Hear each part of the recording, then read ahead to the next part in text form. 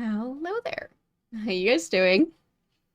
Happy Sunday and happy morning for you if you're in a similar time zone. Well, well, it depends on what you consider morning, I guess. To me it feels like morning today. Um like I went to bed at like 2 a.m. and woke back up again at like 7. And that was after not really having much sleep yesterday. So, uh I feel very ready, but it's fine. Everything's fine. The retro competition yesterday was fun. We won the round, or we won the match. So that means we're now moving on to match number 4. We have not been eliminated yet. And match number 4 is going to be, I think, on the 1st of April. So, yeah, that's like 2 weeks from now. Yeah, it'll be interesting. The match we had yesterday, um, we were playing against the winners of the previous season, and yeah, we won. So it was fun. Um, so the first game was like a Zelda-like game. The second one was a point and click game. So I was playing the point and click together with Joe. Um and the third game was a beat 'em up game, which was what Golem ended up playing. So Geneva played the first game. Anyway, um yeah, all 3 of the rounds were quite close. So yeah, it ended up being us winning that specific match, but it really could have gone either way. And it was up to Golem to decide it, like with the final boss fight, because they even had to go into overtime. So like at the end of the final game, it wasn't decided yet, so hence overtime. So yeah, and that ended after midnight. So I ended up being up for like 22, 23 hours yesterday.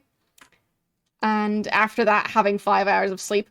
So, yeah, you can imagine why I'm still tired. Probably. Either way, I've had food and had some fresh air. Not by going outside, but I opened a window.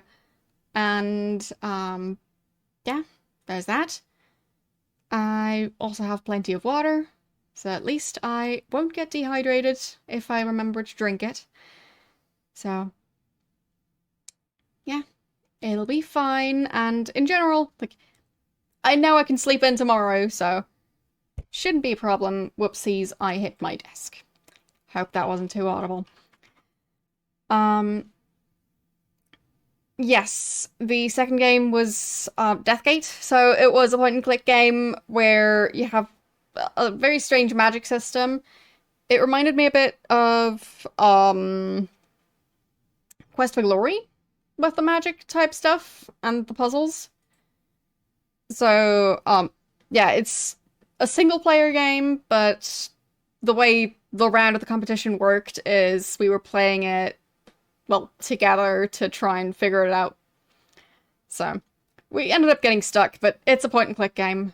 What do you expect? That's just, if it's a point and click game and you don't get stuck, then, like, what are you even doing? So, there's so few point and click games where I, like, don't need any hints at all. And, yeah. That one is definitely a tricky one. Not sure if I'll ever play the entire thing, but it is possible. It seemed quite nice, and it was voice acted, so I don't know. Um, but yeah, maybe one day. Let's start up the game for today. Oh boy, it's loud. I always forget. There it is. And back to the loud. And I completely forgot about the music. Because, yeah. Because I forgot. So let's start with something kind of calm. Let's say... Sure, that one. Why not?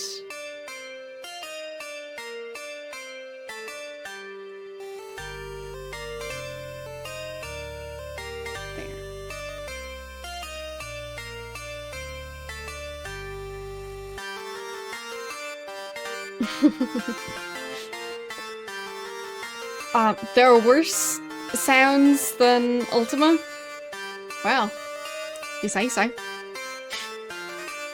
I mean, to be fair, there are, like, sounds like, I don't know, nails on a chalkboard. Yeah. So, last time, we just came back from, leveling up Reginald's skills, I think. Okay. Let's see. Fire. Fire. Nice. I'll try and deal with as many sea creatures as I can, since those don't actually drop loot. Or if there's anything else I've missed.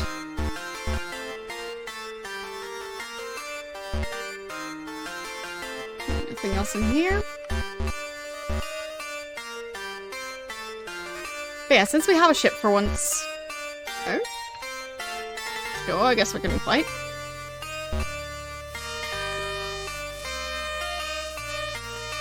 At least while we're on the ship, we shouldn't lose the ship, because we could just get a new one when we go to the other area. So, it'll be fine. Right, so Violet has a bow in this save. Yes.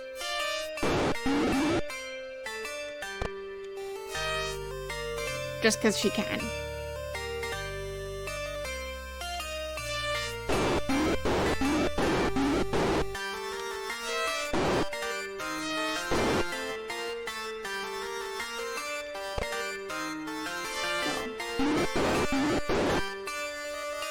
I guess if we move back a bit, that would help. Yeah, exactly. Well, the thing is, at this point we've mainly leveled up, so it should make it easier to, well, fight the more difficult enemies now, because we could resurrect if we need it. Because you can't even save in every area, so. If someone dies in a dungeon, we might be able to fix that now. Which is pretty neat. So...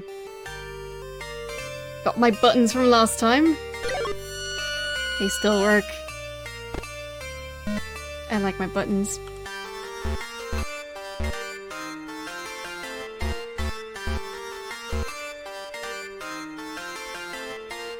No more having to go through the entire menu just to open a chest.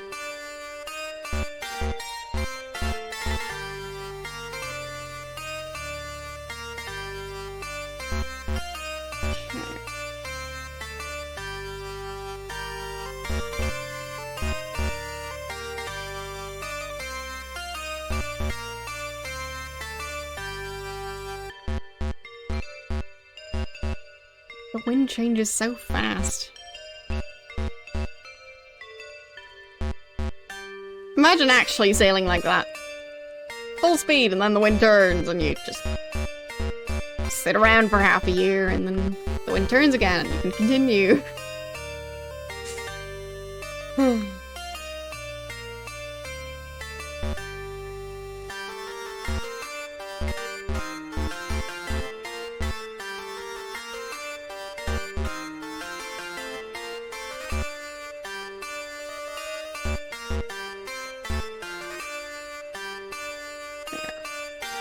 Oh no, no, no, we don't want to get caught in that. Still don't know what this is going to be. Should I try and sail into it? Can't do it, okay. That solves that. What if I fire at it? Doesn't seem to work. And... well... that thing was going straight for us for no reason. So how much gold do we have? We still have a decent amount of food, so it's going to be fine. Let's join our gold together. And... did I do it wrong? Yeah, I think I did. 52, because we already spent all the rest.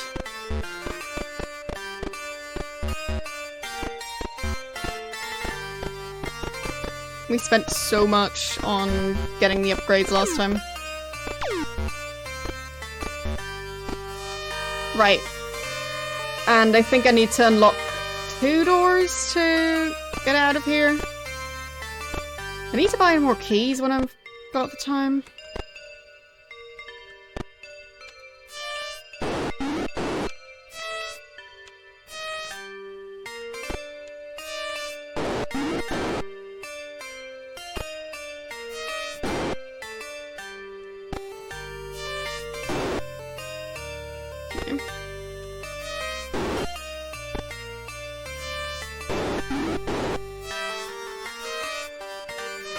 Why are they queuing up? At least the melee fighters. I don't know. The archers, at least with those, it makes sense. Okay, board. And yes, of course it's locked. So, unlock. There. Time to buy a bunch of keys. Well, as many as we can with our current funds, which probably won't be too many. Oh well.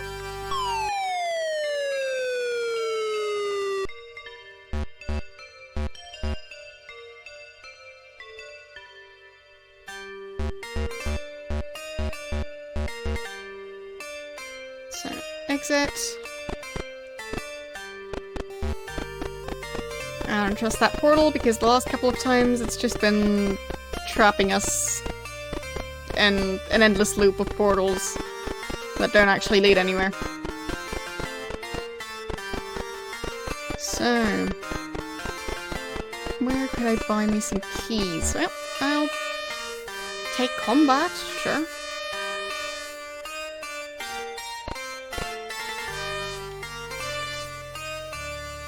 Didn't hit, okay.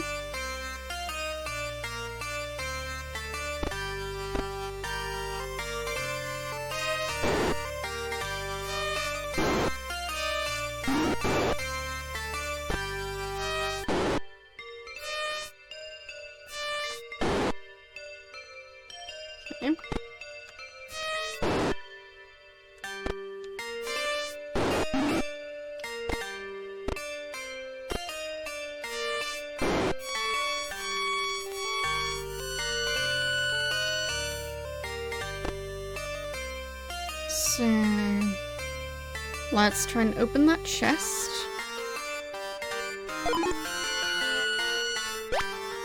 That didn't work. Nice.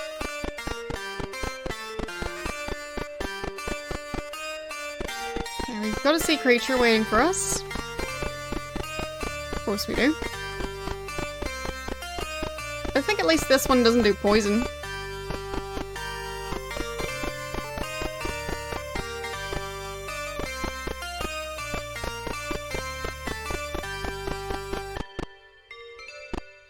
Okay, so there was a cave down here. Skeletons?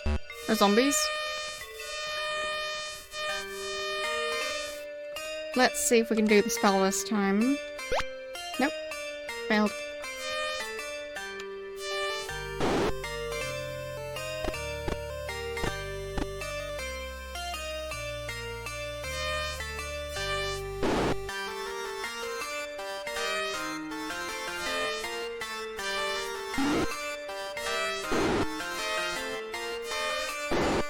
Yeah, I wonder if having two different characters cast that spell would ever work. Like, if it still has a chance of working on the second try. I don't know.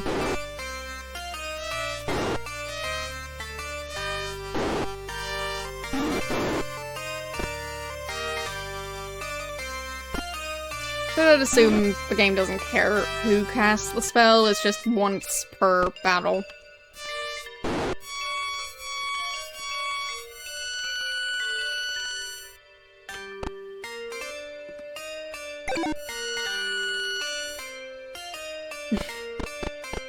Yes, look at these 4K graphics on this 720p stream. How are you doing today?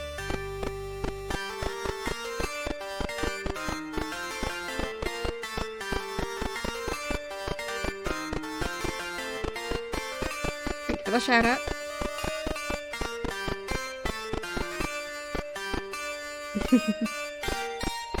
Yeah, I mean, it is an interesting series.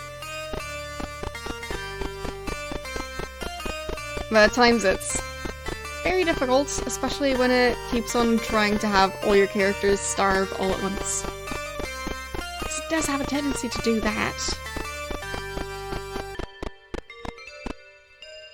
Our health actually seems to be doing quite well.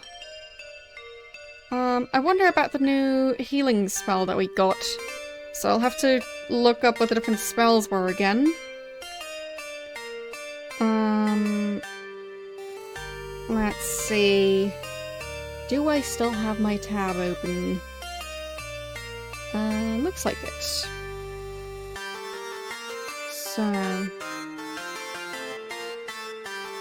It's... well... It doesn't say the letter, so...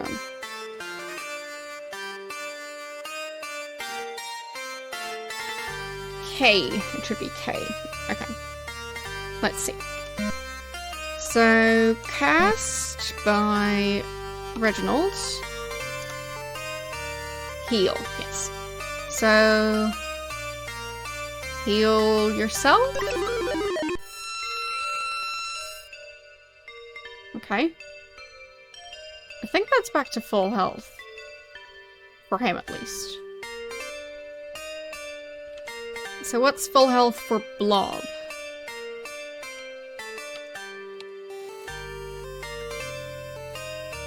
Okay. So... Yeah, I'm hoping that this healing spell heals back up to full health. So that if I use it now...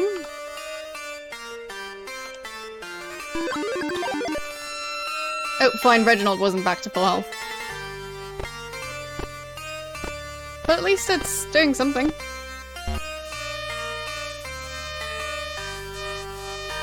I think it provides at least twice the amount of health, so...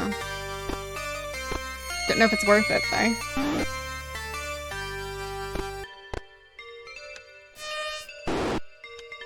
I'd have to check.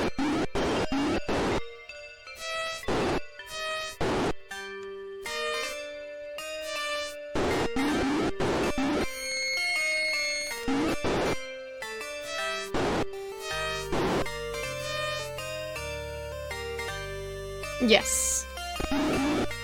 The sound effects are quite something. And, well, the music just... it doesn't exist in the game. So...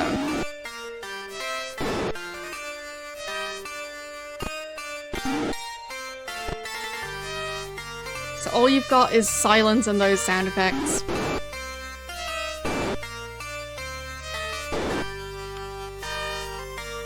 Yeah, of course it takes too much space to add music.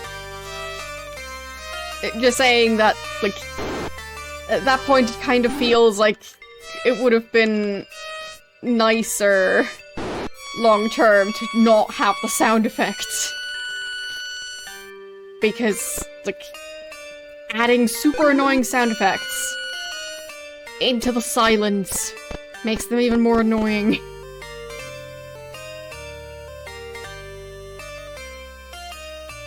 So, let's join the money together. 149.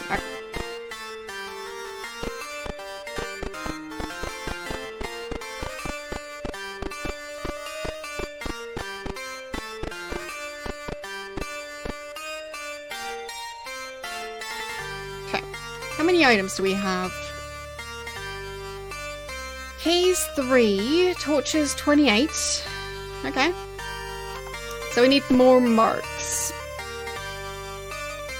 Let's ignite a torch. Let's see if I can do this without looking at my map. So. In here. Because I think by now I know it well enough. We'll see.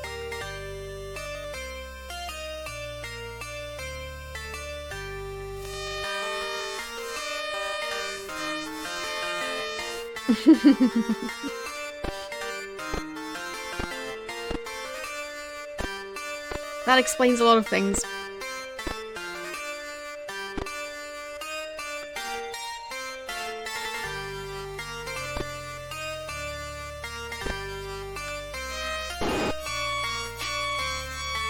One hit. Everyone was getting into position and just hitting that creature once. Sounds about right.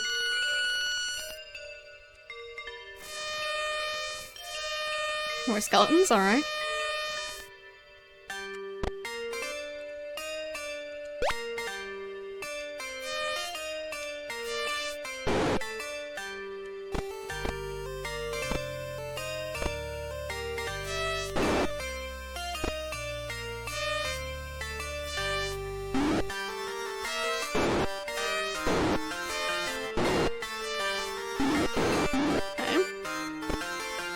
It's only 2 of them now. Hello, how you doing today? And last one's gone as well.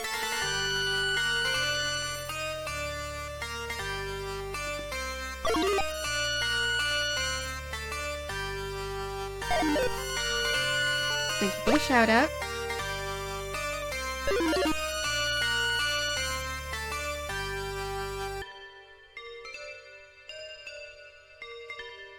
Okay. We want to go in here. Open that chest.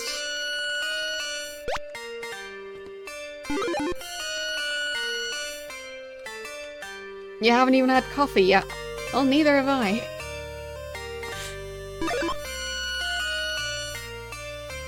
To be fair, I don't usually have coffee, but today would probably be one of the days where,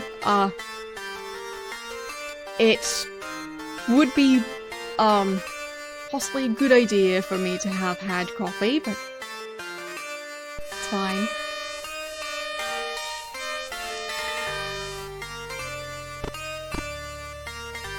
Long story short, I stayed up late.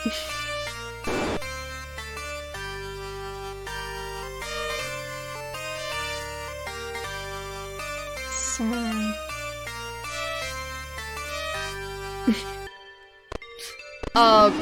well, I'm an early bird, so waking up early just comes naturally to me.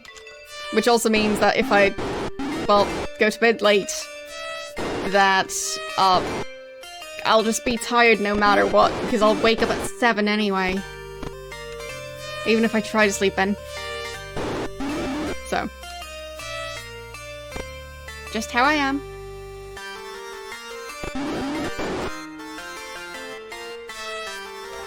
Well. Thank you for the bits. But for me, I'd never really built a tolerance to coffee. So, I can have, like, maybe 1 teaspoon of instant coffee powder per day. And even then, that's probably going to be a bit much for me.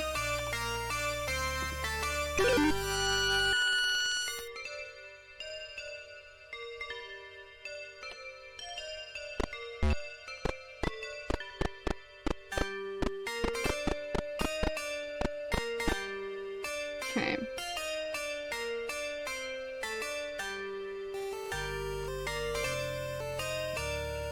You're never a morning person. Morning is evil. Yeah, for me, I've just always kind of been a morning person. Of course, like, growing up, there are, like, going to be times where it changes a bit, and yeah. Well, I add a bunch of stuff to it to try and have it not taste like coffee.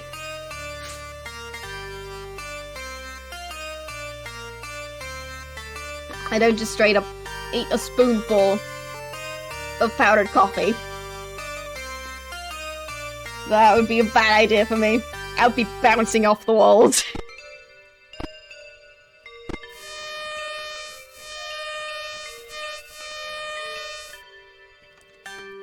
Basically, with some medical issues I used to have, those made me super hyper. And then I combined that with staying up late, pulling an all-nighter for school stuff, and yeah, I managed to do that via drinking very unhealthy amounts of coffee. You really learn to feel your own heart rate when you do that. It was an experience.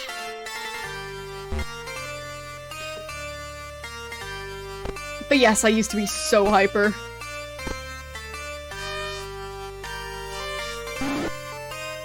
So basically already having an elevated heart rate and then adding too much coffee on top of that and lack of sleep.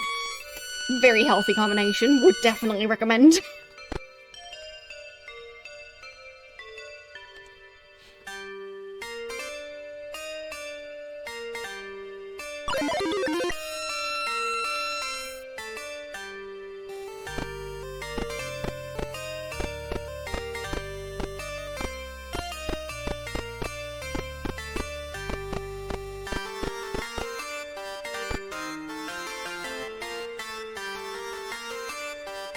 So... there.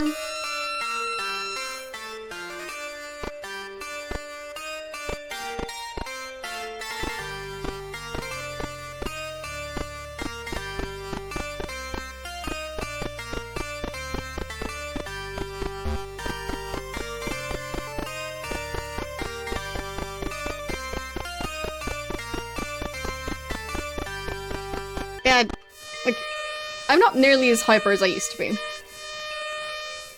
So that's mostly fixed. But, well, it was strange. I know I generally seem like a very calm person, but there is some, like, amount of high energy that is possible. Like, whenever I am loopy, I get kind of weirdly hyper, so it is definitely still a thing. I mean, I start acting drunk when I'm loopy, so.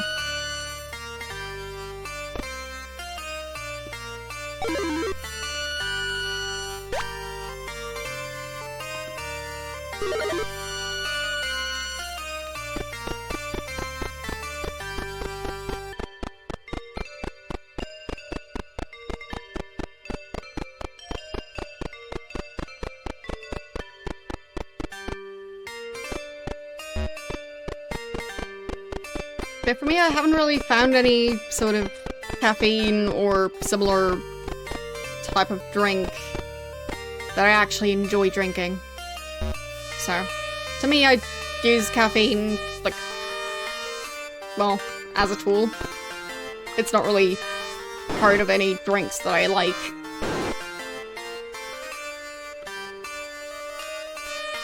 So if it wasn't for the caffeine, I definitely wouldn't be drinking those things.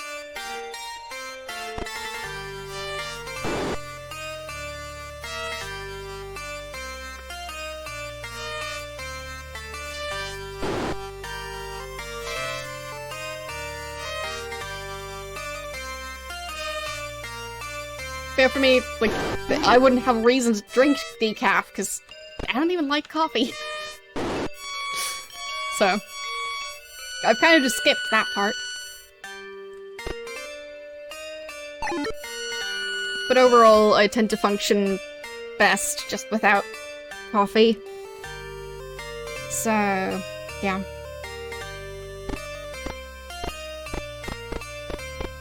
It's more of a last resort.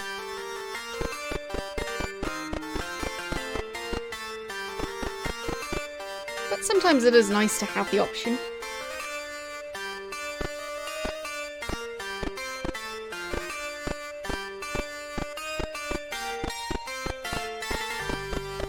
I mean, some people like black coffee.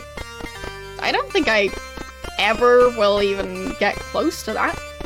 Because that is too much flavor and it's just all bitter bean juice. So, it's a whole lot of a flavor I really don't like.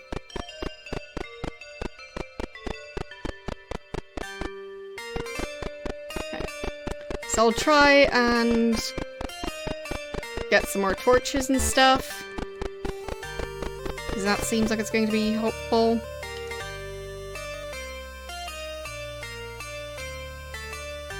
We have 500 gold now, so we'll at least be able to buy some stuff.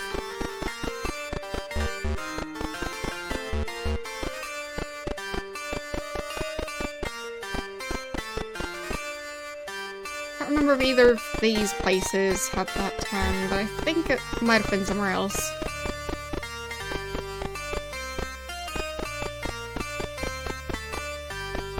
Like, I'm trying to look for the place that has the guild. I think it was a separate village, not one of those. And I don't want to take the ship because I might get stuck again. I think it was this one.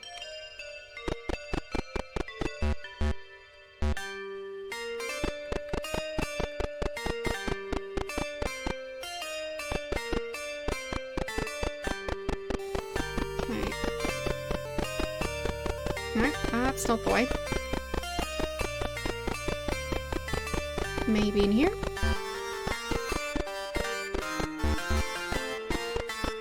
No, not in here. They have a lot of gods around here. Why would they ever do that? I'm sure nothing ever happens. They definitely wouldn't do anything if the gods weren't there. Still haven't figured out what to actually do with my thief. Just unrelated observation.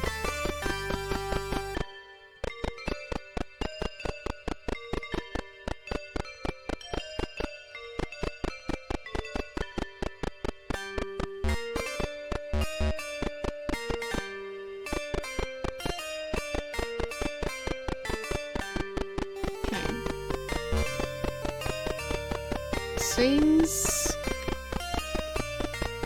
it'll be difficult to find that one.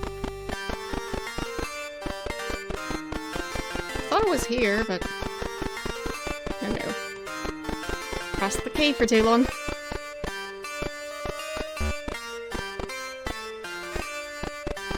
I guess it wasn't here. Gonna have to go to a different town.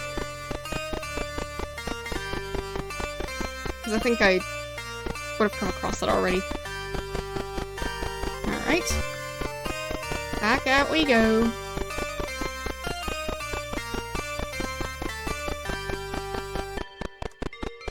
Nope, ran into a wall.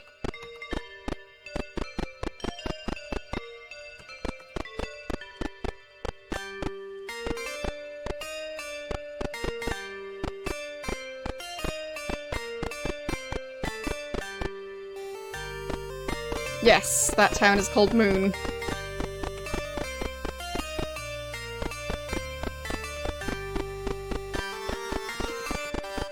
I guess that's the town where games make sense. Especially point-and-click games.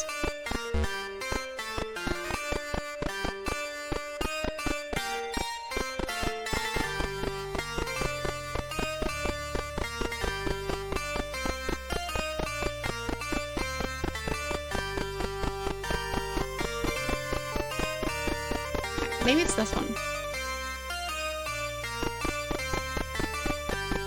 So this one's grey. I think it might be this. Rations, not in here. Maybe in this one? Yeah, that looks more like it. I remember having issues even getting into this building. Why is it so full? Okay. So, we want keys and torches. Let's join all our money together and check how much we've got right now. 500. So, torches cost 6 each, and keys cost 50 each. So we can get 2 keys and then a bunch of torches, I think. So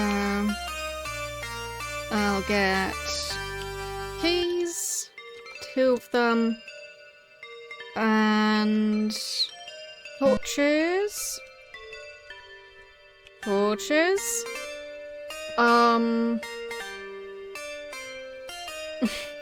Yeah, not cookies, just keys. I know. It's very disappointing. But cookies costing 50 gold each. That sounds like a nightmare. Who would want their cookies to be that expensive? You'd never be able to get a full cookie tin. But I guess if you know how to bake your own cookies, you'd be rich. So, there is that. So, how many torches? We've got 400, so we should be able to get at least, 50? I think we should be able to get 50. No? No, we shouldn't. Wait.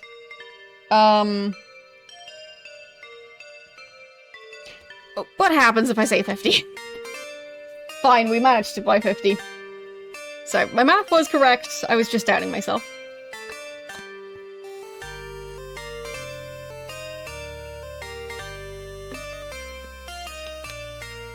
Torches, this is a lot of torches. So...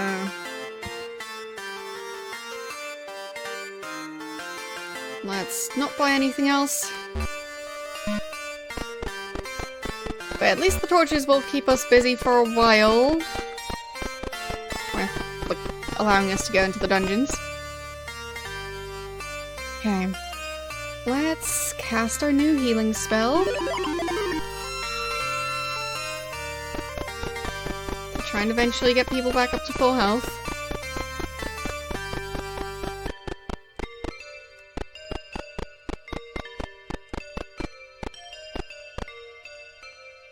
Now, I'm still not sure how well that new healing spell is going to help us.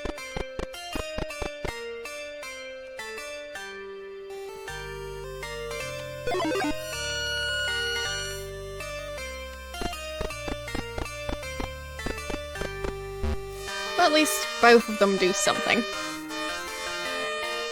Yeah, it's a very retro looking game, and the controls are interesting as well. So it's using most of the keyboard. Like, I'm not kidding. Like, even the Z key has an action assigned to it. The Z key is to look at stats. So to look at, for example, your first character's stats, you'd have to press Z and then the number 1.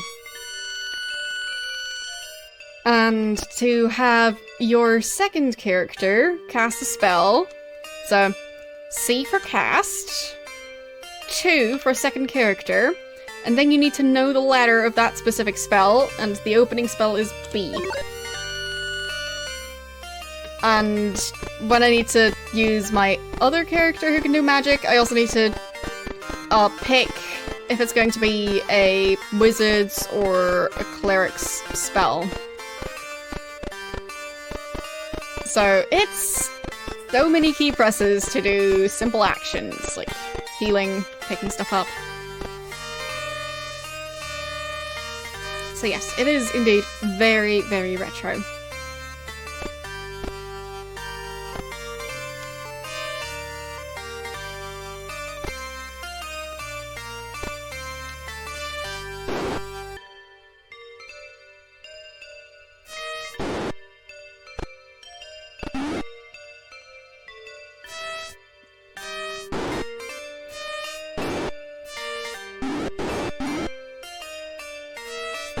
I mean, there are some good new games as well.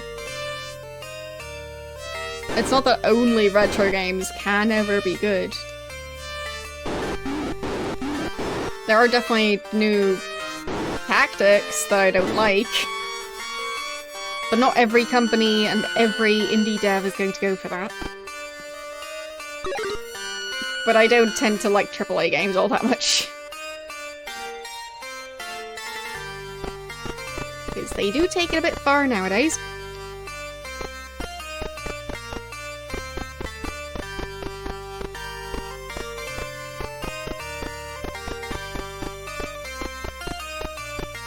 Well, to me it's not so much about them feeling dumbed down, it's feeling like I can only buy one of them every year, maybe, and it then being a bit of a disappointment as well.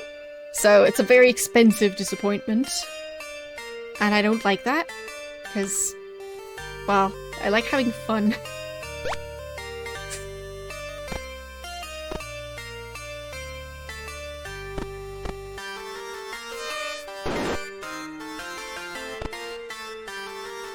Well, not all of them. Sure, some of them go on discount, but would be nice if it was all.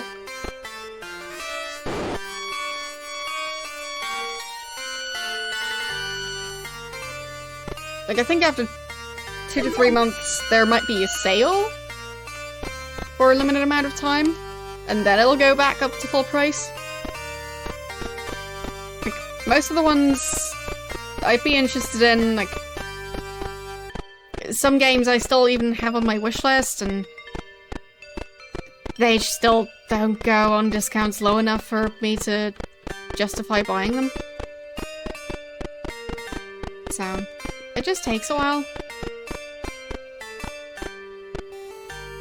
Yeah, of course you can check reviews, but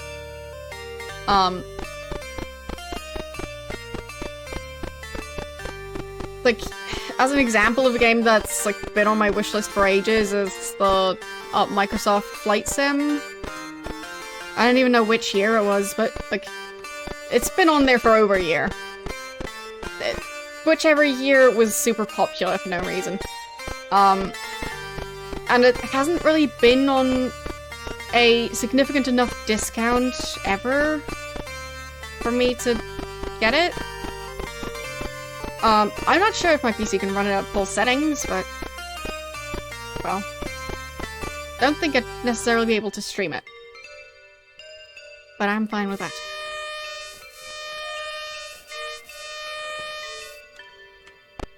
I was just curious about the game, but it's too expensive.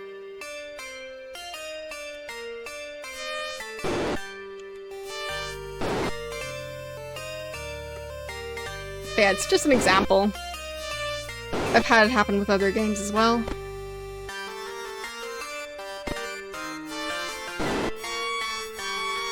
It just feels like they stay full price for like 2 years or something. Maybe until the next game comes out.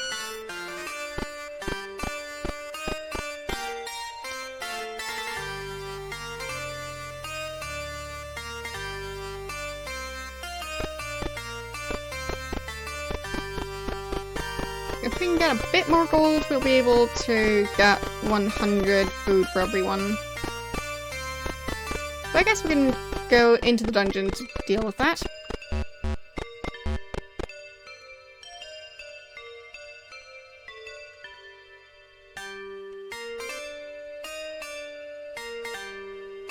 Yeah, exactly. So my point is just that a lot of these games, they just stay expensive for such a long time. And yeah. At that point, especially with me frequently not even liking the big titles all that much, yeah, just doesn't feel worth it.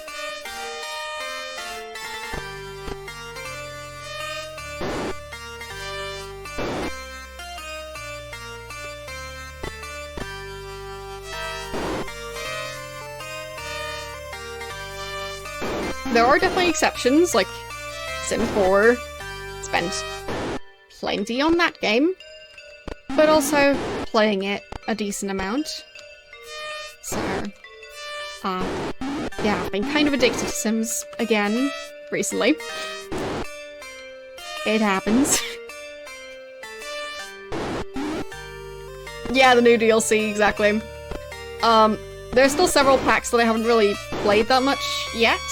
Because, yeah.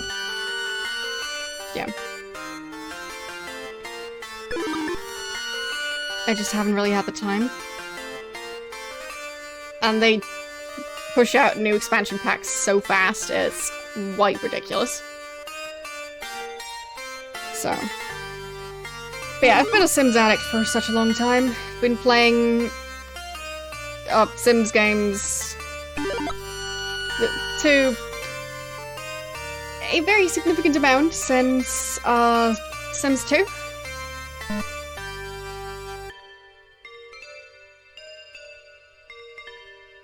I kind of skipped Sims 1, but ever since Sims 2 I've basically had all the major expansion packs for everything.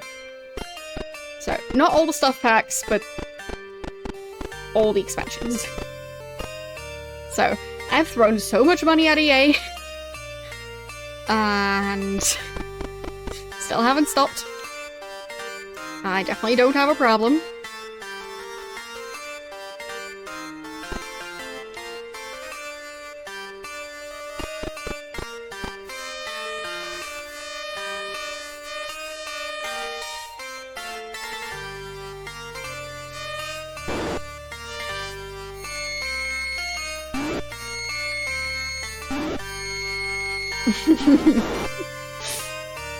Yeah, exactly. Same here. No problems.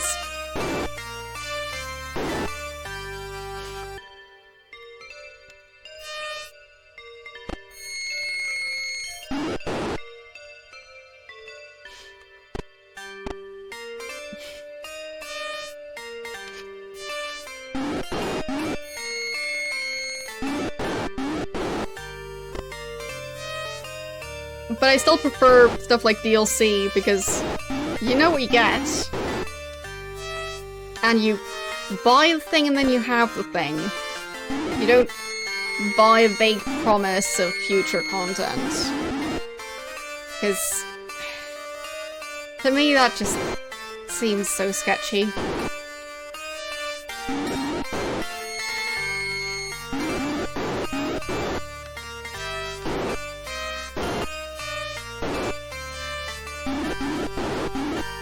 Okay, so we do have a new spell to try and kill a bunch of creatures all at once. What was that spell? Destroy, which would be... I should probably write all of those down. But yeah, so...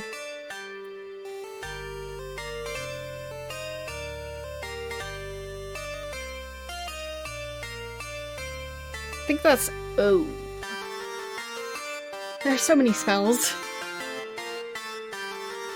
So, attack, and cast.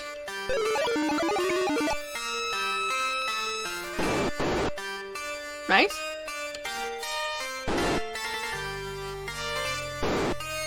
I will most definitely take that.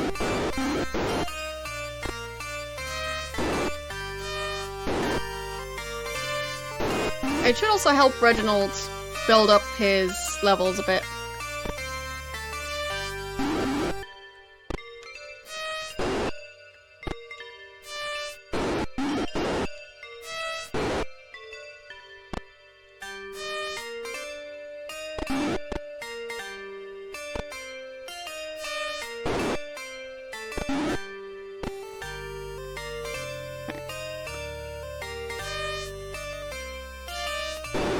There we go.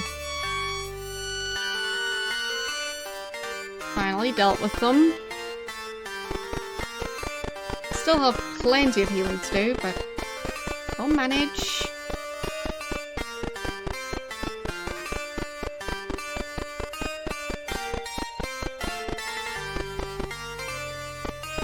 Okay, let's join our money together, and we've got 500.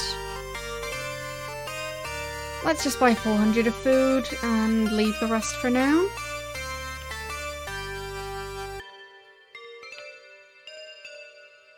I guess. Let's buy 500 of food. There. And then we have to hand it out.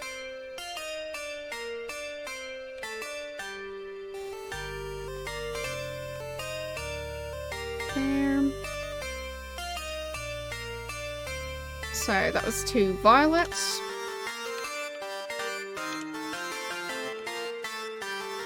And last one. There. Alright. At least partially stocked up on food. Well, thank you for the raid. How are you doing today, and what were you streaming?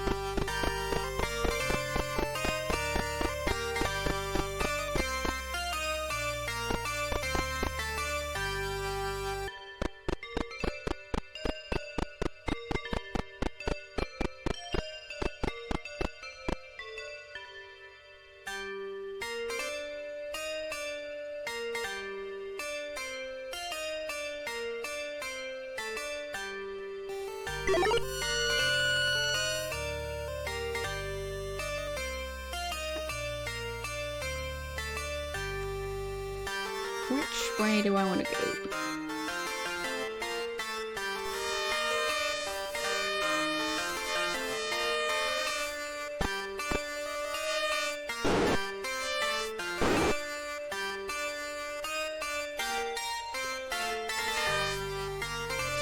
I hope you had a nice stream. Whatever you were playing or doing.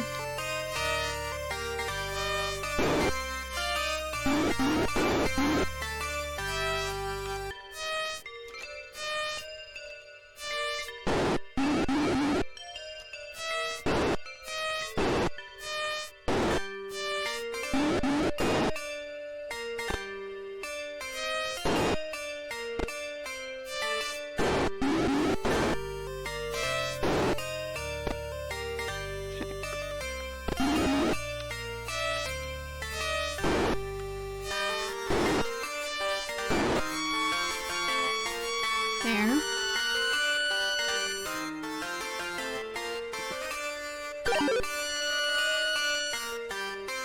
Let's switch to a different track. There. Thank you for the follow.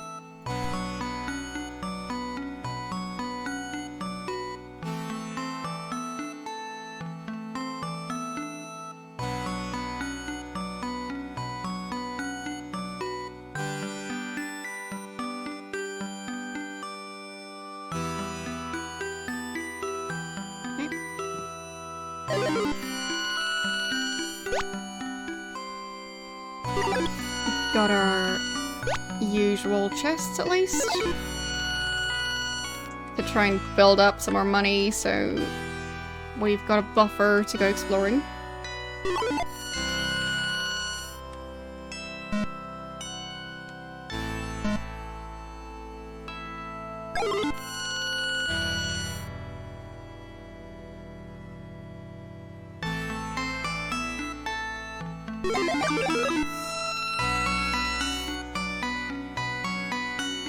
That didn't heal him that much. That healed him by like 35 points. And it costs 50 to do that. I think the other healing spell costs 10. So let's cast that one.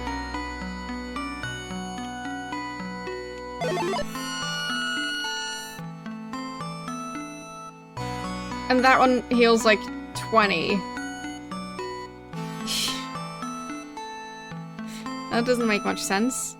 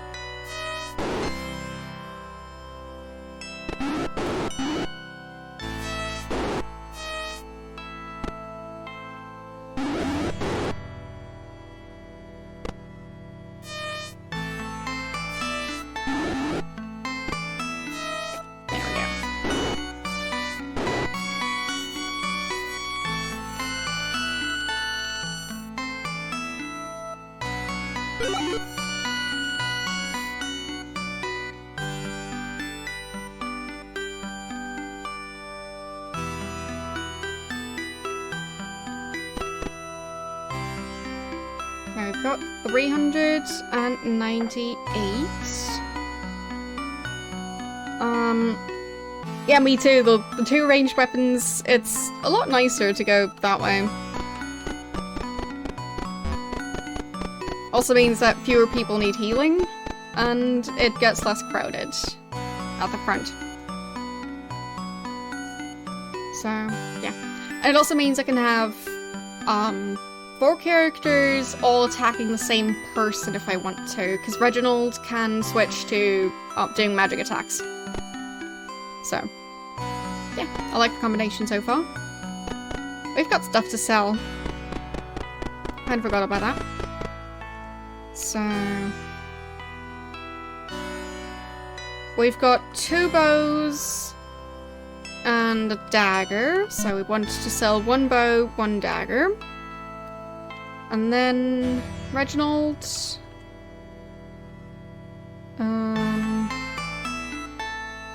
Okay. So, I want to sell a bow and a dagger. Simple enough.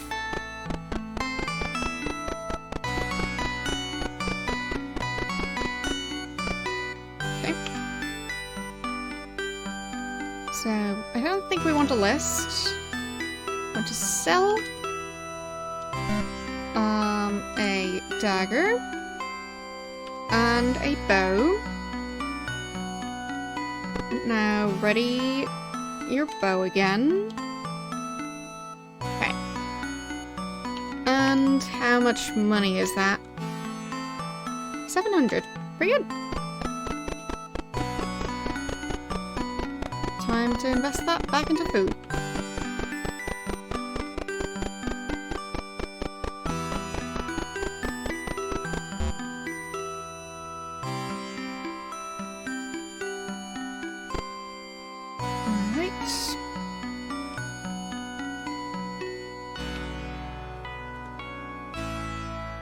And 1 character to go. Not fire, hands. Food, 250. Oh. I was handing out too much food. I was supposed to hand out 150, not 250, I think. Yeah. Whoopsies. So we'll have to hand some food back.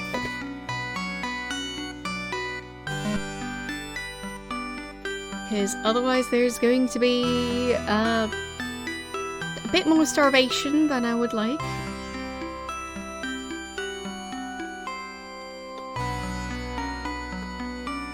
there, and last one.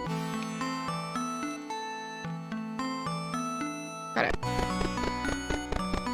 Would be nice if we had over 500 food per player, but at this point we don't. Still need to work back up to that.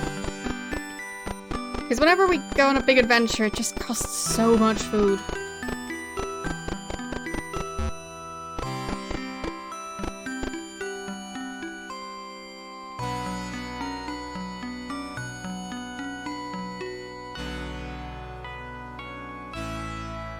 Hello, how are you doing today?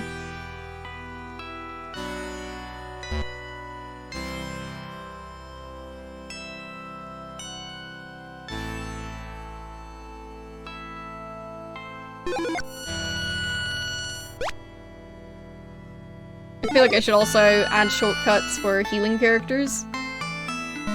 Because my shortcuts for picking stuff up are just so nice.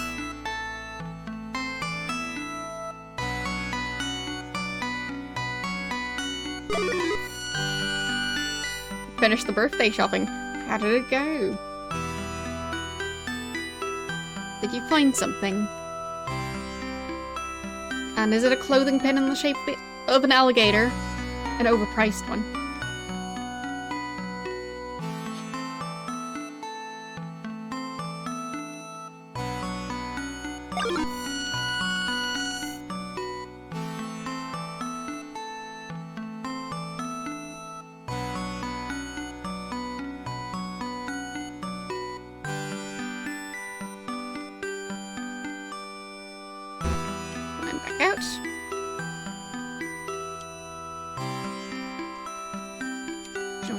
Together.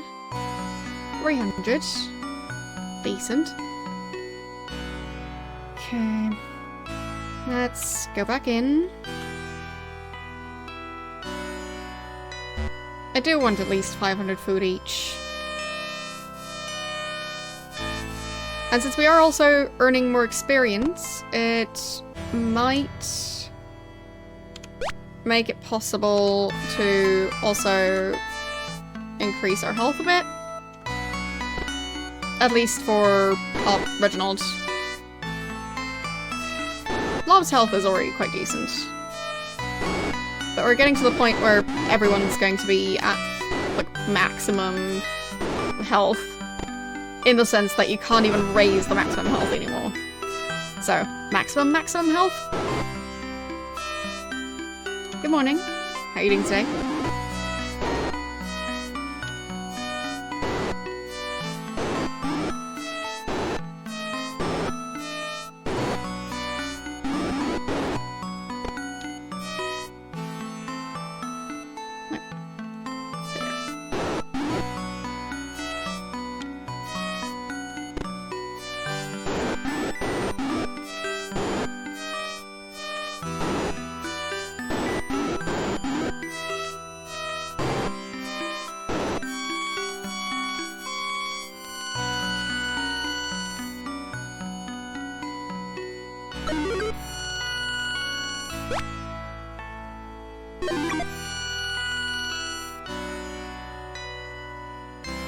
Yes, we won.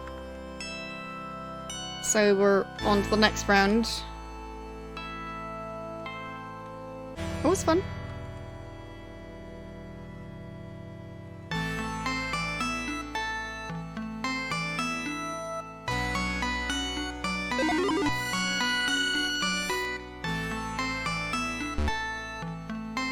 But yeah, that's why I ended up going to bed at like 2.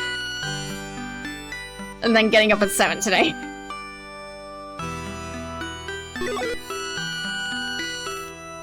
Well, thank you. But we won, like, right... Like, it was undecided right until the final part of the last game. So...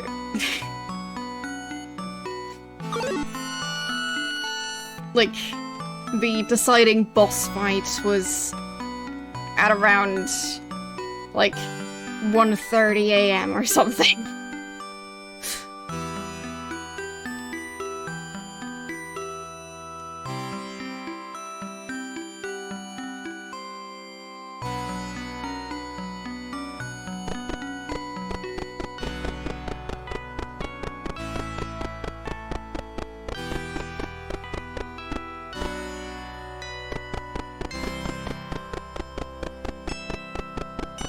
But you should be able to watch the VOD if you missed that round of competition.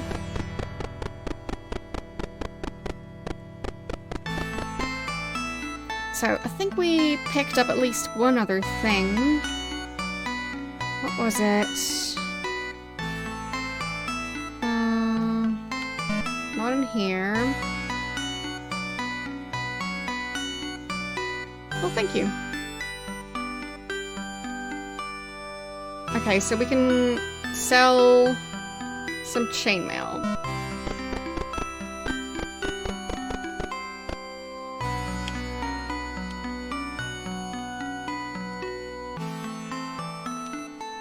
Okay, chainmail is D. Okay. And wear your chainmail again. Okay. Because that's another silly thing about this game. If you sell your armor, like if you sell armor, doesn't matter which armor you're selling. Like even if you're selling leather armor and you're wearing chainmail, you still need to then afterwards re-equip your armor. Because if you're selling weapons, you are like unequipping your weapon when you do it. And if you're selling armor, you are unequipping your armor when you do it. The next round is going to be 1st of April, I think. Evening again. So, there's that.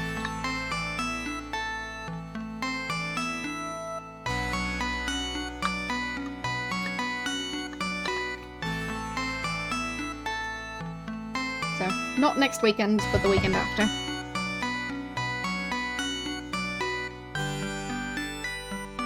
Okay. No, it's not an April Fool's joke.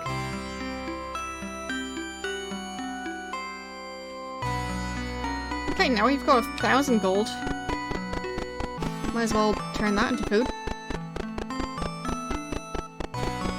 Would definitely help us.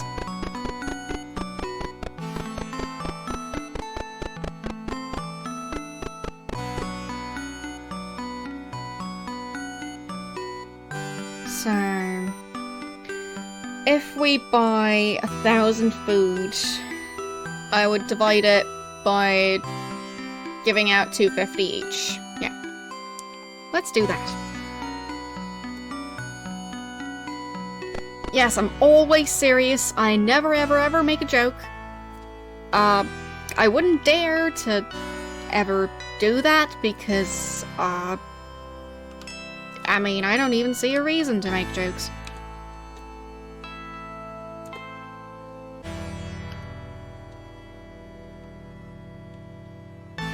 Humor is illogical. I mean, wait, what?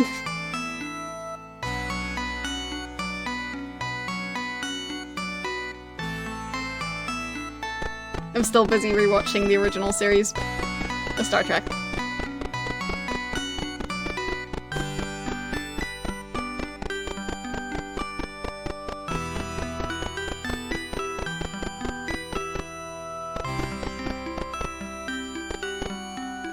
Okay, so 700 food, which means we have a decent buffer. I'll head by the Kings to see if we can get any upgrades to our maximum health. And then I'll head into the dungeon to heal up fully for everyone. So, Blob can get some upgrades.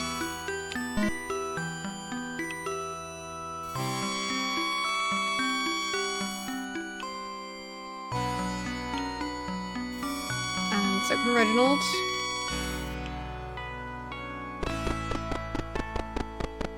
Still, it's progress.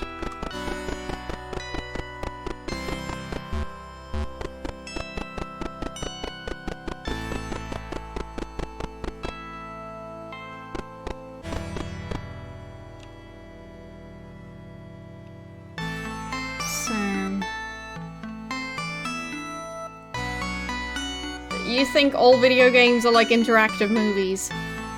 I'm going to disagree with that. I think plot-wise, some video games are short enough to fit into a movie, but I think most of them would be closer to shows.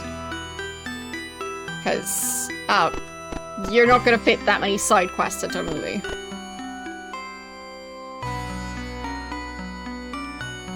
So... okay.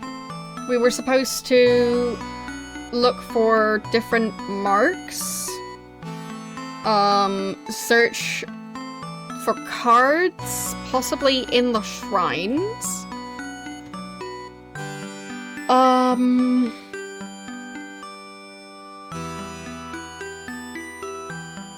Also, I can bribe guards to leave, which is something.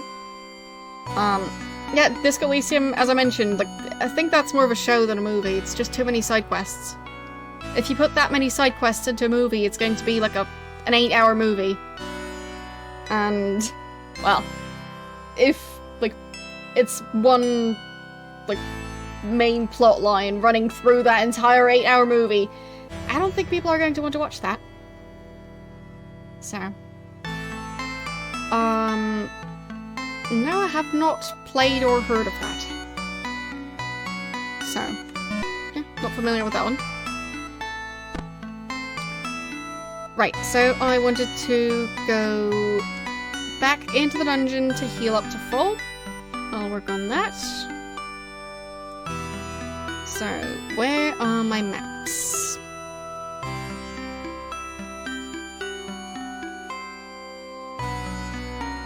I know I put them somewhere. There's my organized chaos.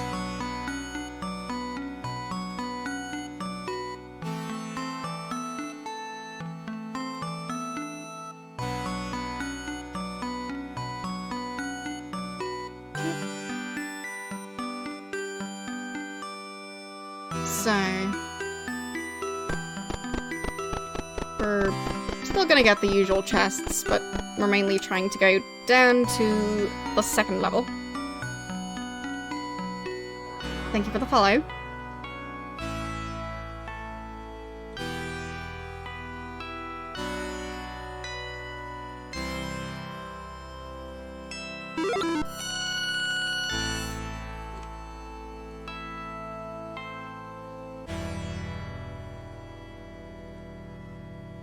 Still haven't posted the maps on Discord, but I've been a bit busy. I mean, yesterday I didn't even post stuff regarding the competition, so yeah. And that was more of a time-sensitive thing, so I forgot. It happens.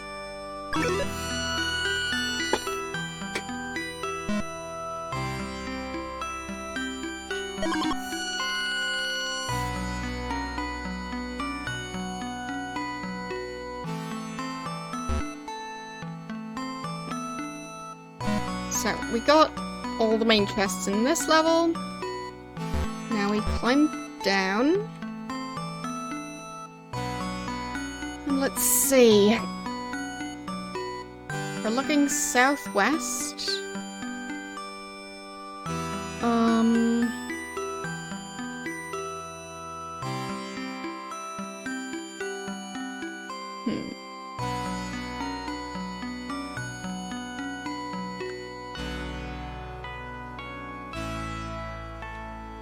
I think I might have marked stuff wrong in my map, which is fine.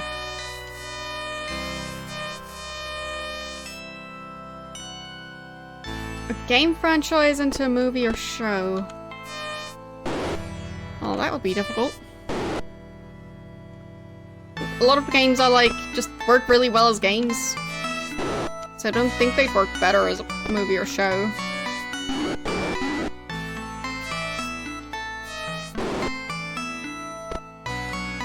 So, like, an example of a game that's interactive, but also kind of feels like a movie. The game Life is Strange. I think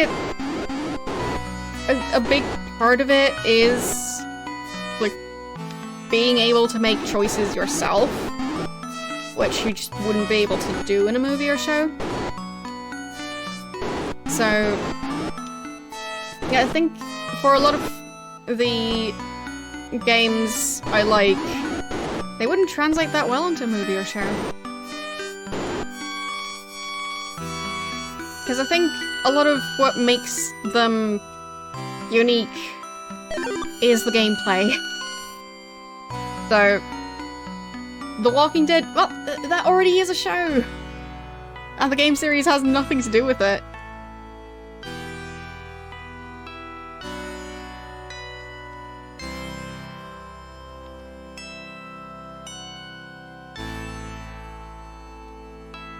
Okay. Not sure if that's going to be the right fountain. I think it is.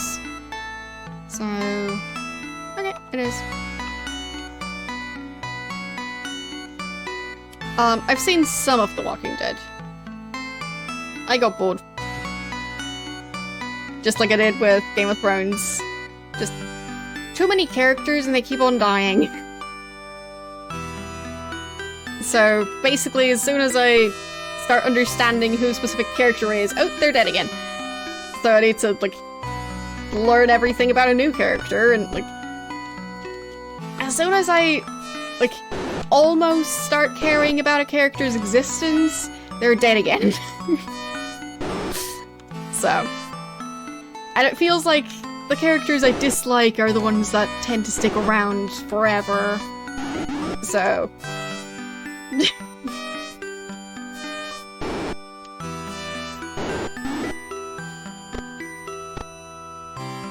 well, thank you for the lurk. Hope you have a lovely day.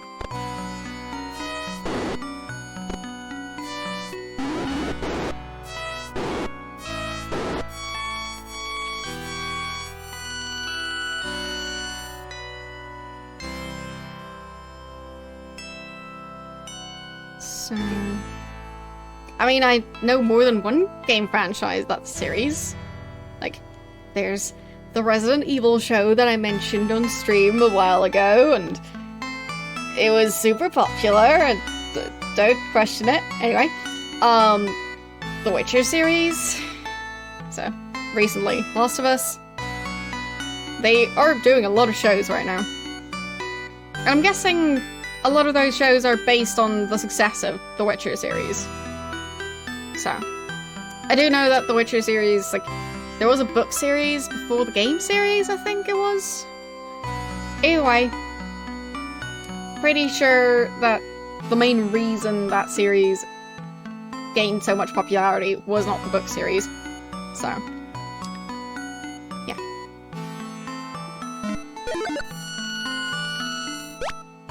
Oopsies. That didn't work. Okay.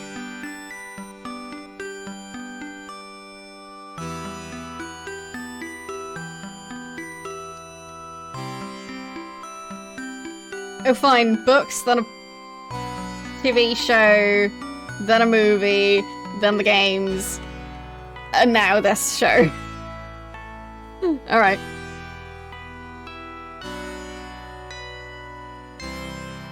But yeah, my point is just that I'd assume the main reason for that franchise's popularity are the games. Not the previous shows and movies. So. And now the show is kind of popular on its own too. So there is that. Like, I think some people are watching the show who haven't even played the games. Which I'd say is, like, a sign that it's actually well made. If people who aren't already invested in the franchise start enjoying it because of that new thing. But yeah, overall, I just kind of feel like a lot of video games, the way the plot is designed just doesn't work well for a show or a movie. Because, like, it's supposed to be interactive and, like, you get so much lore. If you had an audience for that, they'd be falling asleep. And it just, I think overall it doesn't really translate that well. So, the type of pacing you'd want in a show or a movie doesn't really work that well in a game. So, yeah. Like, welcome in. Thank you for the raid. We're just talking about games being adapted into shows and movies, so I'm sure you guys have some opinions about that as well.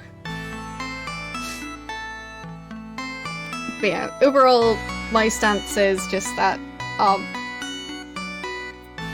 the pacing doesn't really match between games, shows, and movies. So, yeah. And, like, just the types of plots that work well. Because there are so many video game plots that are super predictable. And, yeah, in a show I don't think would translate. So, yeah.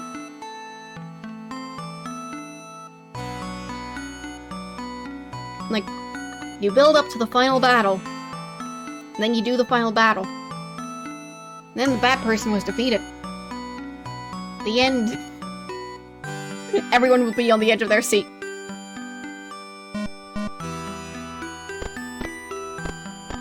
What were you playing today?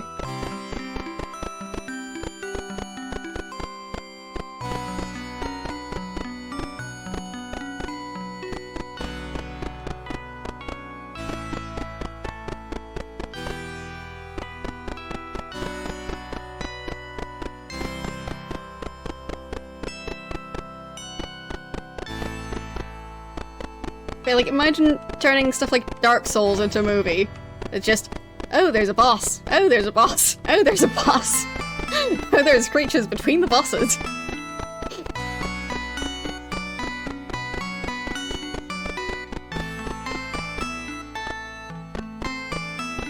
So, might work great as a game, but, like, not sure how well that would translate.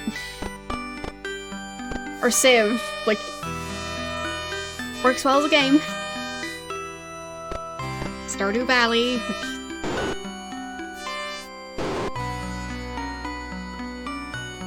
If it's a movie about a person planting 500 strawberry plants and then harvesting hundreds and hundreds of strawberries and turning them into wine, I don't think people are going to be super interested in that.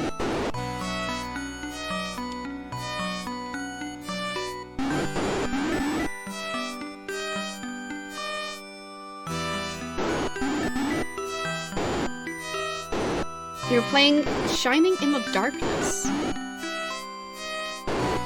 don't think I've heard of that one.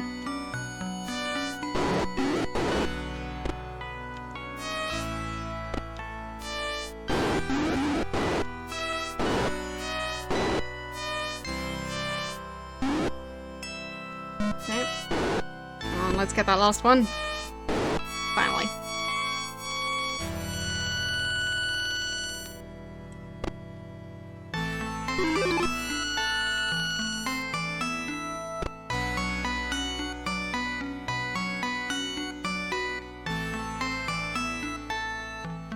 So, we can get another 100 food for everyone. But I think now we mainly need to start exploring.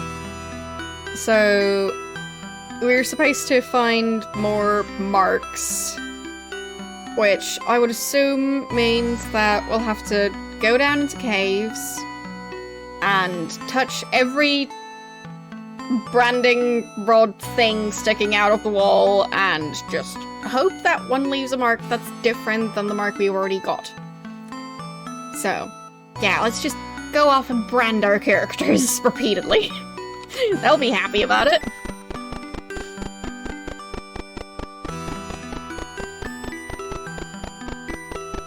But yeah, I'll just get them some bonus food.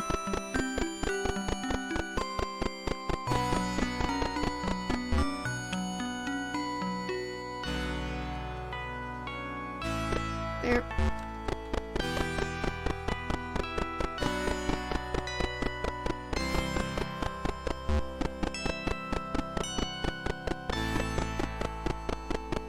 If they would divide the food up equally automatically, that would be way easier. But I mean, I guess I can do it too.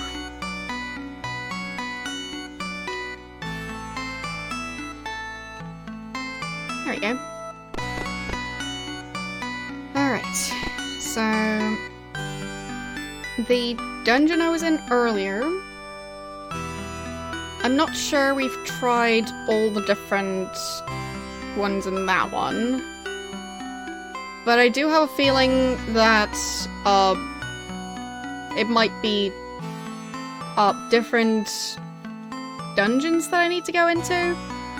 So not just those rod thingies in the same dungeons, but like one new mark per dungeon. That's my guess. But yeah, I really need to write down a list of those spells because I keep on looking at the list and the list online doesn't even have the letters with it. So yeah. At least the important ones. So A is undead, B is open, C is heal, D is glow, E is rise, F is sink, G is move, then H is cure,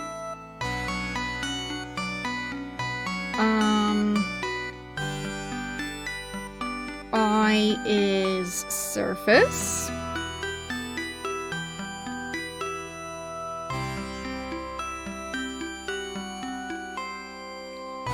then J is star, K is heal again, but large heal,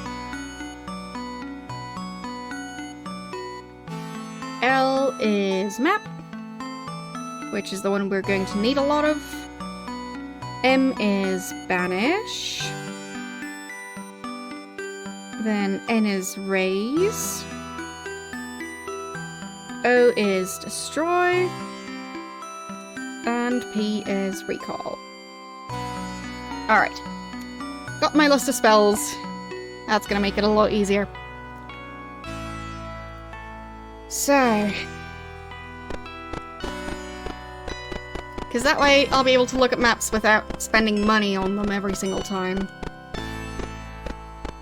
So, actually since we're already here, might as well test out the new light spell and see if that one lasts nearly as long as the torches do. So, cast the spell J, which is star.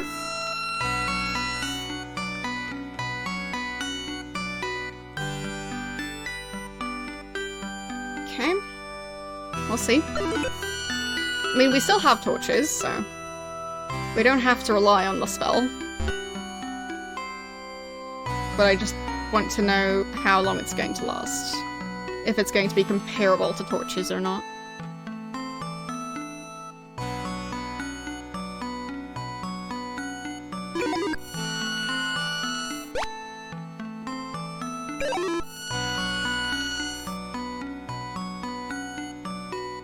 So far it seems comparable. That's nice.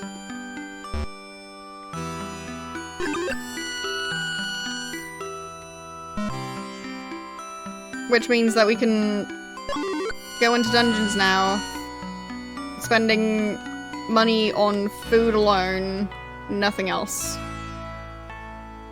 Which is pretty neat. So it should make it more efficient to earn money. So we managed to get all 3 of the chests. Or no, 4 of the chests. And get back out with just 1 spell. No spells for creating food, sadly. I'll check the other list, so the list for mages. Repel, missile, light, descend, ascend, flame, transport. Flame but more powerful. Another light spell.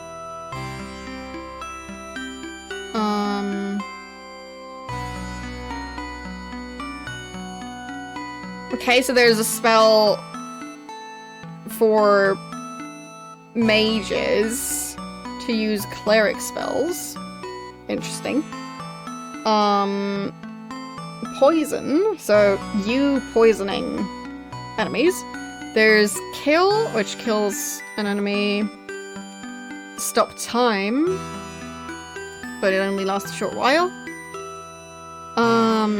Attack several enemies. Killing enemies in one go. Yeah. So it seems like there are some powerful spells for mages, but no spells that summon food. So.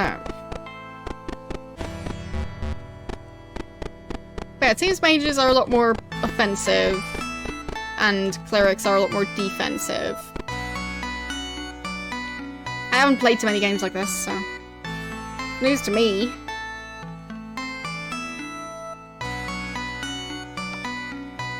Okay. So, since we now know that we can use the light spell if we want, I mean, we'll at least have that to rely on. But I think for the most part, I am going to be using torches because we will need the map spell.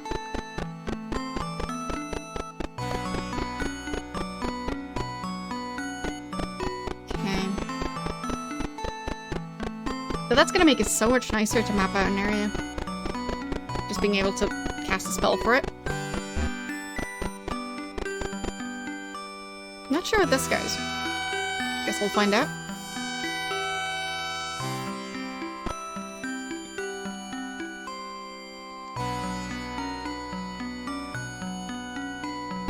There.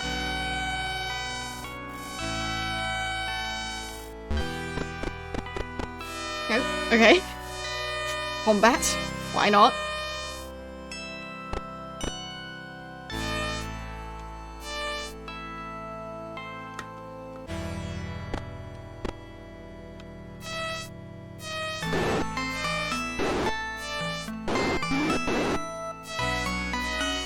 They don't have the best melee fighters, but it's okay. The important part is that they don't die.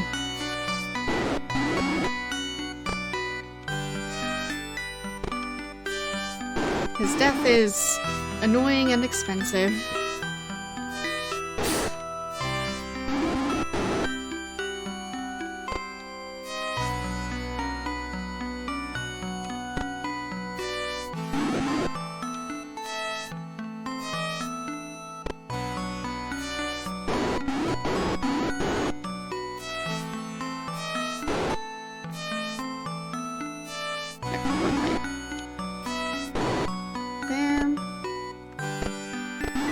Everyone hop over.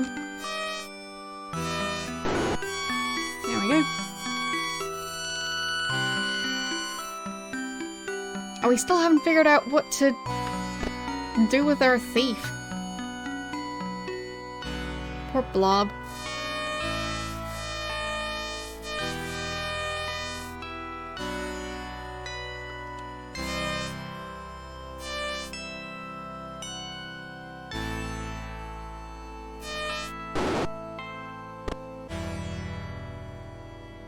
Okay. I'll try and kill them from a distance if I can.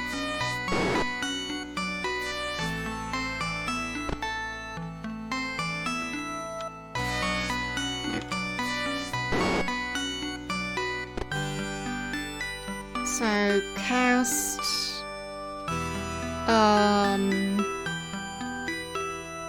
Banish, which is... N? M.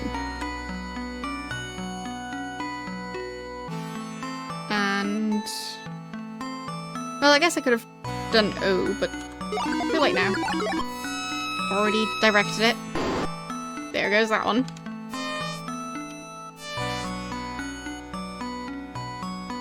Okay. So...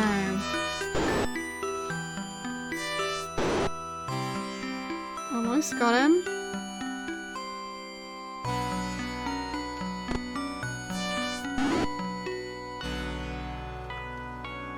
Because I think thieves can actually steal from you in this one. I'm trying to avoid that. Because I'm not sure if I'm carrying any additional items.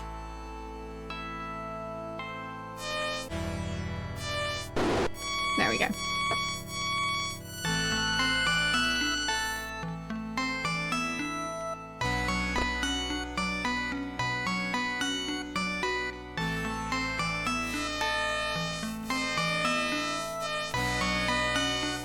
That's what I get for wanting to explore.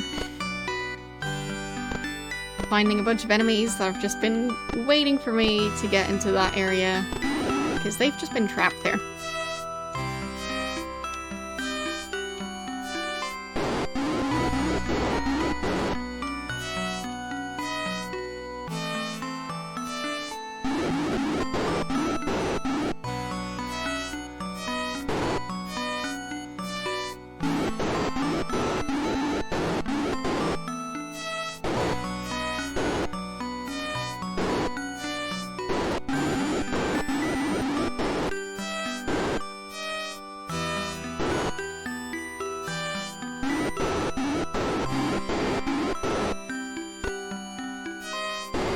They were attacking the two characters one after the other. That was interesting.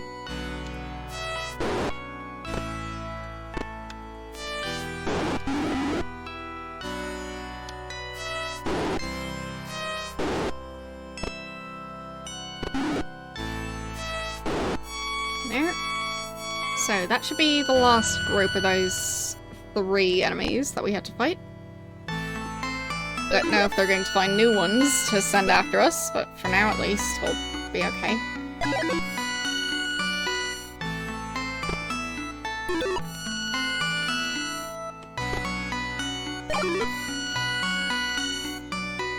There.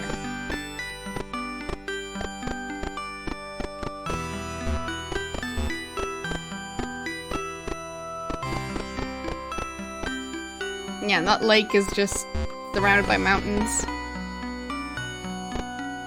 What was the name of this place?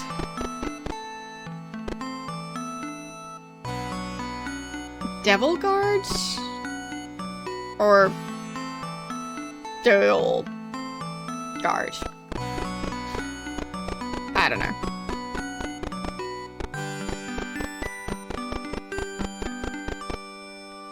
Food and health. I mean, there's probably someone here who also gives hints.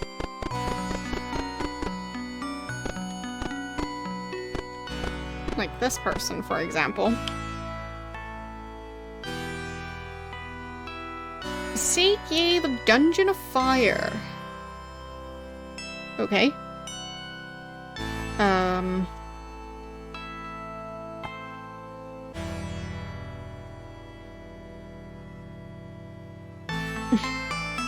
Yes, it's Reginald. He's like partially obscured, but he's there. So, seek ye the Dungeon of Fire. Okay. And that was in the town that kind of looks like it's spelled Devil Guard. There.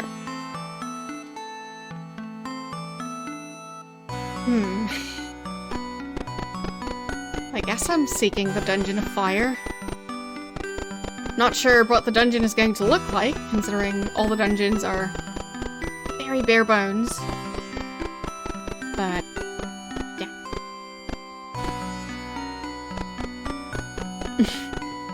Yeah, being stuck trying to start the game is a normal experience in all of the Ultima games that I've played so far.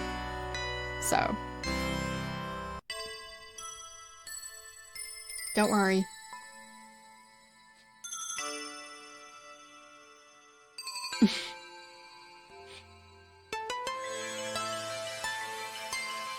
Well, I mean, Reginald has been in, like, games where I created a character named after him.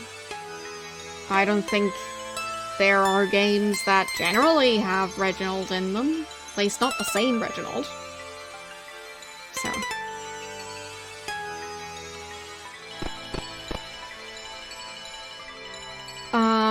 Well, for me they didn't. The main thing I change is DOSBox settings to have it not run in full screen. Because I can't really do full screen DOSBox with my setup because it doesn't tend to like the two monitors and it's not good for streaming anyway. But, yeah. That's the main thing I change, and I can explain how you do that if you want to. So...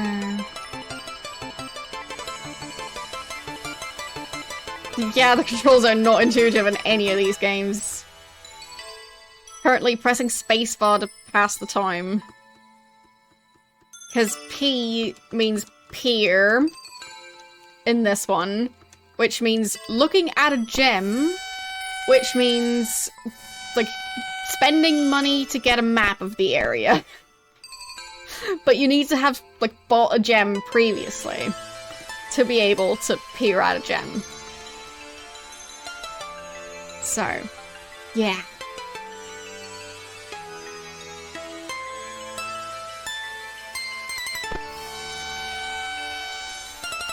No, that's not the way back. This area is so confusing. There, I press P again instead of spacebar. There.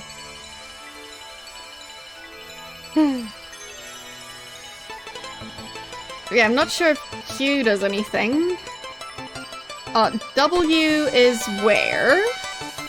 So, wearing armor.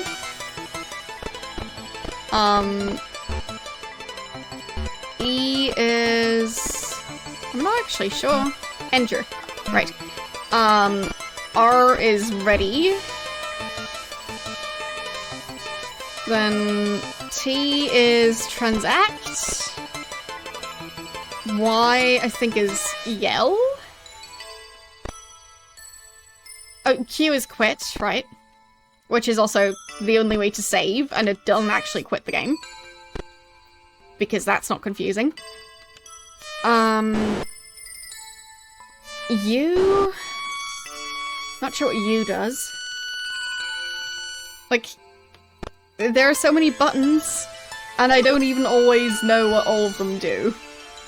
So, U is unlock, I is ignite. Okay.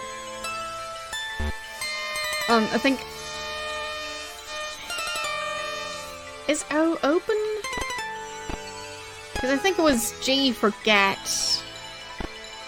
So I'm not sure what O was. But you get the idea of just... I don't even have a clue, and I've been playing this game for a while now. There's so many options that I just never seem to use. Like, what even was S? Steal. Okay. We haven't ever used that, because I still haven't figured out which chests to try and steal from. So...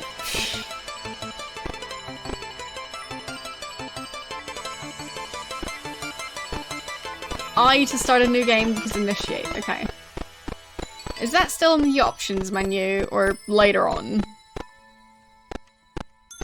How long am I playing for? I can check. But it's been a while now.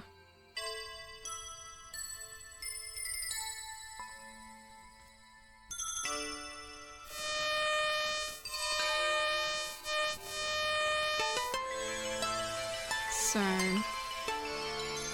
I'll check, because I'm curious too. My guess is around 50 hours now. At least that's the amount I feel I've played. So, let's see, what does GOG say about this? Not 50. 13, apparently. But those are the hours that have been tracked, so I'm not sure about that. So I'll have to check my VODs, and that's going to take longer. So I think I've just played the game without having GOG open a bit too much. So I'll check how many VODs I've got of this game so far. That should give us an estimate. This is going to be VOD number 7.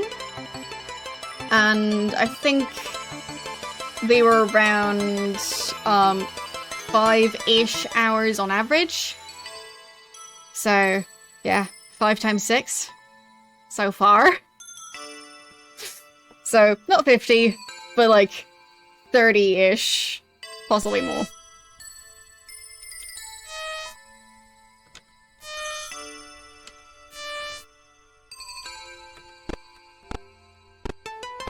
But it feels like 50.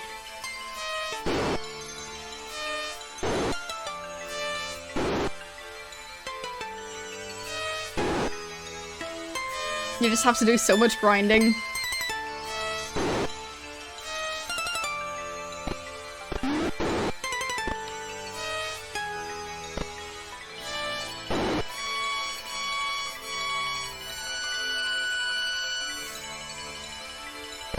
Okay, got one of them.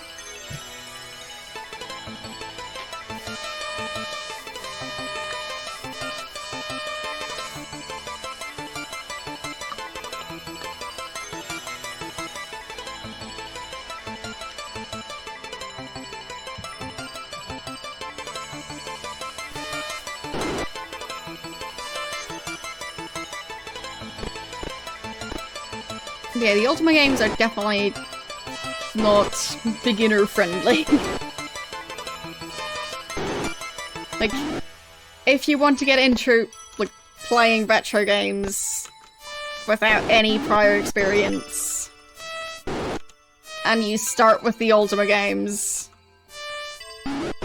oh boy. I mean, they're cheap to get on GOG, but, like, you're gonna have a rough time.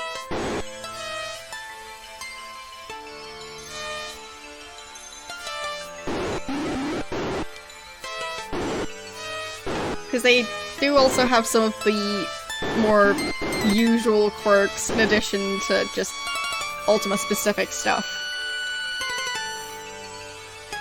So, like, having, well, the opposite of intuitive controls. I'm kind of used to that. And I am also not that great at remembering controls to begin with, so it's not that bad if they change between games. But, like, this game, it really wants your characters to starve over and over again, and that's what makes it so difficult to start out. Because, yeah, at the start you could, like, starve like 5 times in a row. Just because you... Where are all these characters coming from? Am I in a new area? Why are there so many enemies? I'm confused. Okay. Anyway. I'm fine with there being new enemies, because it means we get money. Which is the main thing keeping us from starving. Because in this universe, you don't work, you only kill. Actually, the version of Ultima 1 available on GOG has so far been the most user-friendly out of the 3 Ultima games that I've played so far. But that one was ported to DOS later, so it's not the original version of the game.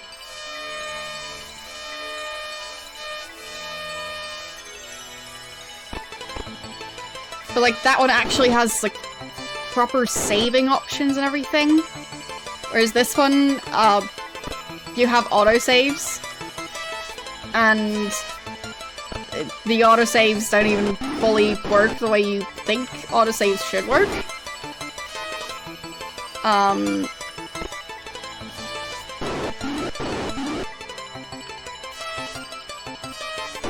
This is not Diablo 4.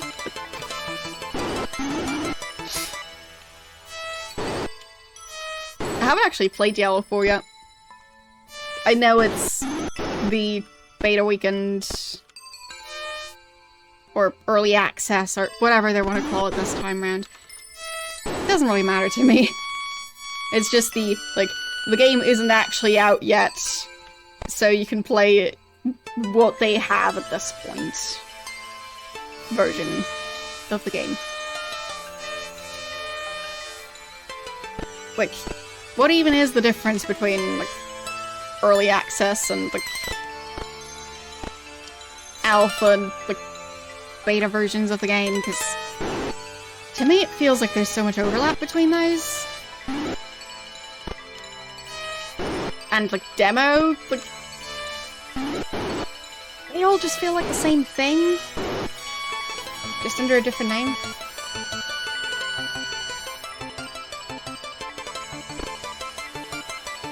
Okay, early access can be closer to the final build, okay. That makes sense.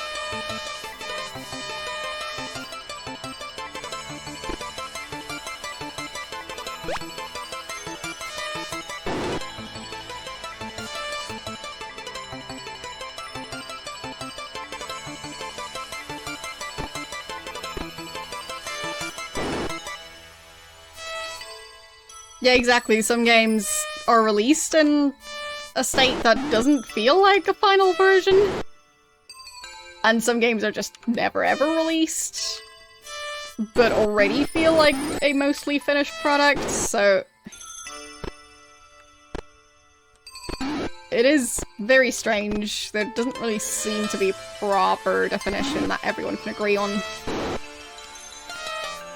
which makes it very confusing.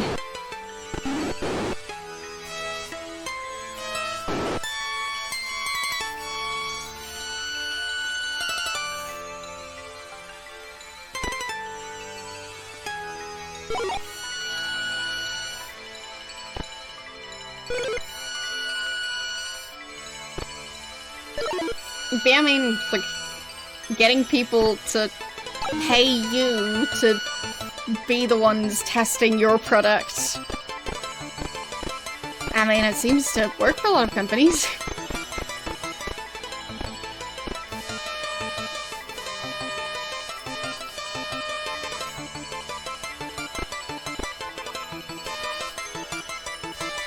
Has Fallout 76 now officially been fixed? Like, has the fan base declared it good now? I haven't really been keeping up to date. Also, haven't played that game yet, so I just remember people being very outraged about it. Just like with Cyberpunk.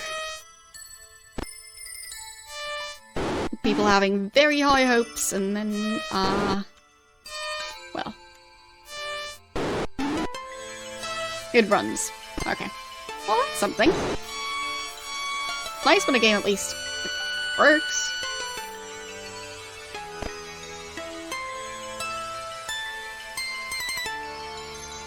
I think I remember it, like, being super glitchy or something. But as I said, I've never played it, so I'm just trying to remember what people were, like, largely complaining about. Empty, okay. Like, I think I heard some complaints about, like, multiplayer stuff and items not really working the way they should, so, like, disappearing, or, like, just weird things, but I can't remember. It's been a while.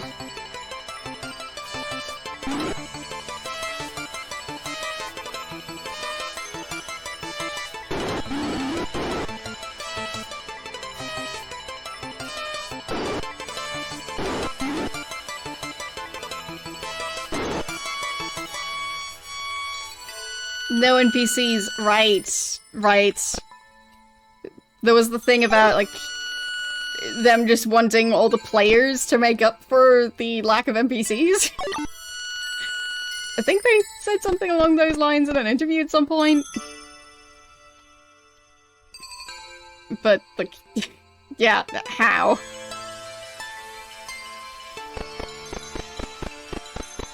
That's just gonna be extremely empty.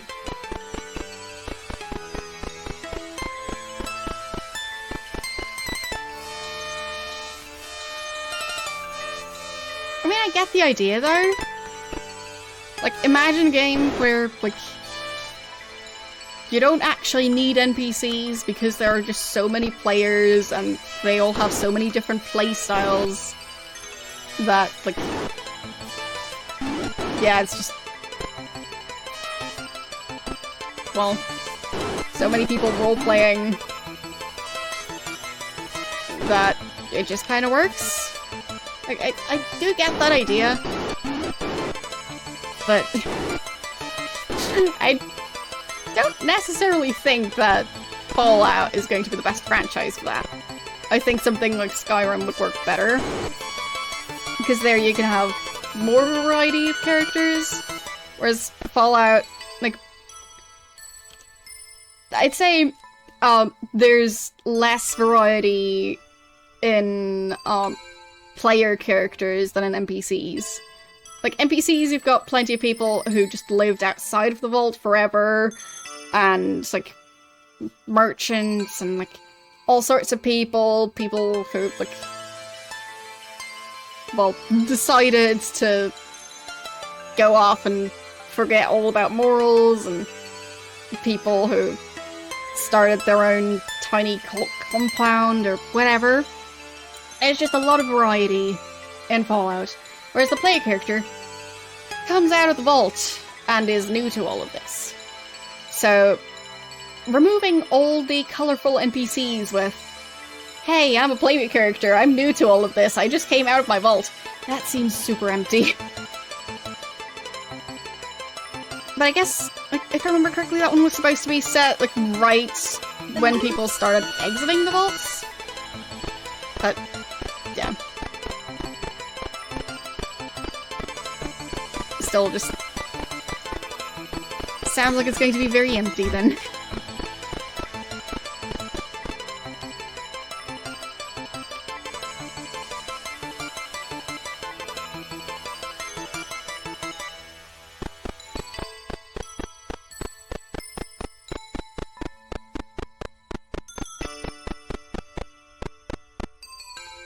We should probably do some healing.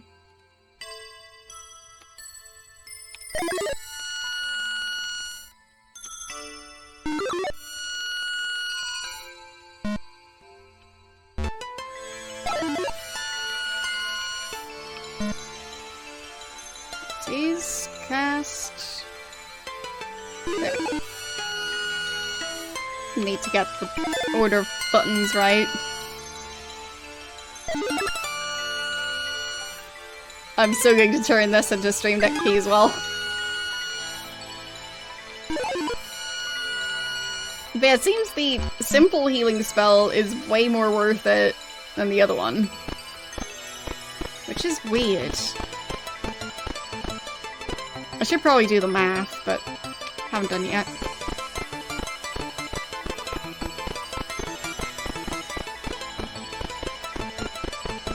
Yeah, I mean, with lots of PvP stuff, if you allow new players to be targets of PvP, there are going to be plenty of high-level players who make it their life's mission to ruin the game for everyone else.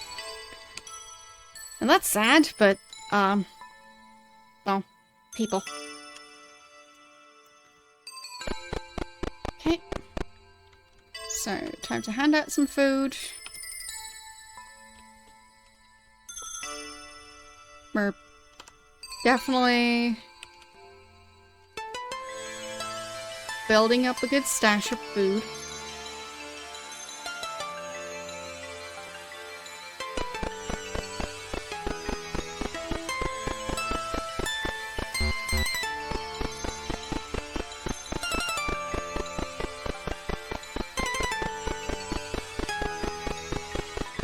But in general, I just prefer to not have PvP.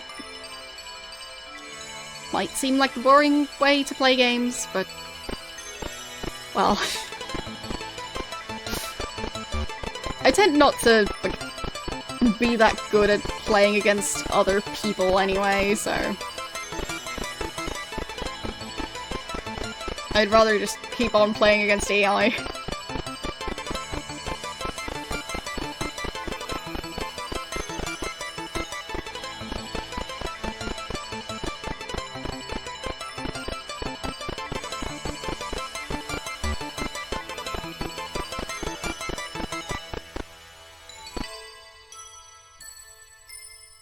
Yeah, exactly. Playing against AI is less stressful. Just, like, taking the human element out of things makes things so much less stressful.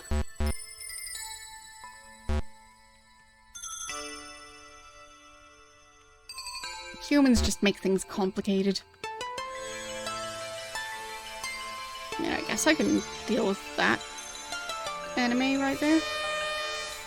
Why not? They're already on my way. Might as well.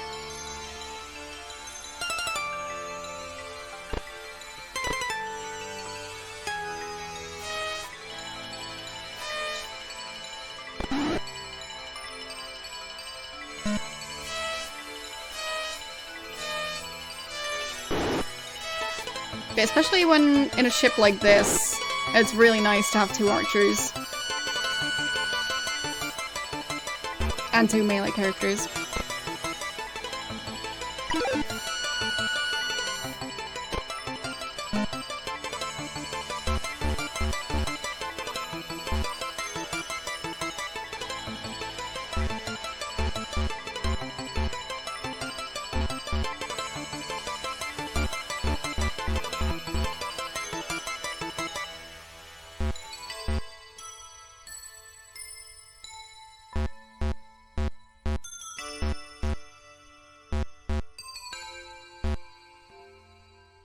Finally managed to move a decent amount. And I jinxed it. I'm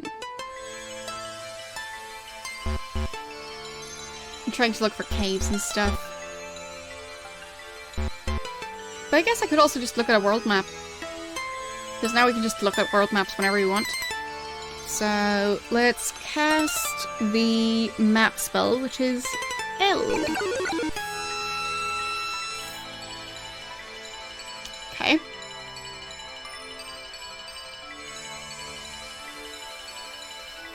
That's not telling us a whole lot. So, I guess the black parts are ocean.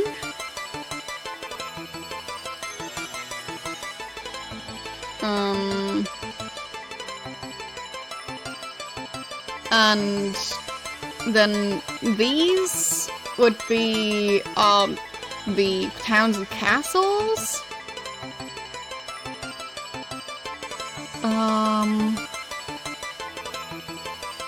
So this would be Lord British's castle right here, that's the town next to it.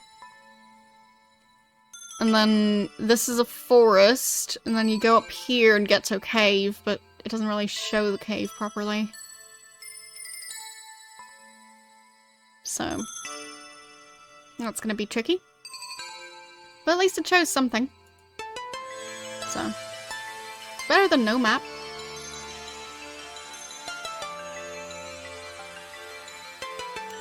Alright, and save.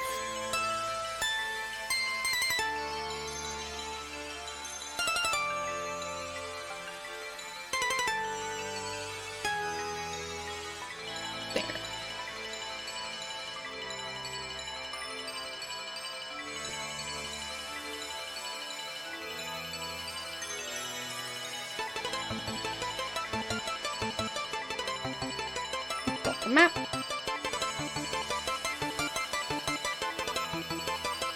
It's just so much nicer using maps.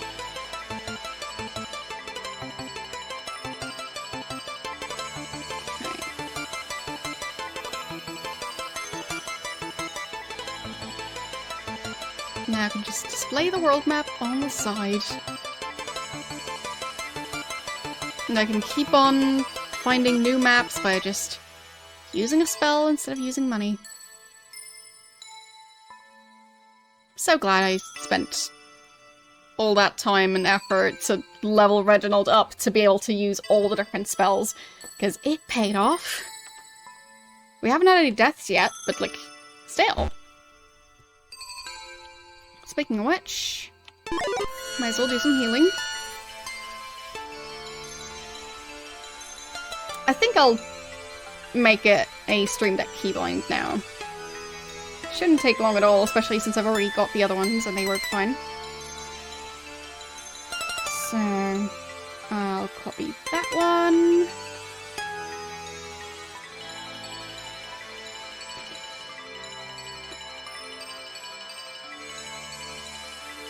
And...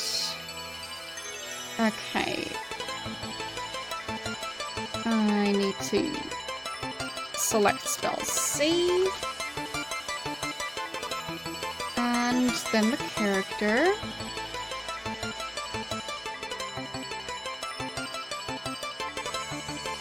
So... yes, I do hope that the next one is going to be more user-friendly. Okay, got the first one ready. Now making my shortcut for healing our second character. There. And third character. And then I can just press one button and it'll all just work. Which, yeah, I mean, with opening chests, it just made my life so much easier. So, yeah, why wouldn't I do it again for healing?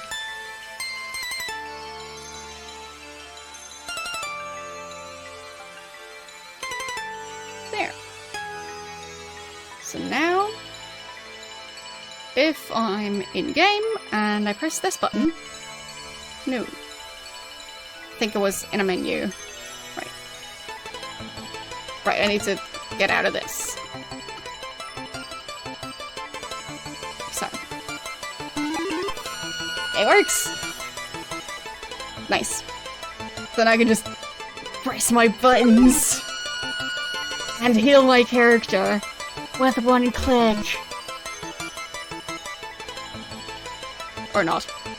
Well, in this case, Reginald's magic points were too low. But that's fine.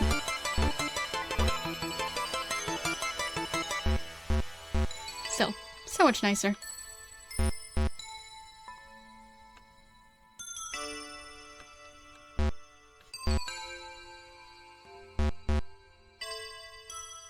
Right, fire. Got him. Good. Didn't want that to turn into a full-on fight.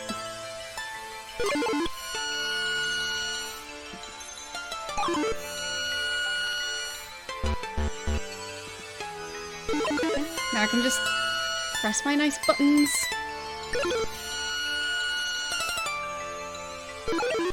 And instead of having to worry about pressing 4 keys in the exact right order.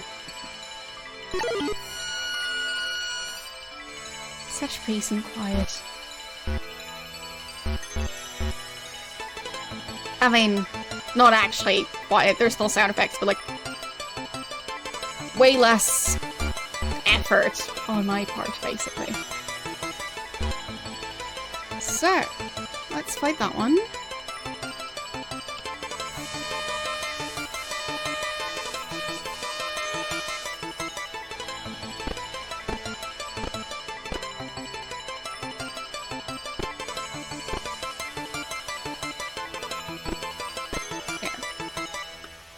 We are ready.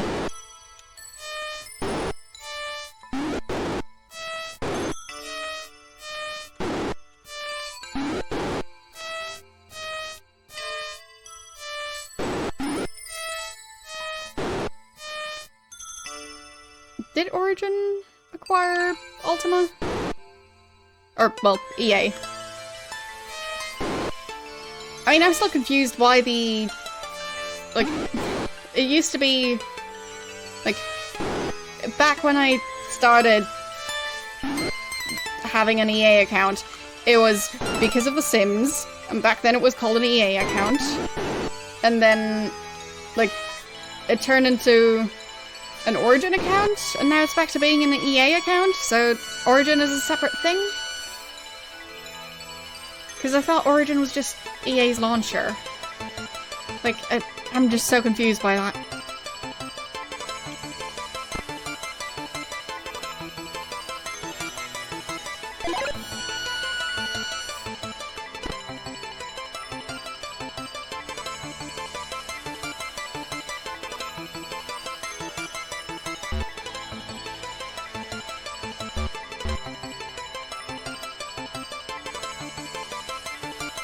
Yeah, EA's definitely bought a lot of companies and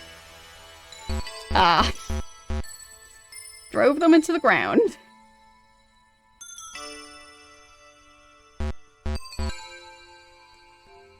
But that would make me stop liking the Sims franchise.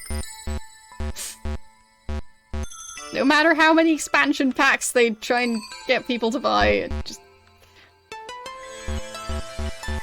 I just like playing Sims. Yeah, true.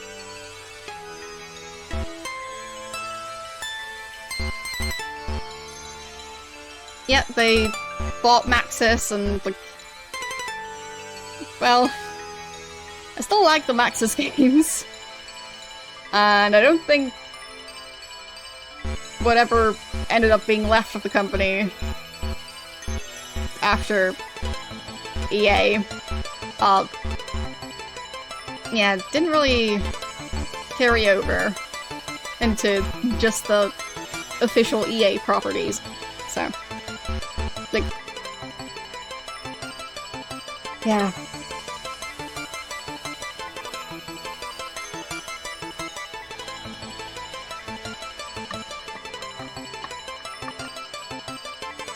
Well, Sims 4 is not officially made by Maxis. But I think, like, were Sims 1 and 2 made by Maxis? I can't remember. I just remember seeing a lot of the Maxis logo. So, like, Spore was definitely Maxis. And I can't think of any game like it.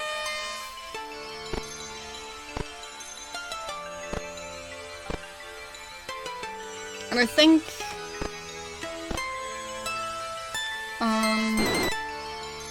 possibly... SimCity? But if SimCity was Maxis, then Sims would also have to be Maxis.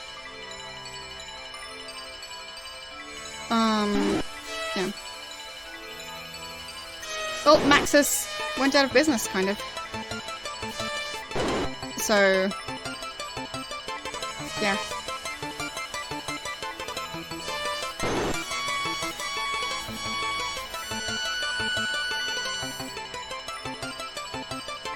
Yeah, I still don't get why they had the Origin launcher as a separate thing.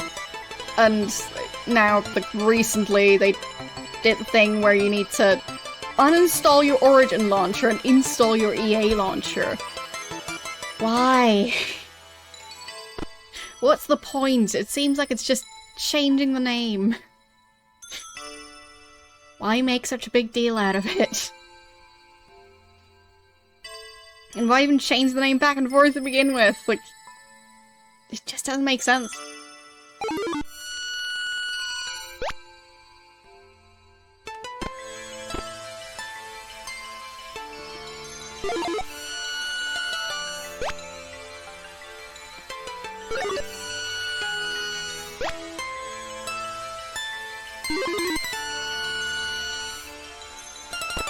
Well, I mean, I get that the Origin launcher was supposed to be a competitor to Steam, but, like, it wasn't very good at it.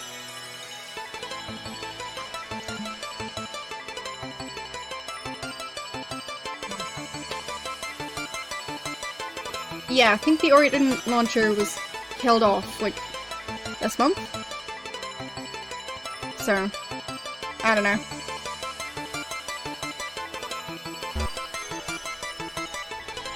Okay, board the ship again.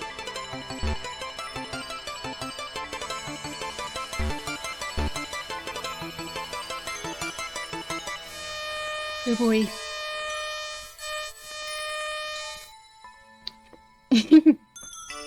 I'm pretty sure there's already been someone who made a video like that, because there's so many people covering the video games, and the companies behind them.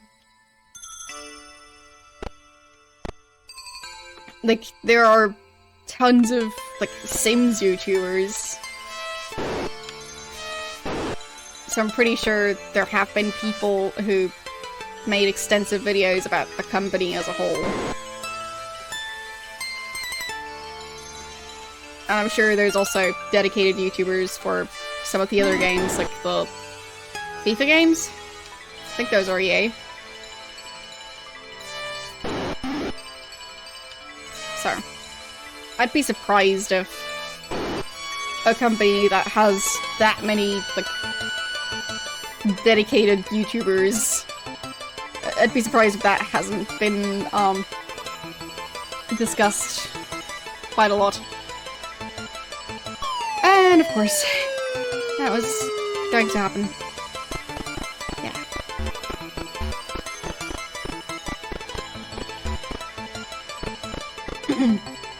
But yeah, what I'm trying to say is just that, EA is discussed quite a lot already. And it would be very surprising if nobody had made a video about all the companies that they bought and, that eventually went bankrupt.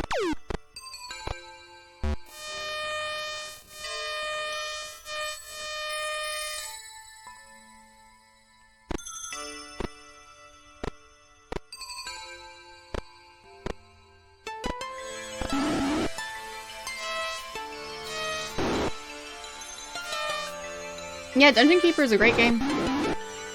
I heard that there's a new mobile game that came out recently. That's like Dungeon Keeper, but like with a bunch of super predatory microtransactions in it. Which, well, guess what I'm not going to be playing?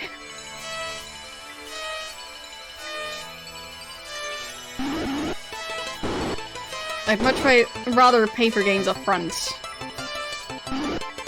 Like, as I mentioned, I'm also fine with playing DLC and stuff. And having to, like, keep on investing into a game to get all the DLC. I just want to know what I'm buying. So. I'm not gonna get a subscription, not gonna, like, buy currency.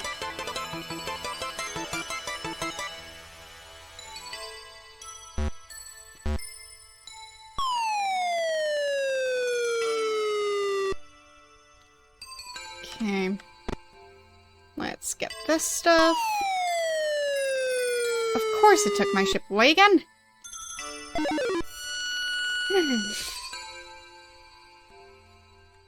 I hope that I'm not going to be stuck on this island. Otherwise we'll have to do some sneaky save game editing. Okay, I think I'm on the main island, so I'll be fine. What retro games doesn't GOG have? Most of them. There's so many retro games that, yeah, are not on GOG or anywhere else. It feels like the minority of them is on GOG.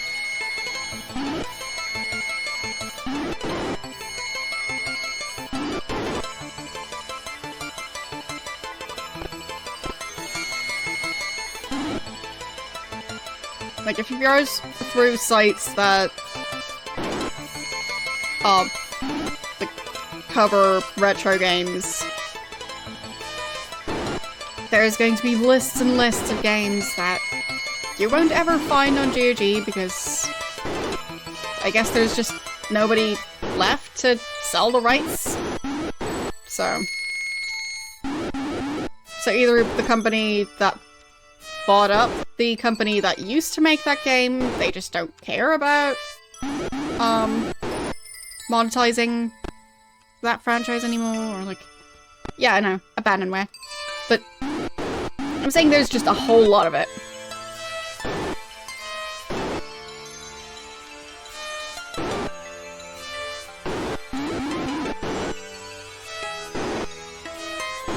Well, the thing is, there might also be people who, like, don't want their games sold for a specific reason. Like,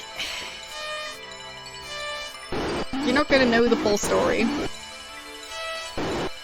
There are some companies that then release their game for free on purpose.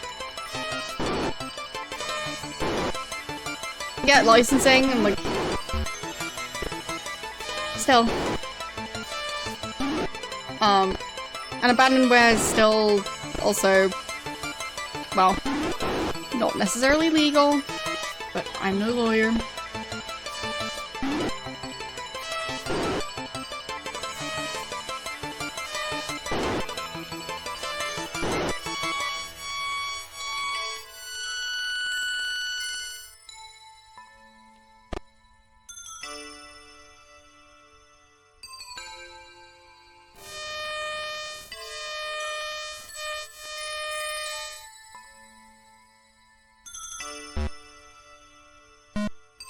Well, I mean, even if the devs say it's okay, it doesn't mean that the devs necessarily own the license. So, it's a whole thing. And, yeah, licensing and legal stuff. It's surprising just, like, how much, like, copyright and licensing stuff goes into streaming. Like, why? Just why? I just want to play games. Why does it need to be so overly complicated?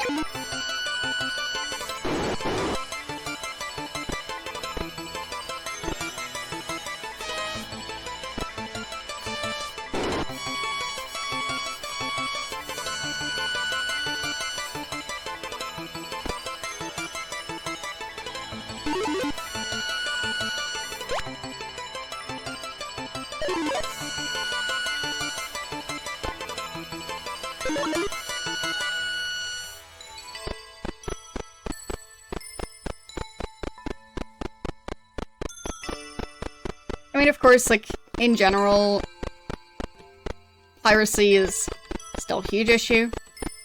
And, like,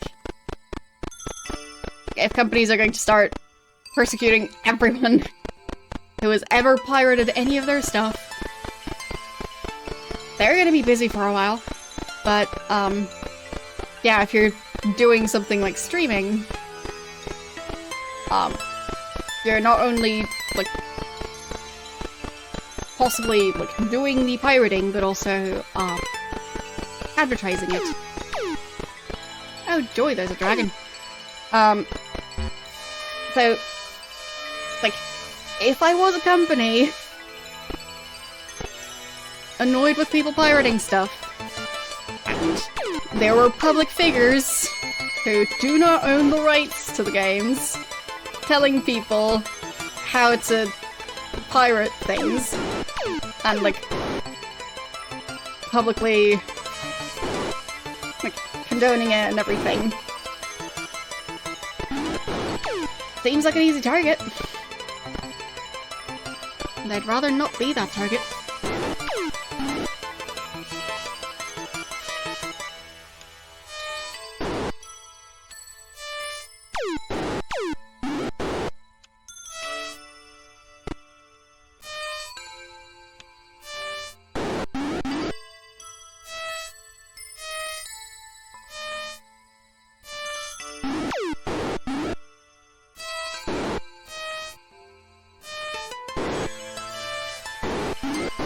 And of course with, it technically not, like, being fully legal, even if it's not, like, a crime that you're, like, going to necessarily get in trouble for, however, could also technically get your Twitch account into trouble. Haven't heard of it happening, but you know how companies are. Social media companies sometimes change their policies and then everyone loses years and years of VODs because they've been listening to random music the entire time. So.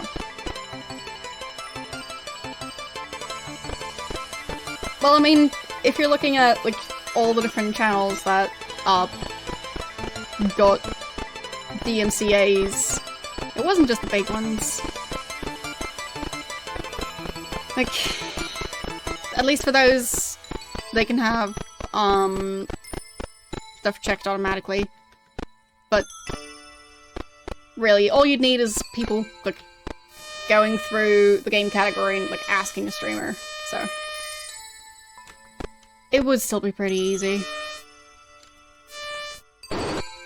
So, like, it's not impossible. Would they get to everyone? I don't know. Do I want to find out? Heck no. So.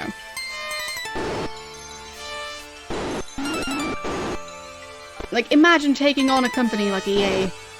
I'd rather not.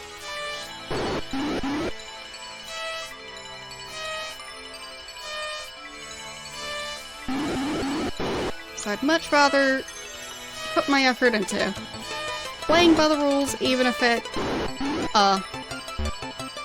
isn't the popular opinion. And just not have to worry about it.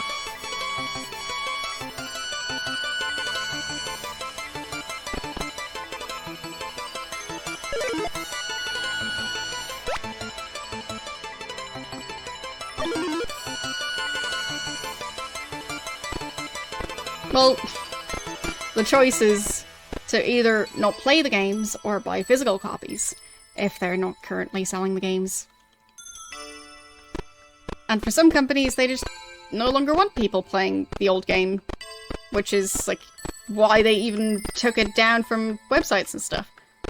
So, like, with some games, they used to sell the original version, and then they come out with the remastered version and remove all of the original version from all the different storefronts. So, yeah. I'd still want to play the original one, not the remastered one, but...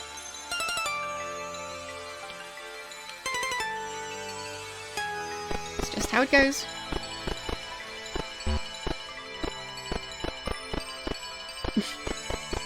Well, I don't think it's just Blizzard.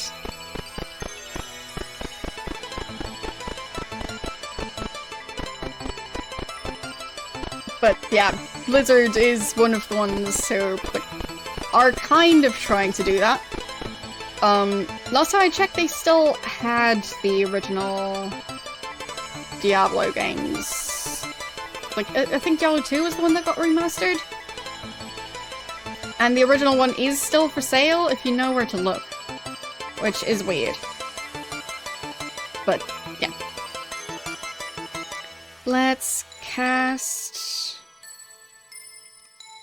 But yeah, if you want to buy the original Diablo 2 game, Google is a friend. It is still, like, available, but they kind of hid it on their storefront. It's weird. So you can't, like, navigate to that part of the website directly, but Google can still send you there. So it's like they just removed the signs. So I want to cast the spell Star, which is J. There we go. Yeah, for me, I just don't want to spend remastered levels of money. Because I can't be bothered. Probably shouldn't have spent that money on that magic on not casting the map spell. We're not gonna drink that. No, we're not gonna drink that. We're going to climb back up. And then wait for a while. Anyone want to fight us in the meantime? Can't really get over there. Oh, fine. The other side. There.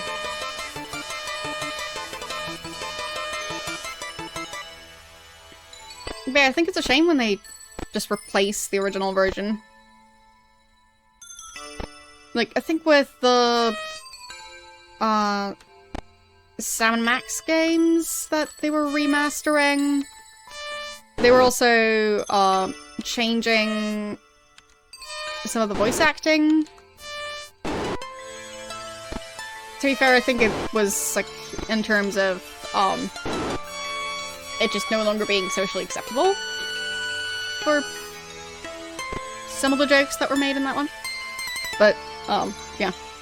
It's just an example of like the remaster changing things, not just remastering things.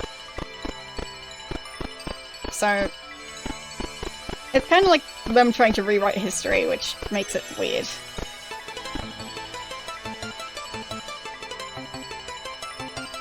Okay, so the map spell. That's L. Okay. Oh boy, what's that? Okay. That looks like quite the map. Make sure to screenshot that.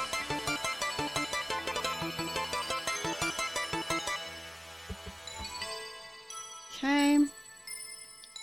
And save.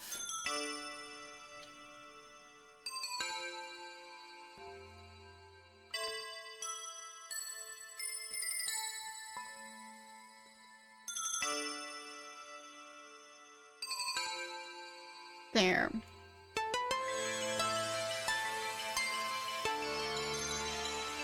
Now I just need to open that specific map. If I can find it. There it is. Okay. Got so many map files now.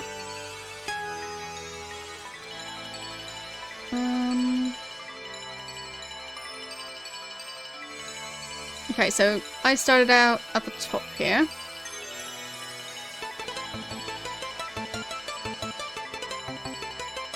Yeah, this room is just a big corridor.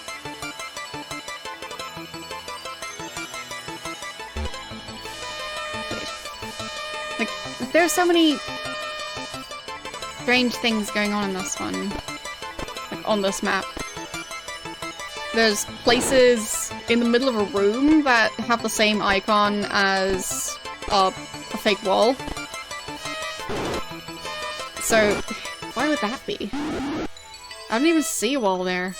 Is it an invisible wall then?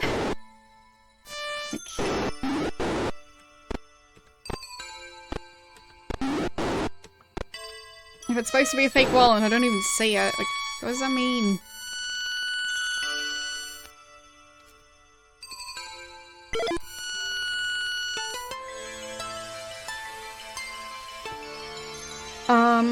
Early access for Diablo 4? Like, no, currently, viewership-wise, no, we couldn't get early access to Diablo 4, I think. Because I think currently it's, like, the requirement is an average of 70 or 75 viewers, and yeah, it's a nope right now. But I also didn't really look into it that much since I haven't even played Diablo 3. So.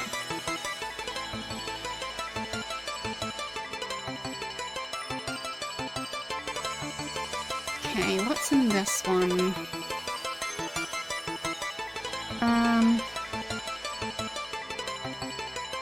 Yeah. As I said, currently it's a nope for me. Can't do that. Because we don't have the stats for that. So... Still wanted to take notes of all the stuff I'm finding. So I'll just screenshot my screenshot to be able to take proper notes. That's definitely how stuff is supposed to work. Okay, pause. I'm busy here. Okay, there it is. Screenshot of my screenshot, because... well, I'm not sure how to open screenshot of things and the Windows snipping tool, because that's what I use. Alright. At least now I'll be able to take notes if I want to.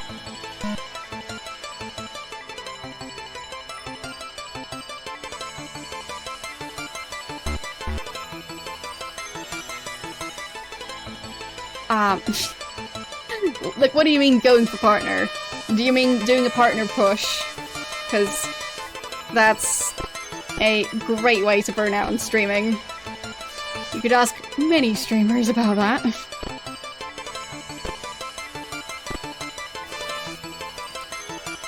So, yeah, I'm not, like, planning on trying to burn myself out. Because I don't see a reason to.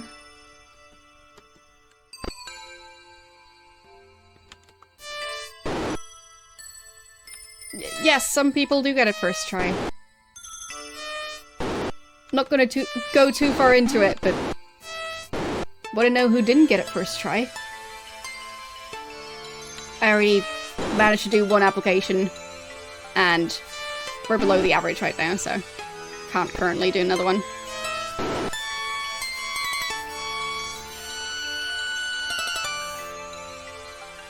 It was start of this year? I think February. End of January? Start of February? Around then. Like, I try not to make too much of a big deal out of it. Which is why I haven't mentioned it until now. But yeah. We have had one application so far, and it was a rejection.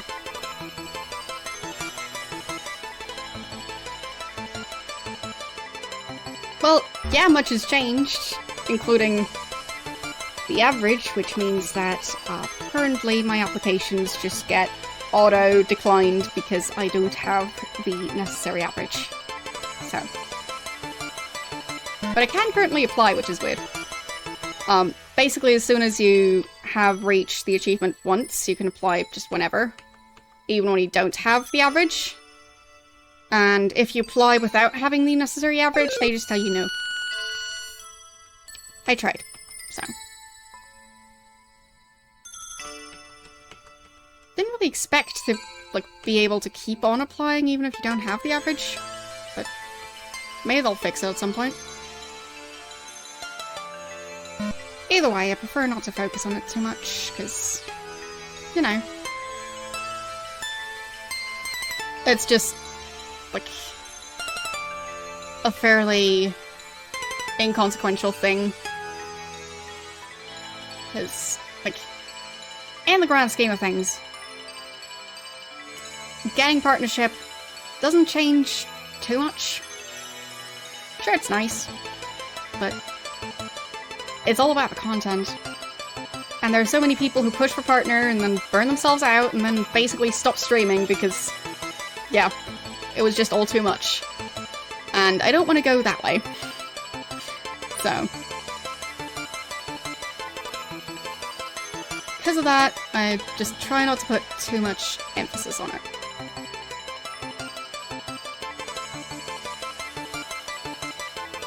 Okay.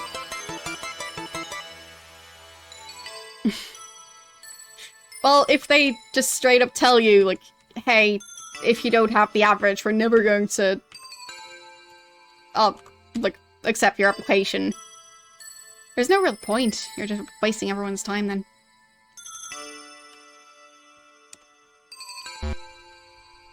And currently I'm at that point. Yeah, it looks like there's supposed to be...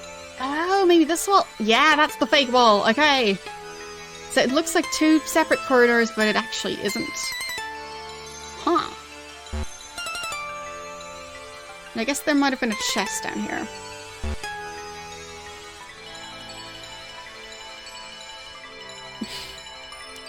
Well, that's also another thing, like, Twitch might be, adding an option to, be able to become a partner if you have a certain number of active subscriptions. But, like, that's another thing, just, like, full disclosure. I don't think would qualify for that. Some of you might, like, see the, sub points on other channels. We're currently at 41 sub points. That is not considered significant to Twitch. So, I don't think I'll fall into that category. But that's okay.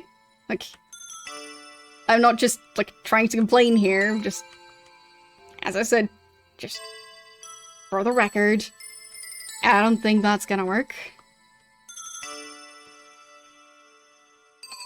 I'm having fun streaming for fun, so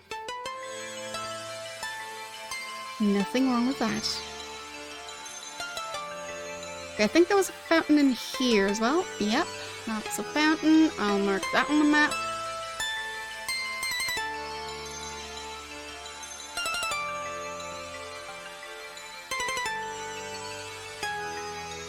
But with streaming, like, my goal has never been and will never be to, like, be famous. So,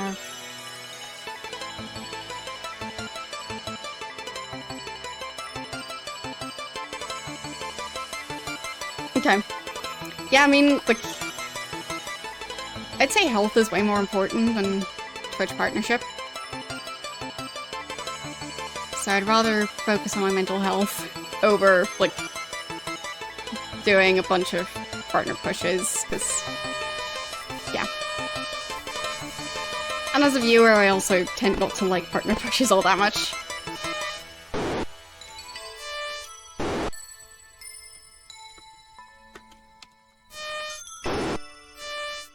But yeah, focusing on stats too much can, like, sour the experience, if that makes sense. Because stats are just, well, they really don't care. Like, if you've been sick for a week, your stats are going to tell you off for that. So just focusing on those, I don't think that's the best way for me to try and run my channel.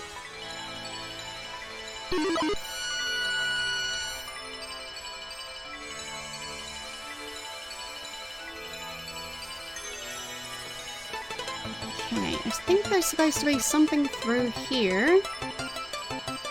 Yes, YouTube kind of has a partner program. A trap, great.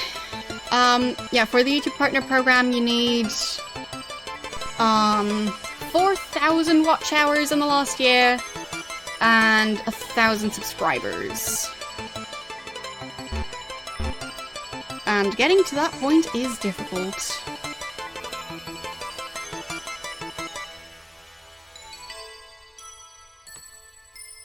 Yeah, for me, like, I do have the numbers displayed, but, like, for me it's more about, like, if I see them, I, like, don't have to guess. So, for me, I'd rather just have an answer and be done with it, instead of, like, wanting to know it but hiding it from myself so that I don't focus on it and then I end up focusing on it even more because I don't have the answer. So, that's just how I work. So, for me it's nicer to just, like, have it, like, just tell me the answer and then move on.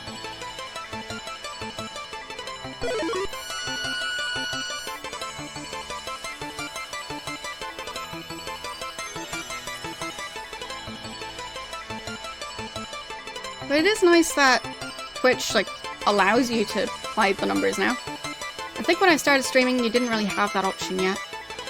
I mean, the dashboard didn't really exist yet. Those were the days.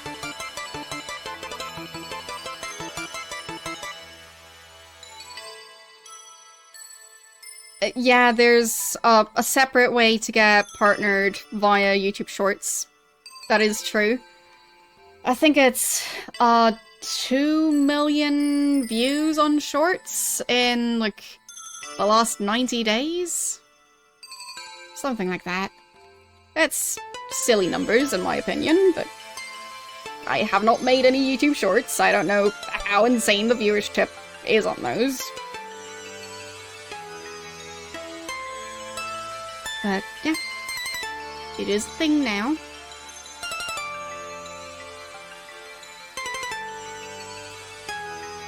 Yeah, exactly. Like, sure, the views are generally higher on Shorts, but, like, that high, though? Like, 90 days? It's not even a year. For the other part, it's a year.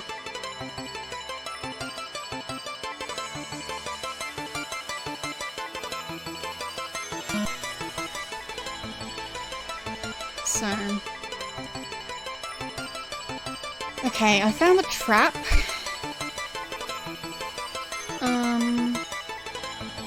I kinda want to get into that secret room. So through this wall... no, that's just another trap, right? And then through here... strange wind, of course.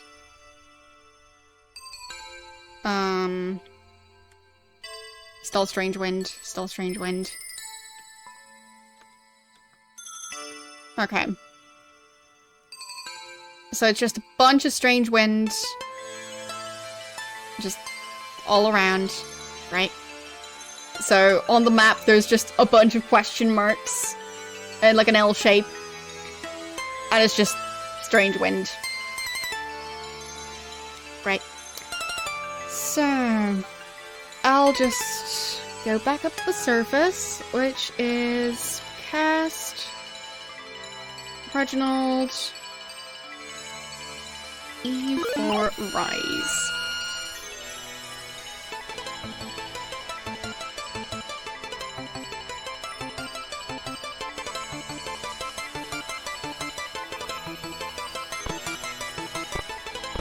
Prime drink?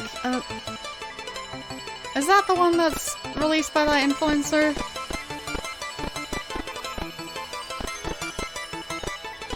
I've recently, like, heard about, like, a new, like, sports drink. And apparently it's not even that... yeah. And apparently that drink is actually quite bad at being a sports drink. But, well... I guess if you like your sweet, like, juice-flavored, water-adjacent beverage, you can buy that one.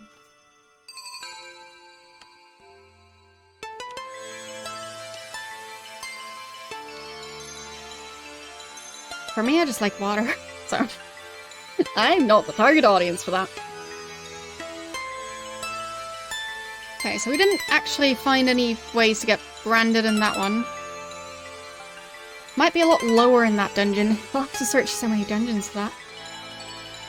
But yeah, I think that one's not supposed to be an energy drink. It's supposed to be like a sports rehydration type drink. So like, Gatorade. So, like, water that just, like, gives you back some of the electrolytes that you're sweating out. It's just that you're sweating out a lot of salt, and that drink apparently does not contain much salt. So, not sure how sustainable that is, but, there are plenty of people who don't drink sports drinks for working out.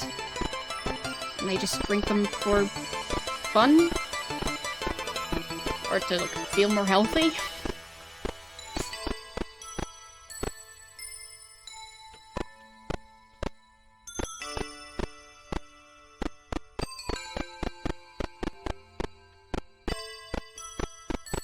But yeah, energy drinks have never been my thing either.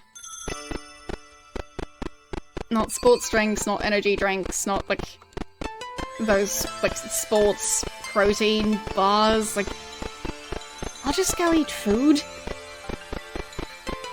If I want to go for something that tastes like a vitamin supplement, why not just like, straight up take a vitamin supplement? Not exactly like going to be the best flavor that you get. So I'd rather like keep those things separate.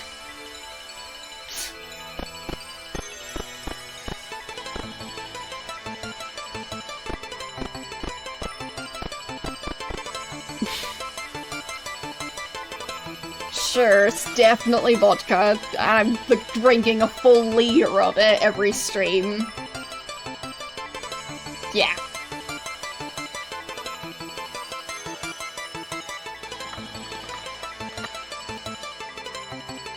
Seems very likely.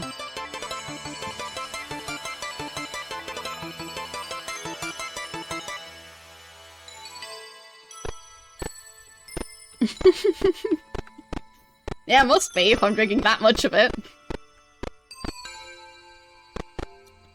So, which dungeon do we want to go down? Music too loud? Okay. I mean, I can... I'm switching anyway. But I can also turn it down. There. Should be quieter now. If you want it even quieter, let me know.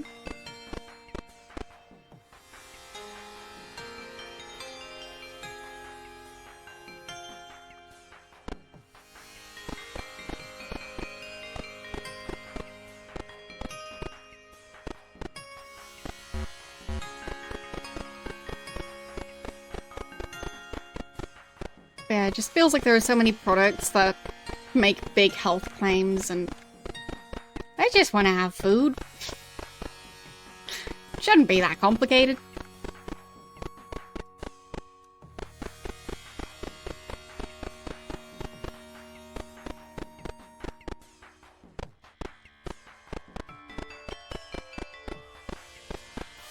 Yeah, superfoods, stuff like those like food replacement shake thingies. Like, I just want to have food.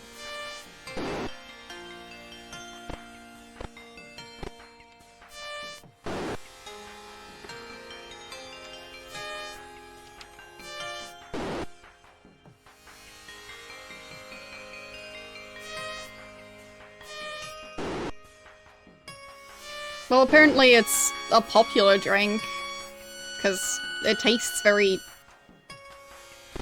fruity. Whatever. I mean, like, yeah.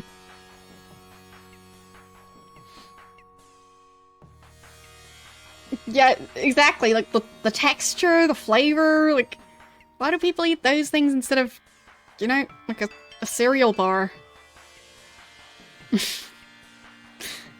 Like, I'm no dietitian, but I don't think you need that much protein while you're working out, so you could just try and get it through the rest of your diet. So.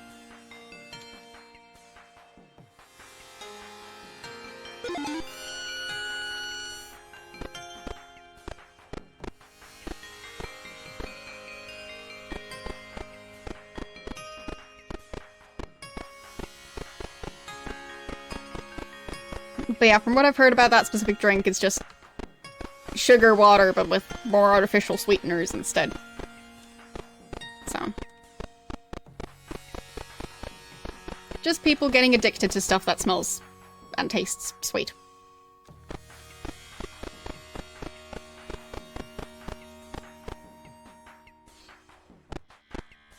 You bought bananas and oats. Nice. Yes, clearly superfoods. I think I've even tried some of those berries and stuff. Like, they're so overly expensive. And they don't taste good. So, the selling point really are just the nonsensical health claims.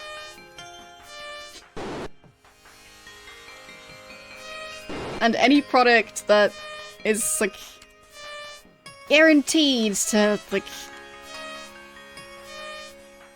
don't know, like, turn your biological clock back to 0 and you'll have to learn how to crawl again. Like, yeah, sure.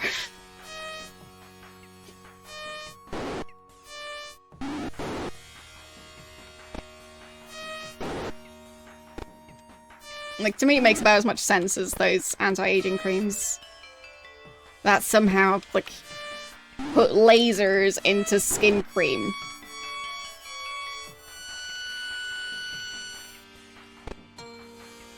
Or at least that's what they're trying to tell you by their marketing.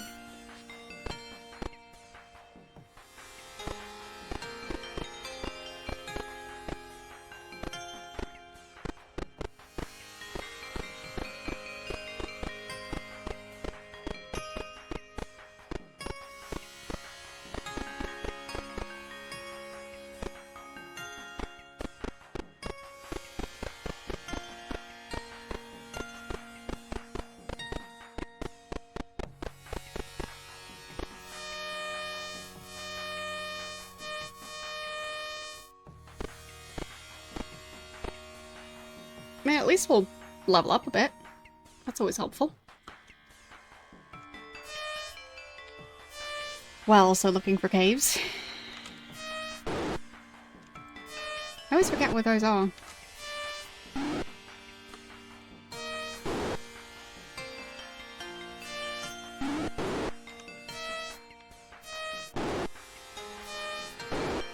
I mean, for some of them we even need the ship to get to them.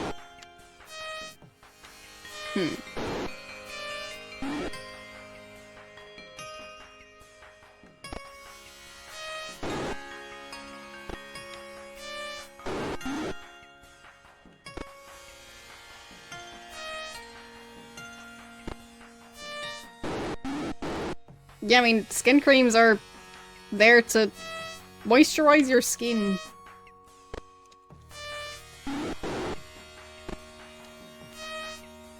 But, like, their marketing sure tries to make you think otherwise.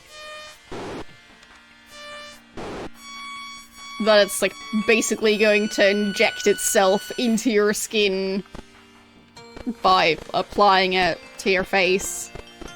So it's basically gonna work like fillers, somehow. And then look at these before and after pictures that you can't achieve with our product.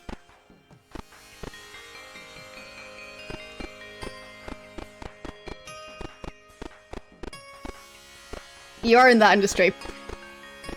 I'm sure it's a blast.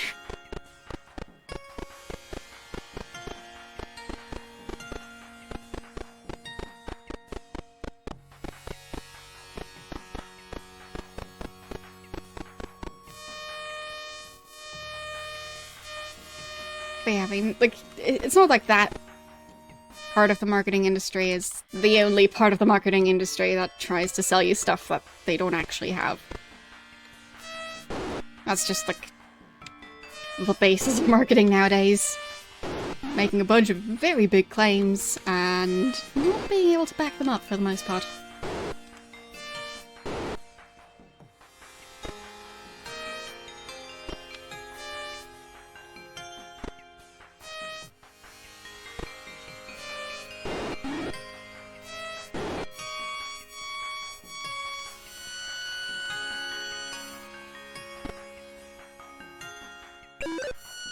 Yeah, it's just that the part I'm criticizing is usually the marketing. Like, I'm fine with face creams existing. I'm saying they shouldn't make claims that are absolute nonsense.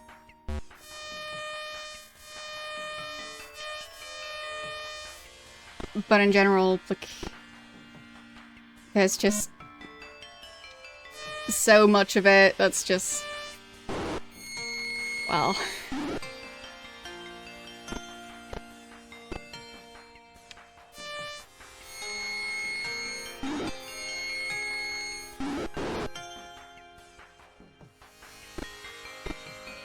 like, it's like with, like, as seen on TV items, they're gonna promise you everything and deliver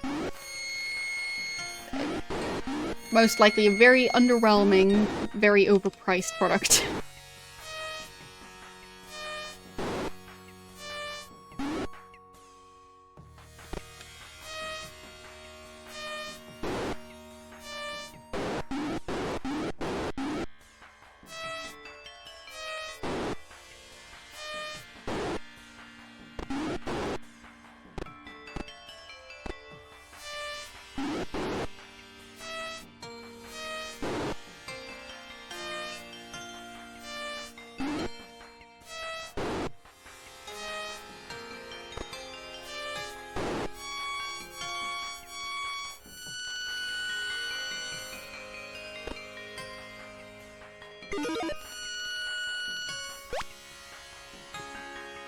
I really like my buttons.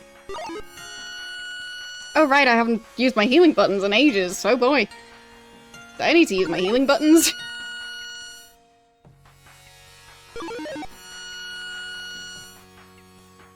Yeah, I know, right? The, like, soap for men. Because, you know, men's skin is so different, it needs its own soap. You better bring your own hand soap everywhere, because otherwise you might accidentally use hand soap meant for women.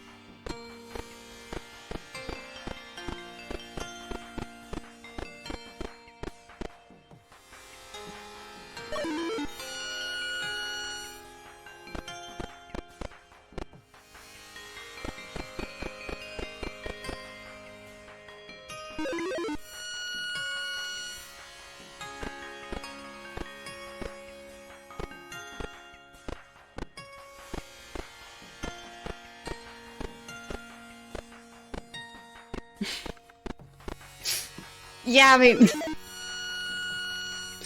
overall, there's just... so much going on there. Like... with, like, the gendered products, it's not just marketing anymore. Like, for example, with the, Kinder Surprise eggs. It used to be that they just have the unisex version.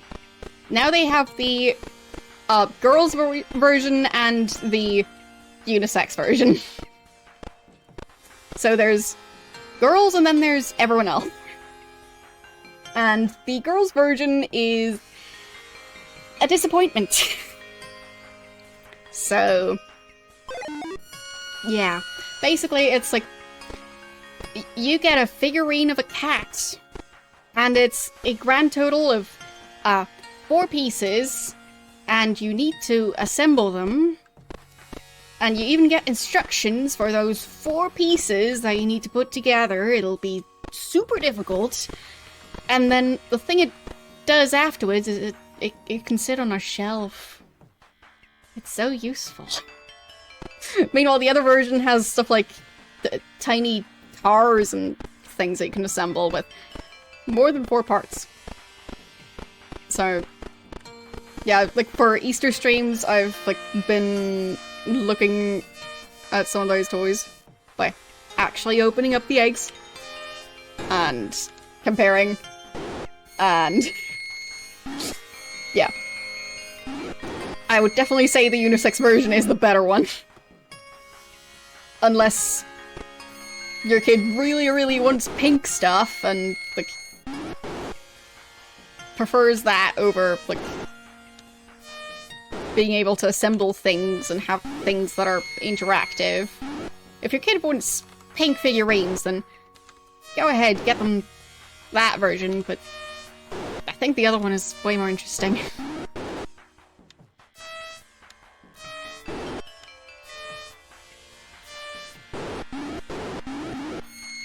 Like, I think the pictures are still up on my Discord somewhere. I think they're in, stream notes. If any of you want to look at them.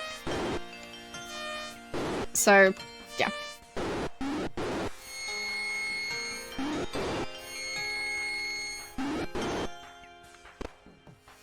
I just know that when I was a kid, I would have definitely not wanted that one.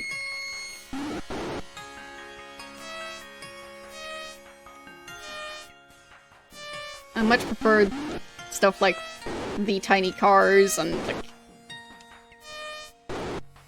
just toys that you can actually interact with.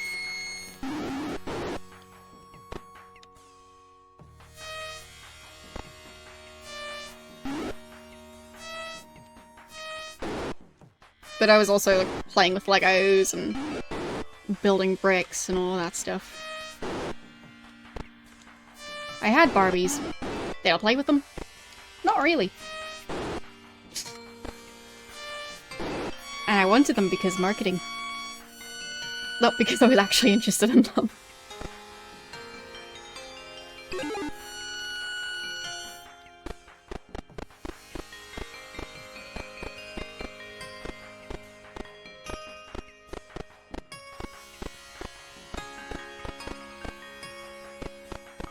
So, where are these other caves?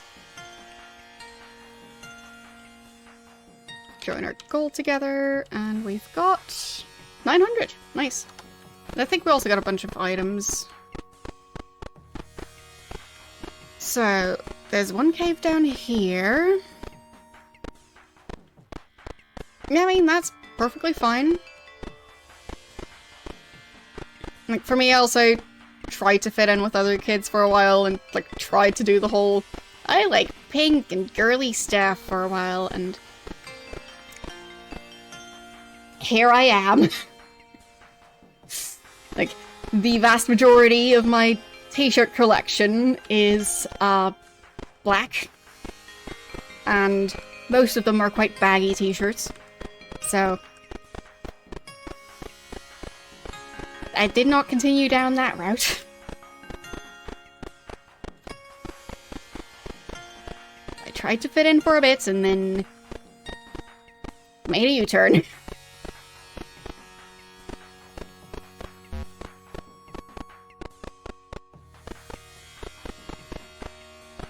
Still haven't found another cave on this island.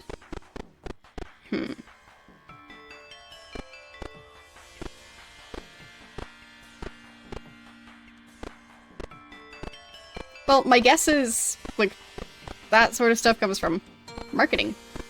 Because, oh boy, kids see so many ads. Like, watching TV, it was like, well, it felt like at least 40% ads. And even the shows are basically ads.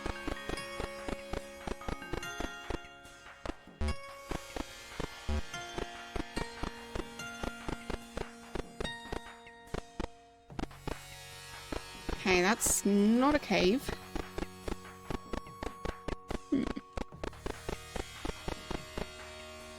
But, like, advertisers kind of run the internet, and they also seem to run kids' TV, and a lot of TV in general.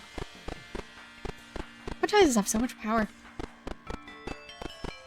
Just wait to think about.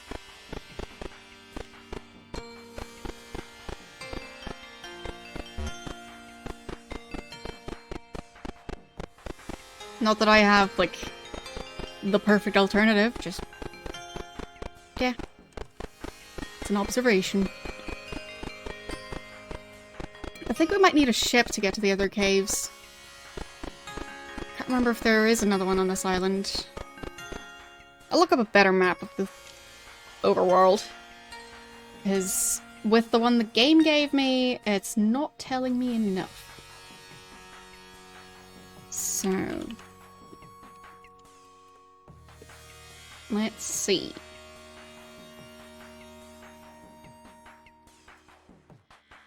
The wiki seems to have a decent map. Let's see. Does it actually show the caves, though? Not really. At least I don't get what the icon would be. But it's pretty. Like, looks like it's a potential nice poster. Okay, found a different map. And... I mean, it definitely has stuff on it.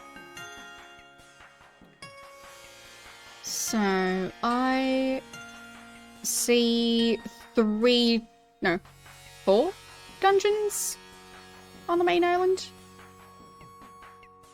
Yeah, I think 4. If that is the right one. And I think it is. So, I'll just try and use that one. And I'll probably also save that map, because that seems like a pretty decent one.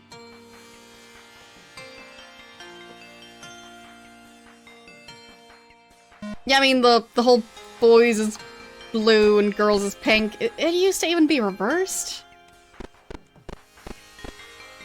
So,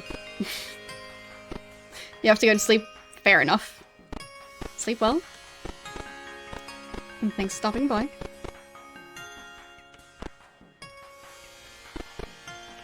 Okay, so... it seems there's a big forest here. And there is a dungeon right around here. Haha.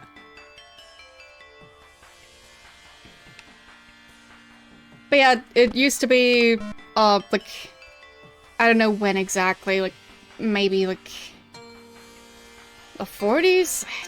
I don't know when they started with this stuff, but yeah, I just, like, have even heard, like, the quote of, like,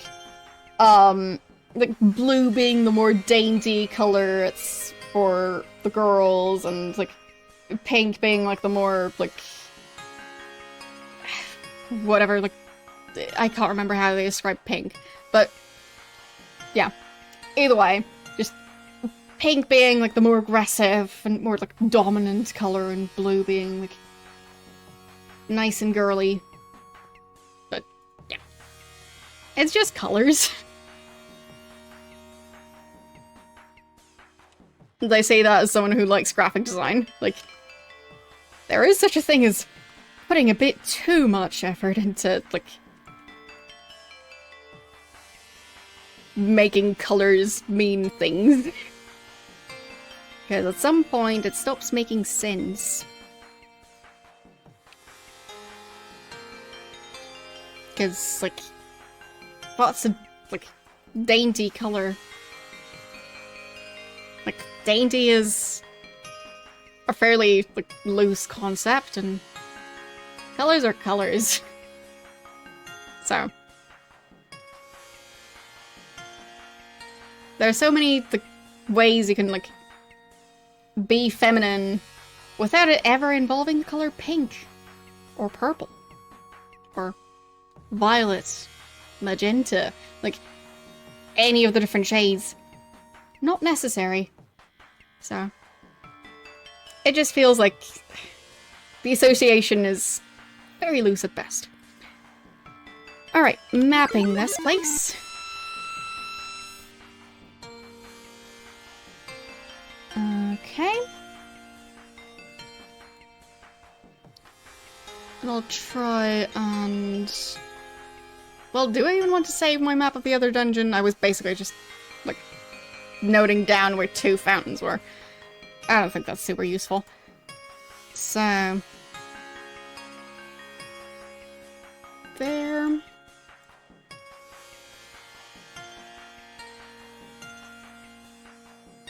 I was trying to take a screenshot while the star thing was invisible, but I missed by a bit. It's fine. It's close enough. And I'll call this one the Forest Dungeon, because it's like, in the middle of a forest.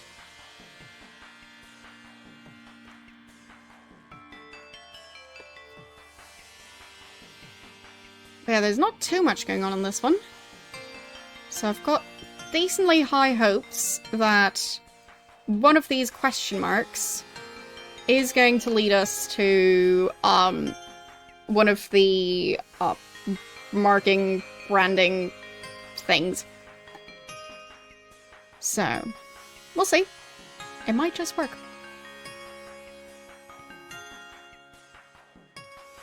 Okay. So, I go straight ahead in here. Then go This way? Down to the bottom, through the wall, down, then east, then north. Okay, that's a chest. Oh, and that's a fake wall. Okay. Could have just skipped all that walking. But I mean, still, it's nice to find a chest. They're useful for, like, having a sustainable dungeon crawling spree.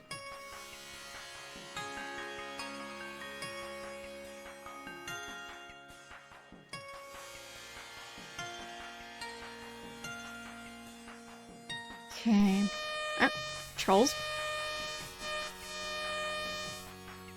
Why not?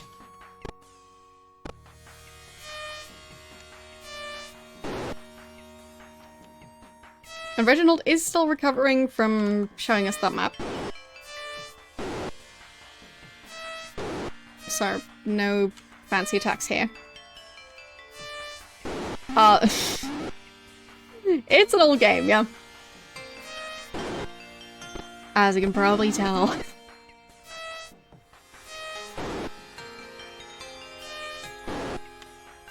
It is called Ultima 3. And oh boy, it sure has some interesting controls. To the point where I've made Stream Deck keys to make the controls nicer.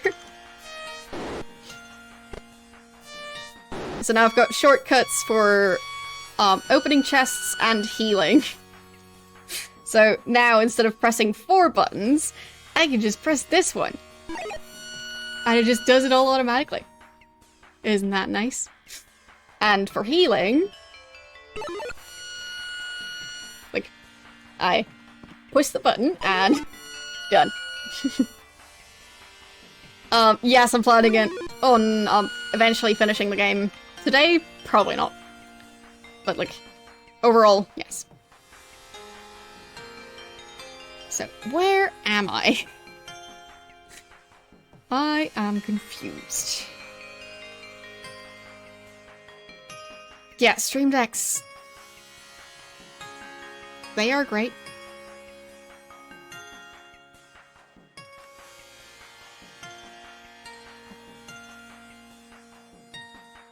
I mean, it's not like nobody knows about them, but like...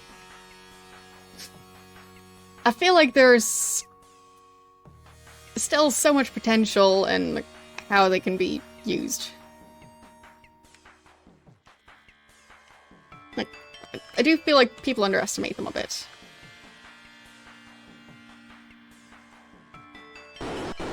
Owie.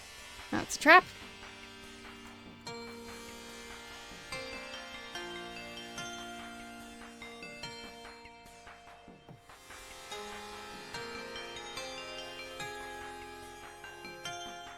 Okay. Noted that down.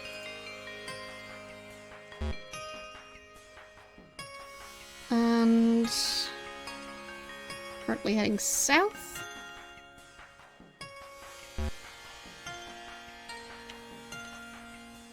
And there's a fountain in here. I guess we can try and drink from it. Blob, you go first. Thank you for the follow.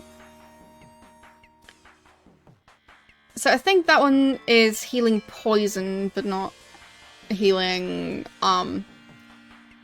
health. I mean, it's okay.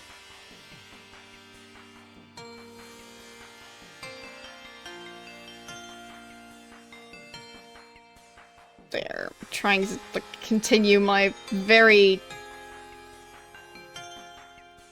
rough-looking notes. I feel like I should be using better software to like do maps, because currently I'm just drawing stuff with my mouse in like the Windows snipping tool, and it looks horrible.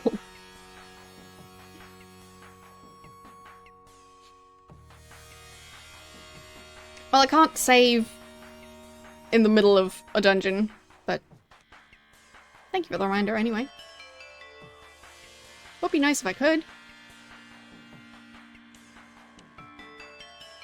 Okay, so that's the ladder down. Send. Okay. So I'll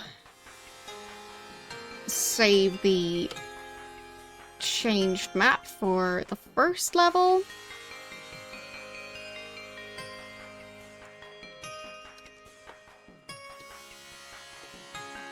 There.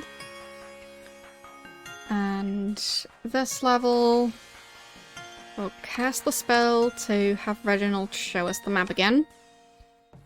And that's still ill. Oh, magic too low. Okay, fine, we need to wait for a bit. So I guess until then we just explore blindly. Maybe we'll find something. We shouldn't run out of food unless we find a bunch of goblins. That's a lot of doors. Okay. Interesting place.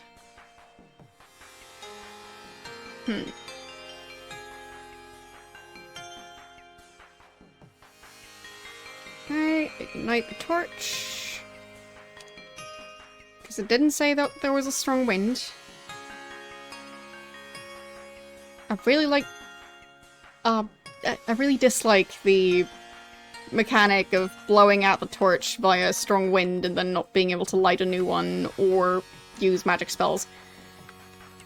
Because, I mean, blowing out the torch, fine. But how's it blowing out the magic?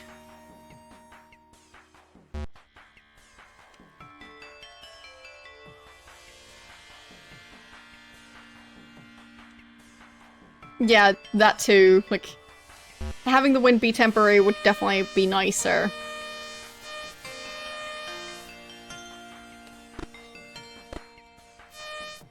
But it's just always in the same spot. You can't really get away from it. So you're just kind of stuck there. If you're lucky, you can turn around and no longer be standing right in the middle of the wind. But there's a good chance that you'll just be stuck there if you don't have a character who can teleport you back to the surface or down a level. So it's not the best game design. But I know, how dare retro games not have perfect game design yet? They should have had everything figured out, and they should basically just be modern games with slightly worse graphics. Fair.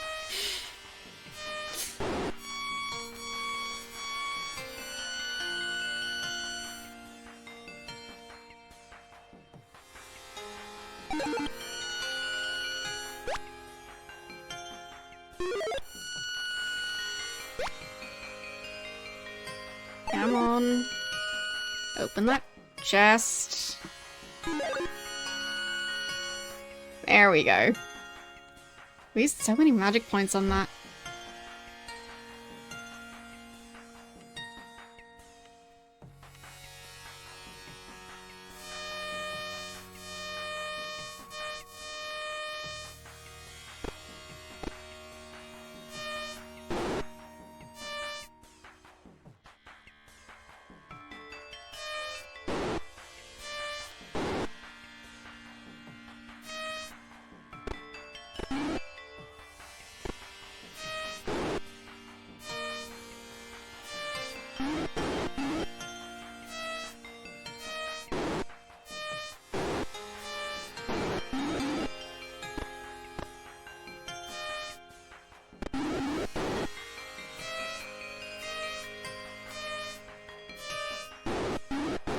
Okay.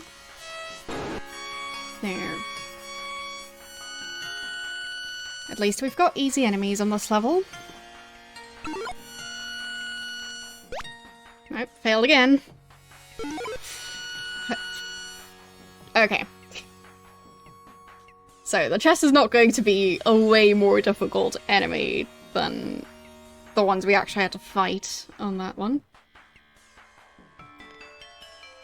So... I do kind of miss being able to see enemies down the corridor.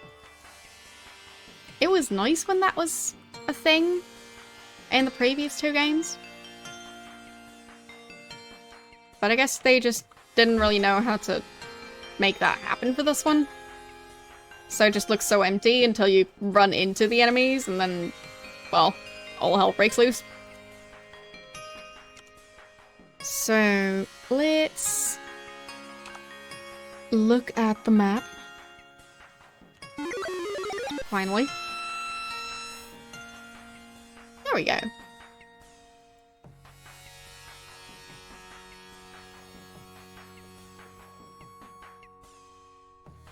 Okay.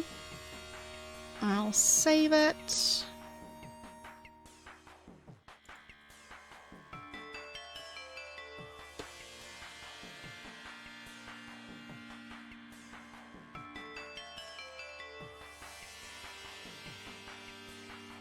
So I'm still trying to find the different ways for characters to get marked.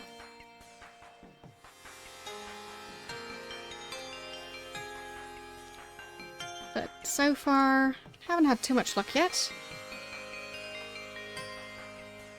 That's a nice emote. I'll give you that.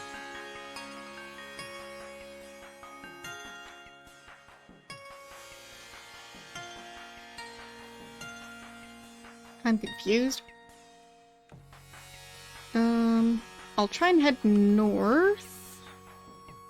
Okay, that's the ladder up. Right. So... go over here. I'm gonna try and go through this wall. Okay. That's a chest. Nice.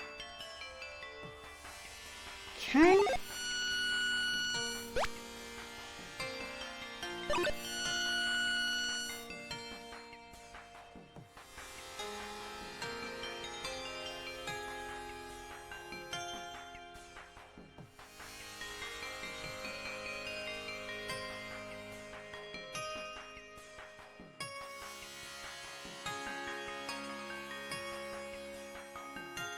They're beautifully marked on my map. I tried to draw a blue square, and even at that, I kind of failed.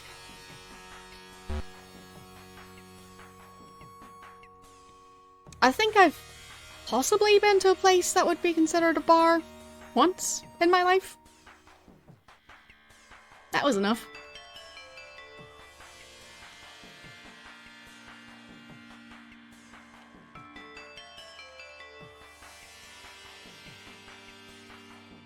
Yeah, it was like with former classmates. So it was like a celebration thing. Not just generally going out, because that's not something I do.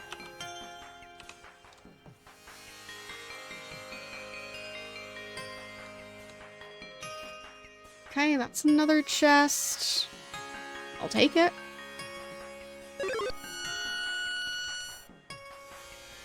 Awesome.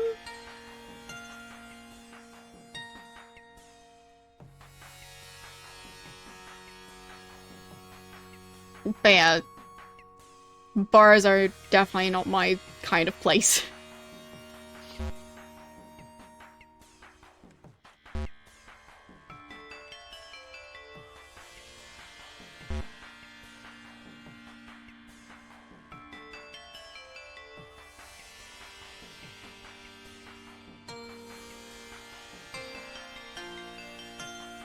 Okay, so there's something through here, which is another chest.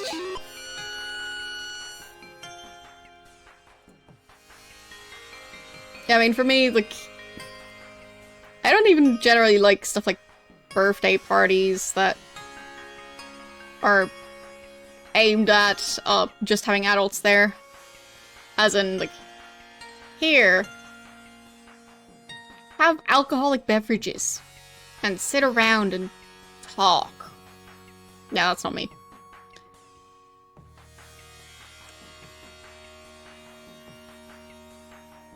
Especially the talking part. Who would do that?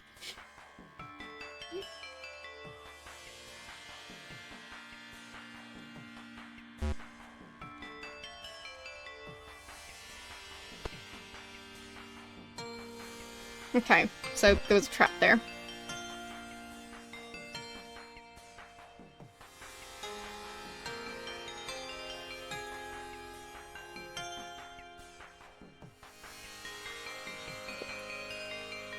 My mouse drawing skills are so bad.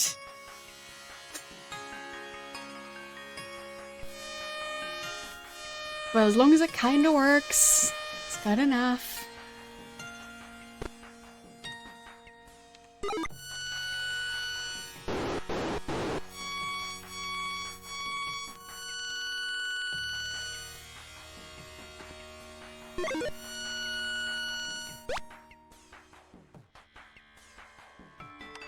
Okay. That was weird.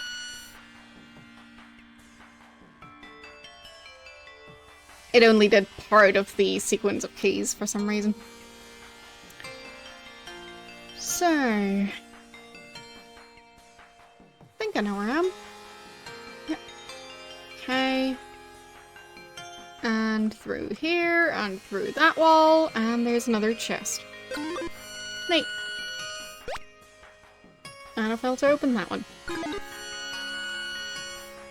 So basically there's just chests in all four corners of this level.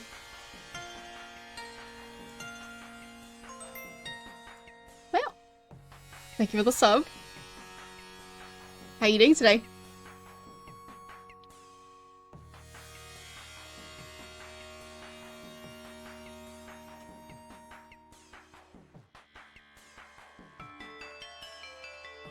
Oh boy. Even drawing rectangles. How is it so difficult?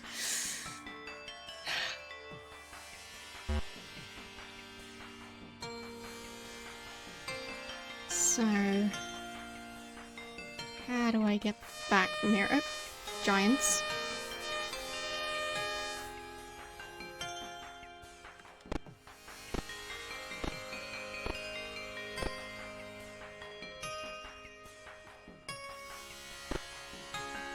Okay.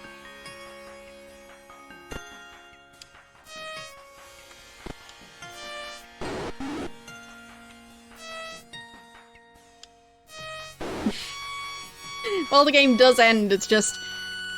we got some very vague quests. And I'm still trying to figure out how to solve those. I could just look up a walkthrough and like, follow it step by step. But I'm trying to not go for that. So, I still have hope that I can at least figure some of it out myself.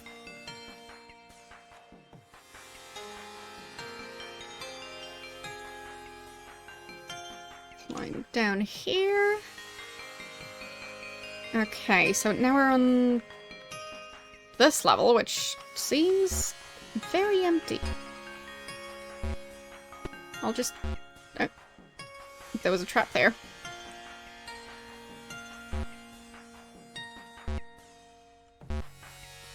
I'll just keep running against the walls.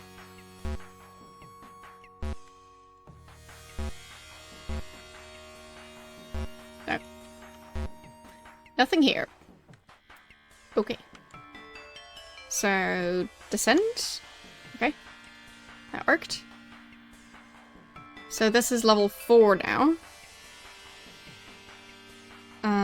Let's work on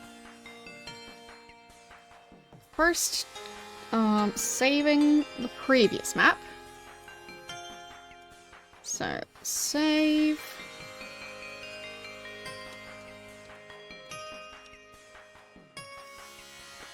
Got that one. And cast. The spell is still L. Okay. Interesting layout.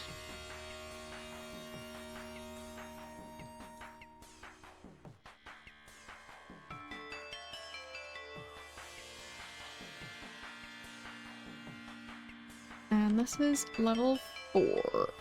Save. I'm just so glad we have the spells now.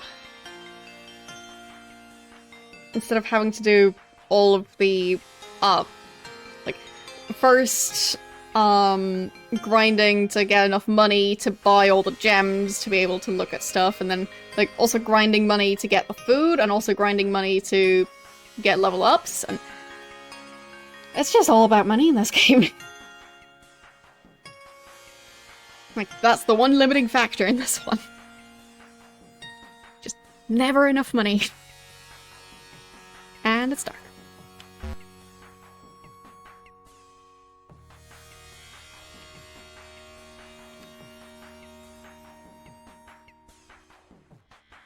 Okay, that's the way down.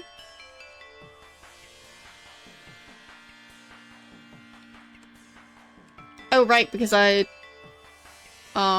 looked at the map right next to the ladder. It's not showing the ladder on the map.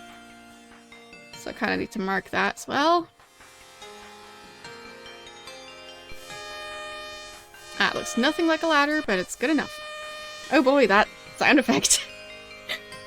Those were going exactly as planned.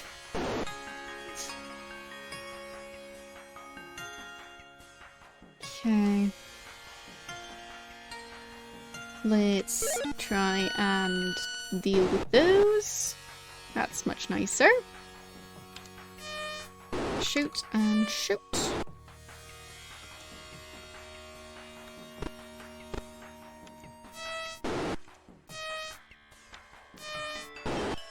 Gone and gone. Awesome. And let's switch to a different track. There. Isn't that nice and casual?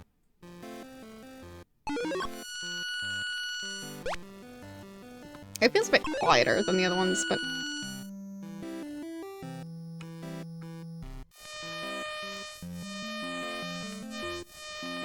let me know if it's too quiet.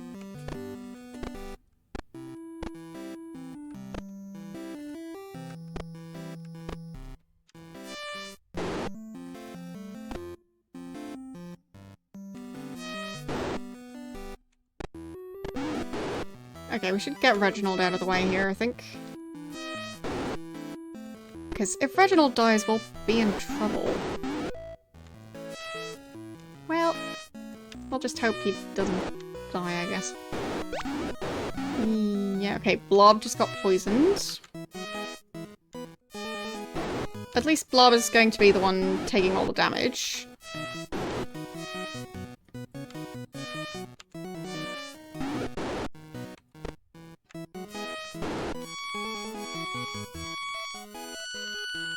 Okay, just one character who got poisoned.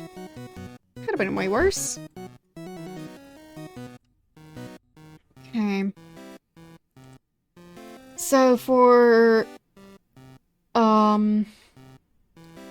curing poison, I think that one takes 35 points.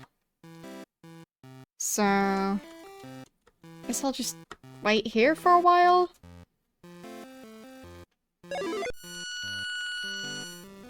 Okay, at least we've got that stuff. So if I try and cast it now, the spell is H, too low, exactly.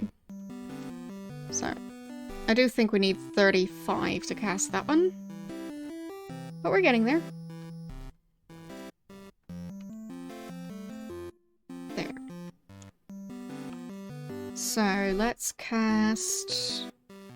it was H, exactly, and on Blob. There you go, Blob. Okay. It's a strangely shaped room.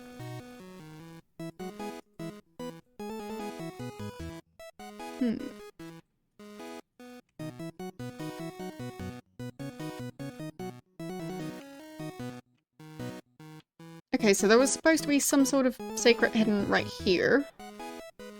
Don't know if that was. And then I I can go this way and south, and then through a series of doors, and then down here, and then potentially have our torch extinguished soon enough. We'll see.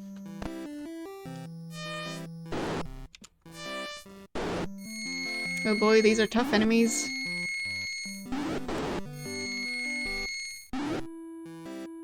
And this dungeon doesn't really have healing.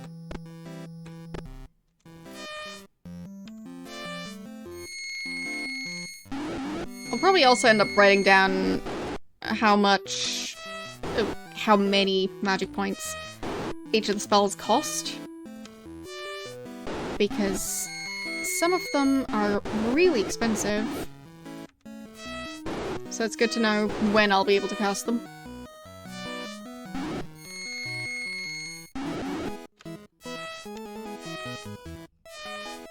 At least we're making progress.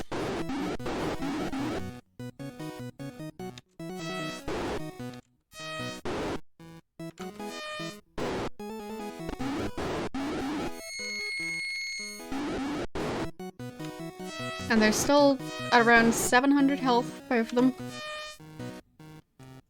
Which is a fair amount. Not as much as I would like. But we've had worse.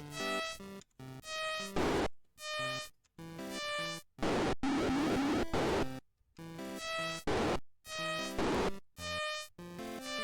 don't remember how you increase your maximum health in the previous games.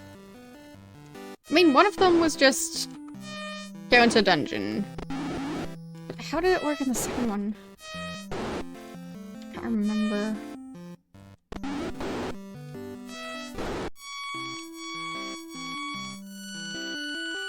I don't know. They're starting to blend together already.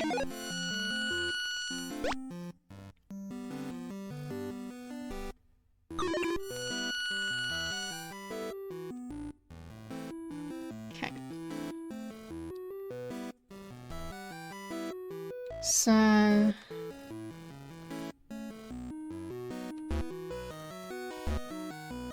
mean, yeah, that's how you preserve health. I'm more curious about, like... Ah, Strange Wind. Yep. Called it. Of course it was going to be Strange Wind in here. Okay. So... Rise is E. Which takes less health than the other thing. Let's try that one. So, cast E. Yes. Still dark. But at least now it's not just dark because of wind. So, let's ignite a new torch. And I am not sure where we are. Okay. We're somewhere on level 3, and we don't have a map of level 3.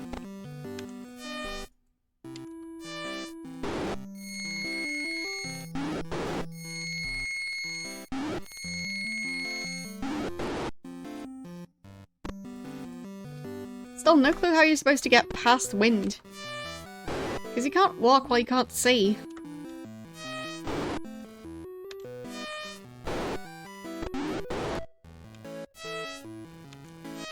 Well, well, well. Thank you for the raid. How is Toonstruck?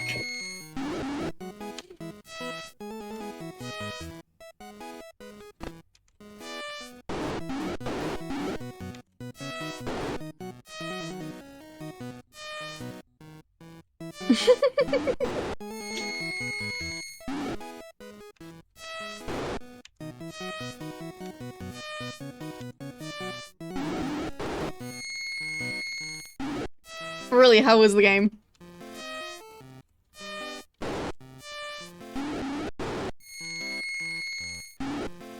lots of tickling. Oh, so you did get to that part. Nice.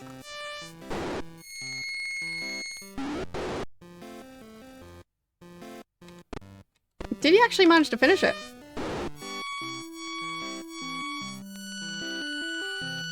Thank you for the shout out. So...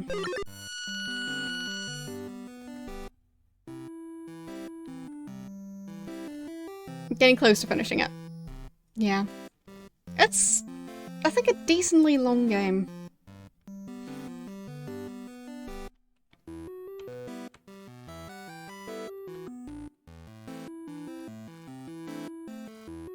Okay, I just passed through a wall.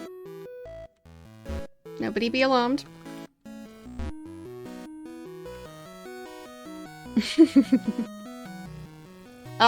Yeah, it's one of the spells.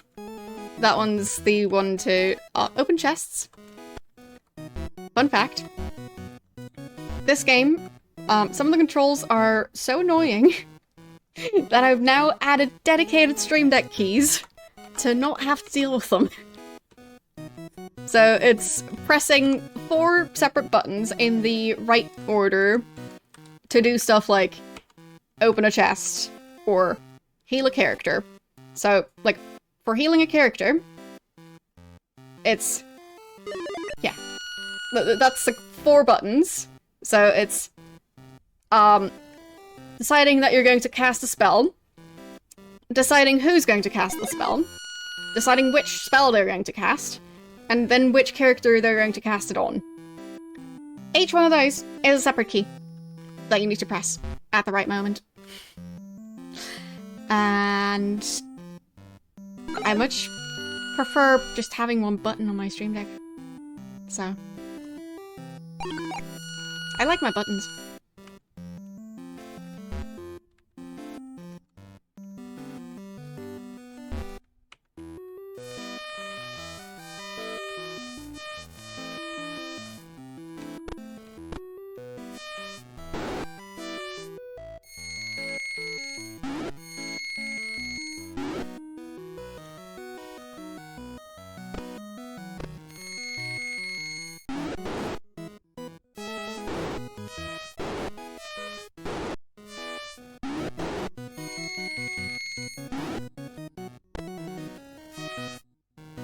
Yeah, we're currently exploring a dungeon that's, in the middle of a forest. It's on the main island, but you can't really see it. And, like, you need to know where it is to be able to find it, kind of. Otherwise, you're just going to wander around the forest for who knows how long before you maybe find it, if you're lucky. I was wandering around that forest for a while, and I looked up a better map online, and that's how I found it. But I think there might have been a map ship for this game, I can't remember.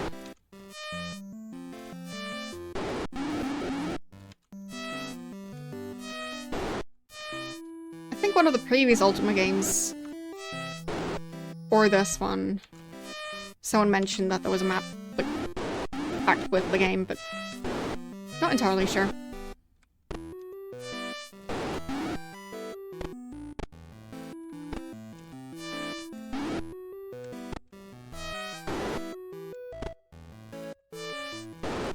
There we go.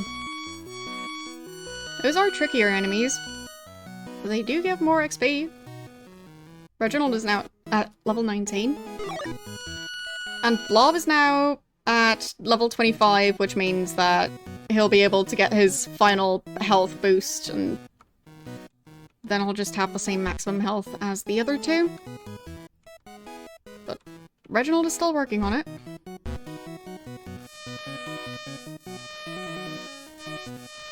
Oh yeah, true. Blob, we need to definitely heal him. Good point. Reginald is not super high on magic points right now, so I'll probably just try and sit in a corner somewhere and wait for Reginald to get his magic points back. And then just go back to the surface. Because we have a lot of healing to do.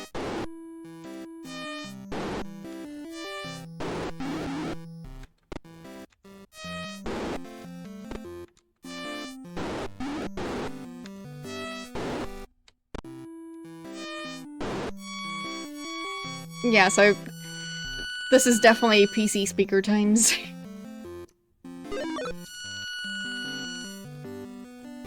But it makes great beeping sounds.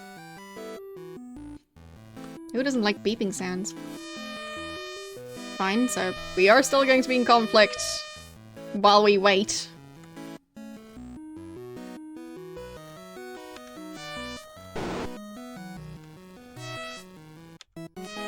Right. We don't actually reach yet. No.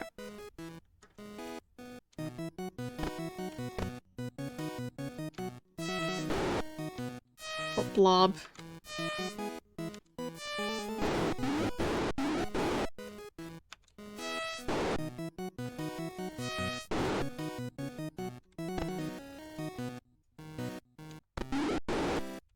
There, blob, get out of the way.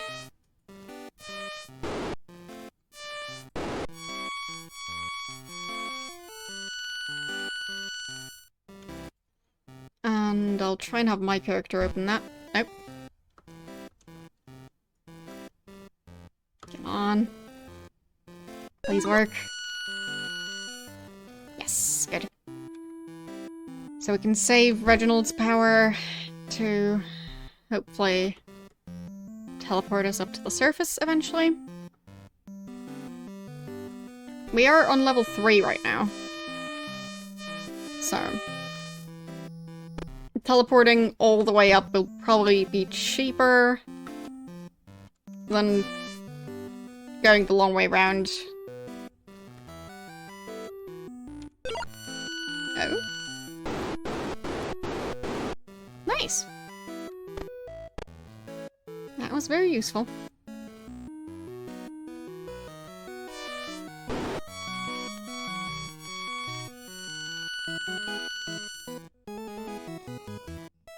And my character can cast it again. Good. Awesome. So 35 is enough to cast Cure, and then 40 should be enough to go back to the surface, I think. Okay, so cast by Reginald, and the spell is Eye. There we go. Save. Now we go back out of the forest and hope that we don't get attacked by everything. Okay. Seems good for now. Alright. I think we did it. Oh, okay. There is combat coming up. But we've got time for now. So, we'll have to heal Blah a bit. I do want to try and go into the other dungeon that allows us to heal easily. But I think before going there, I want to increase the maximum health for Reginald and Blob again. For Blob, it's going to be the final time. But Reginald still has some XP to gain later on.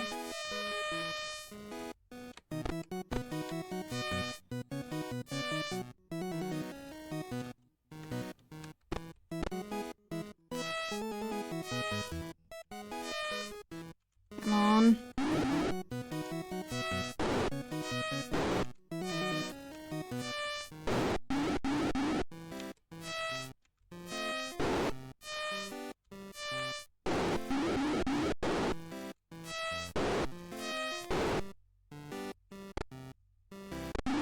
I do wonder just how much money we're going to have after collecting it all with the same character and after selling all the random items we've gotten. Because we did pick up quite a bit of stuff.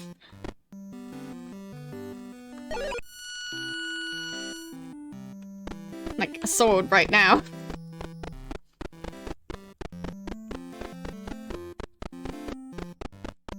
Okay. I'll go in here first to deal with the maximum health upgrade.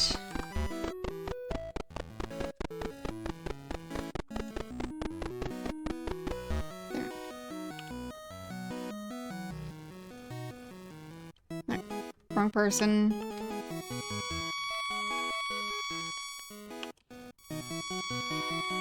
And I think another one. Yes. No, he's done. Yep. And Blob. Not sure how many it's going to be. Okay. So, Blob is done now. And Reginald still has 6 levels to go. But he'll just have to keep on leveling. Yeah, I know. It does sound a bit mosquito-esque.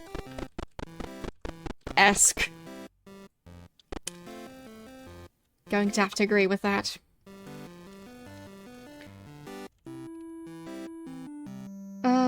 Over 1,000 gold. Nice. And that's without having sold everything. Time to go sell things.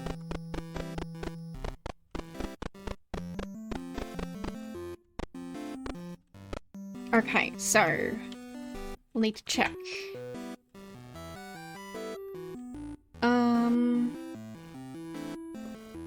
Okay, so my character has an additional sword and an additional axe. Okay.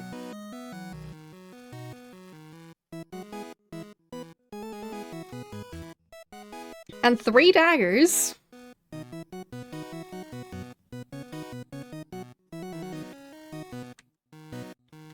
And cloth armor. Okay. And Reginald. He's using a mace and chainmail. He's got sword, an axe, and 2 cloth. Okay. Making reverse shopping lists. Because, well, a selling menu? Who needs that? We just have text. So, Reginald. No, we don't want the list. We want to sell. And we want to sell 1 sword, 1 axe. So there, that's the axe. And the sword is G? Yes. So now quit. Thank you for the follow. And then my character is going to transact. And we want to sell 3 daggers. So 1, 2, 3. And then the axe, which was E. Okay. And then the sword, which was G. There. Now we quit, and we re-equip our weapons. Because that's a thing I need to do every single time. Mace is D? No. C.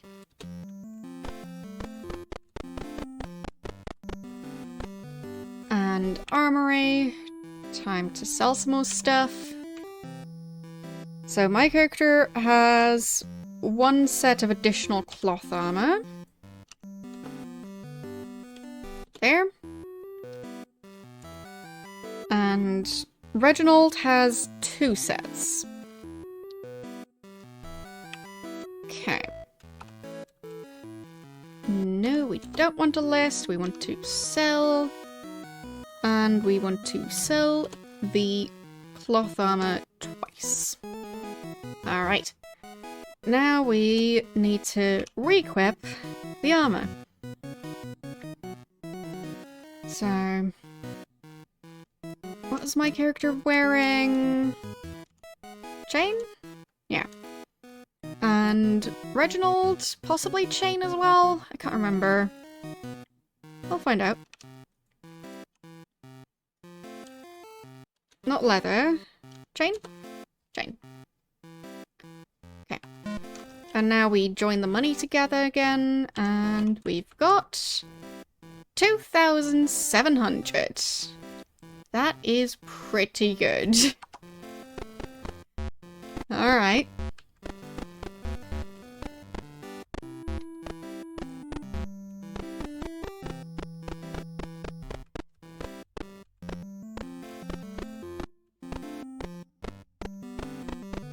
Yeah, and they weren't even that great, the items we were selling.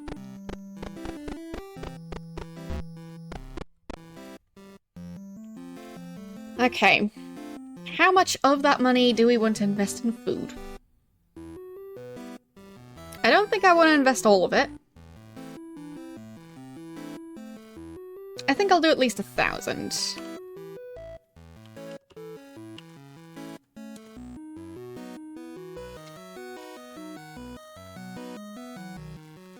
But should I do more? I think I'll do another 1,000. Because it just means we won't have to worry about food for a while. Which is going to make other stuff faster to deal with. So it's going to be 500 food each.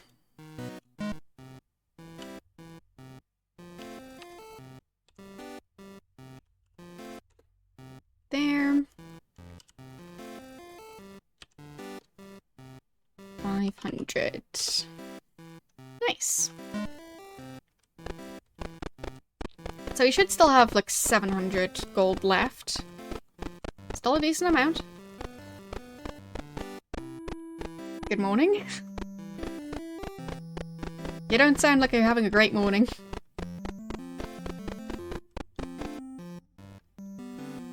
Okay, so we haven't healed yet. At least not that much. But I'll heal a bit more before we face the other creatures and before we go into the dungeon.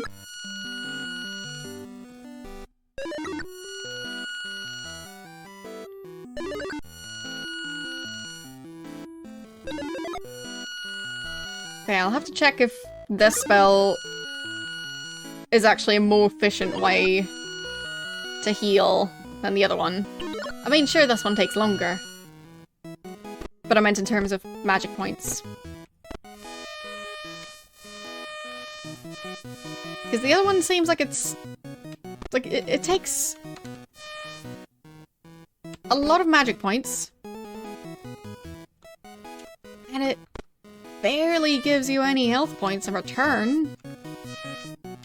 Like, I think it takes 5 times the amount of magic points or something.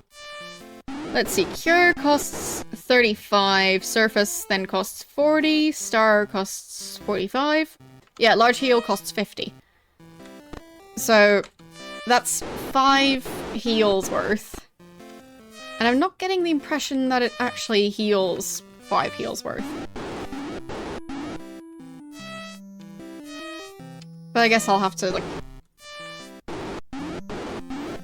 try and analyze that a bit.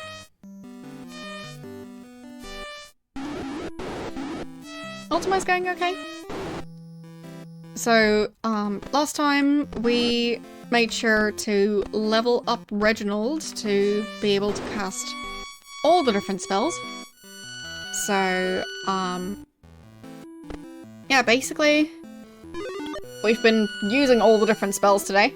Except the, like, the fanciest of spells, which are the ones for, when characters die, because nobody has died today, so had no reason to use that. Yeah. So we've been using the spell to map out an area, we've been using the light spell, we've been using the large healing spell, the destroying spell, so that's like a spell that, like, attacks several enemies at once in combat. We also did the banish spell, which only attacks one enemy in combat, but it's a ranged one. That's pretty decent. We used the surface spell, we used the cure spell, which we already have previously. But yeah, we used so many different spells today. Thanks for organizing the Discord invite, by the way. But yeah, it was definitely worth it to level up Reginald's magic to this point.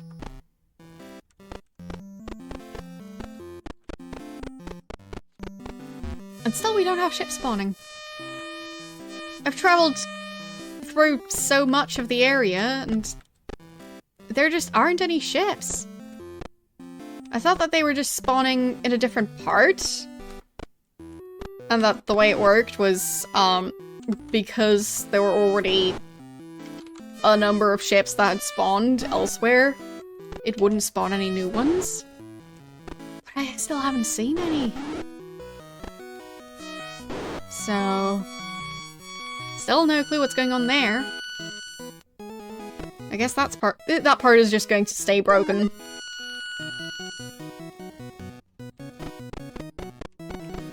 So, presumably just how it's going to be. So, haven't saved the previous map yet. I'll do that.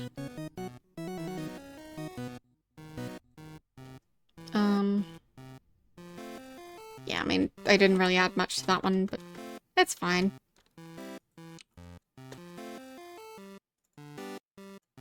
Okay. Back to looking at the Better World map that I looked up. So there was still at least one dungeon that I hadn't checked. The one I did in the forest, I mean, bro, I still haven't done the thing where I heal back up to full. I should do that. I'll try and focus on that first and then look for another dungeon. Because we need that healing.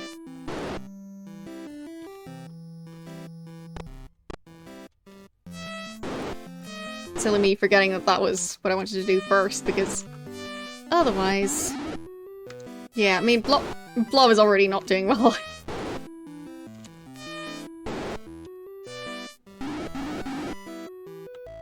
Blob, just take a step back. Yeah, actually, let's just switch places. The ranged units are going to have a much easier time surviving this.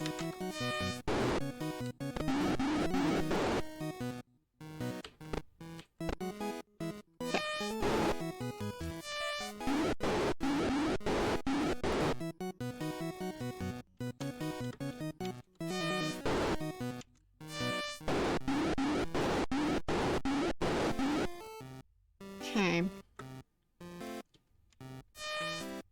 And the nice thing about the ranged units is that they don't usually get much damage to begin with, so their health was quite high. And I think... I can't remember if Violet is wearing plate armor or not. I'm not sure if we ended up being able to afford that.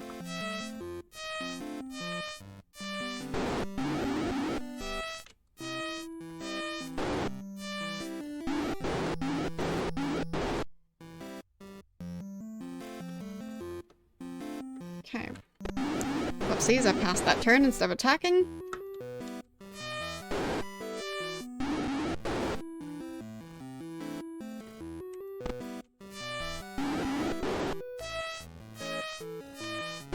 There, just keep attacking.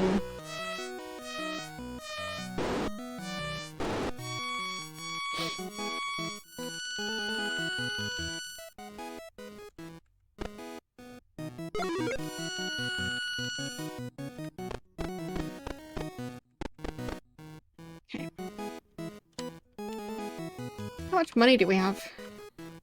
800? Very good.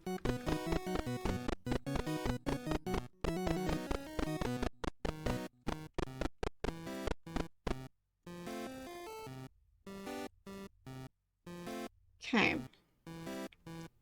Let's ignite that torch. And then... I mean, we'll still navigate the dungeon. There's still money to be gained from this. And we can always use money.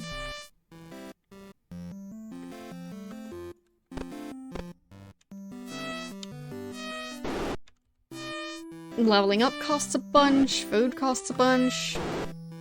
If we ever want to upgrade armor, that costs a lot. So.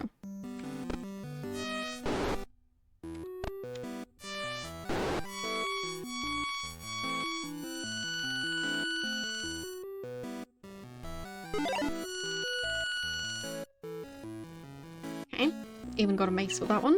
Good.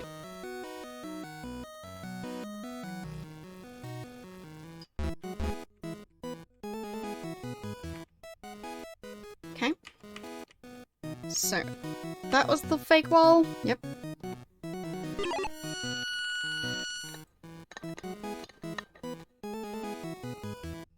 Turn around. And back out again.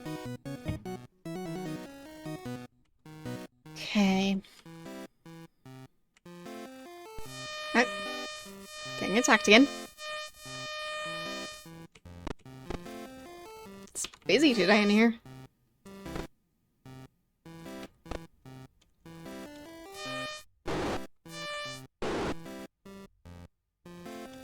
Just want to get my usual chest and leave.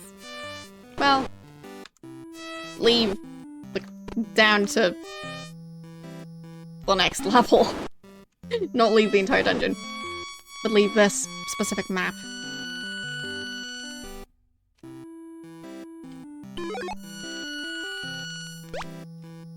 It's not like the monsters follow you between the different levels, so.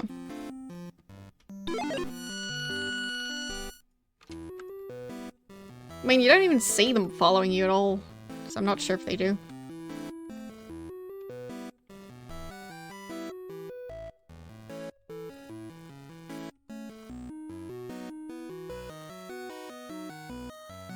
Okay. Where am I trying to go on the map? I think southeast.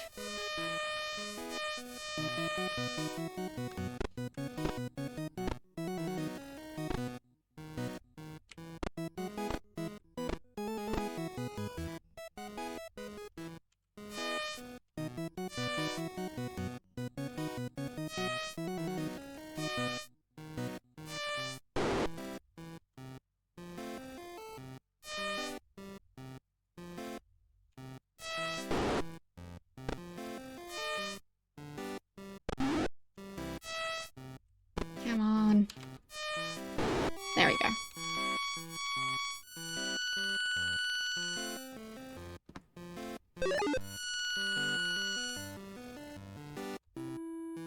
So... yeah, made it to the spot.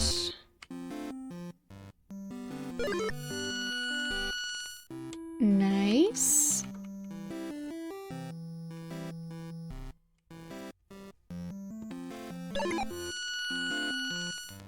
And the other one.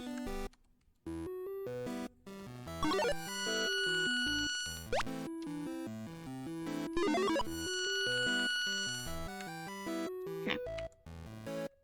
So now we're gonna go for the ladder down.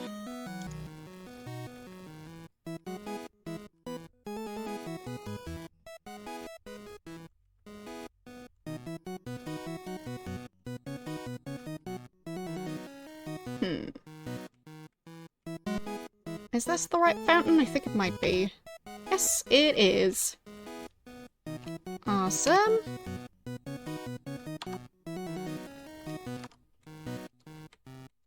So everyone's doing great again.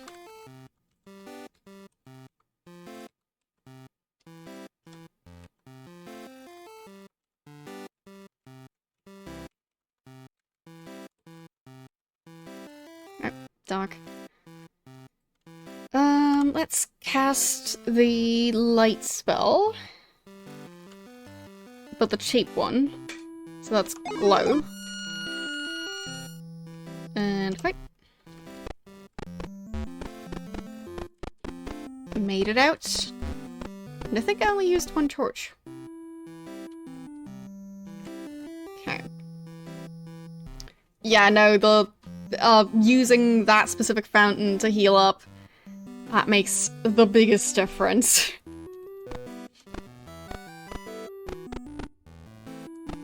It's definitely worth doing that. So... have we joined our money together yet? And if so, how much do we have? 1,184. And how many additional items do we pick up again? You didn't get anything new? And my character got an additional mace. Yeah, we don't have to sell that yet. So... now I wanted to go for the other cave. So there's supposedly one up here. Yeah, that one. Yes. I think I've seen it before, just haven't really explored it. Okay.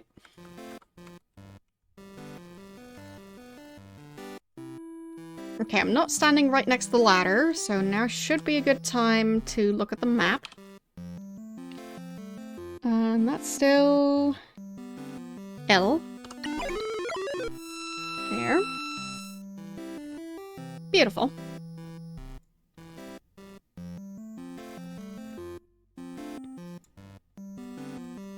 There, I've got my screenshot. And I'll make sure to save it.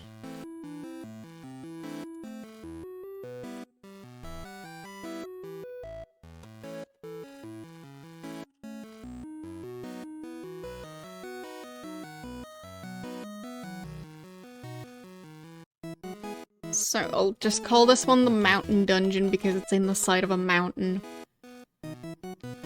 It'll probably be very confusing to myself later on, but I'll just be able to look at the different maps and match it up.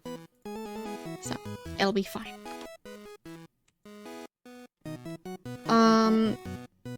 There's Misty Riding. Darden's Pit. Who's Darden? Okay. Let's go this way.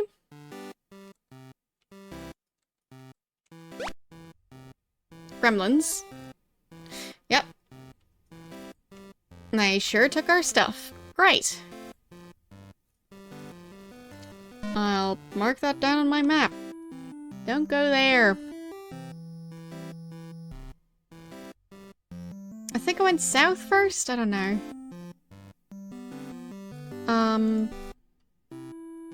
Either way.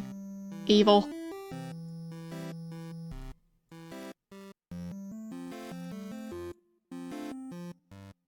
I'll probably have to check the other side too. Fine. Okay. Oh, okay. Zombies. Sure. Didn't expect them to join the party.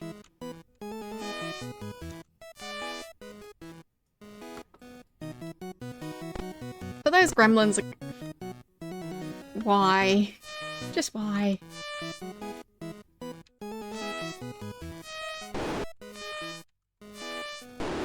I feel like similar to the wind, those are... I mean, they're not quite as annoying as the wind. But I just feel like they don't add anything positive to the game.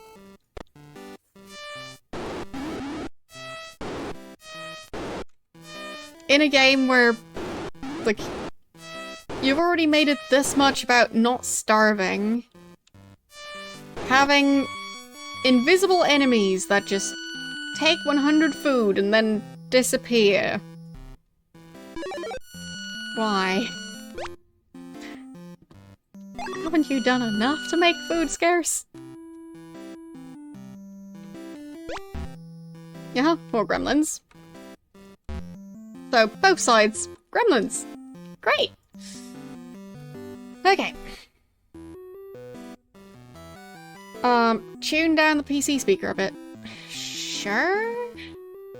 Like, what I can do more easily than that is, I can turn down the game volume in OBS and turn up the music. Because there's no audio options in the game, of course. So, I'll do that. There. And...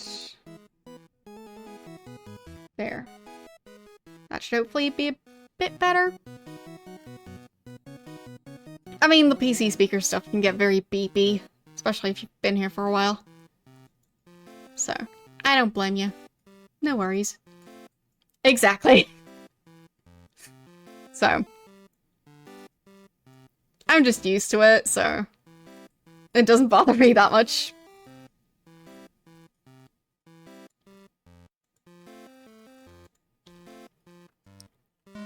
But, like, if you're just lurking and you just hear all the beeps, I get that. Okay. So... there's supposed to be a secret passage somewhere around here. This doesn't seem like the right spot.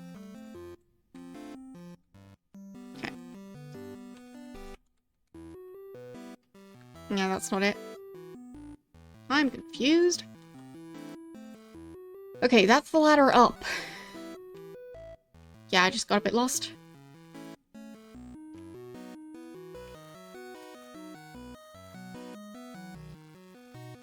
Okay.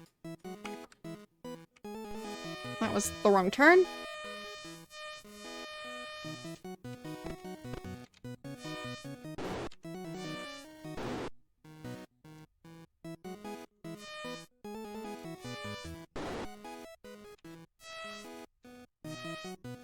But speaking of stuff getting a bit repetitive, I'll also make sure to change the track in a second. I'll try and do it after this fight.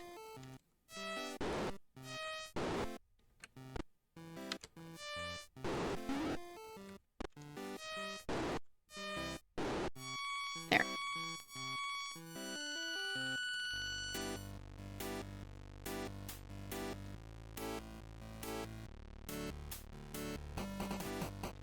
Medieval loop music. I guess it could fit? But I guess, like, in,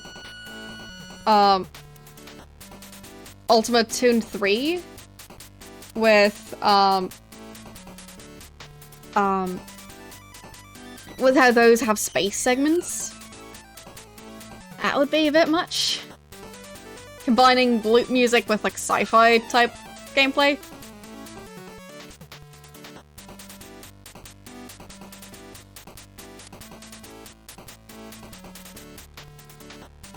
Okay, so it's supposed to be here. Or here. Yep, right there. Okay, so...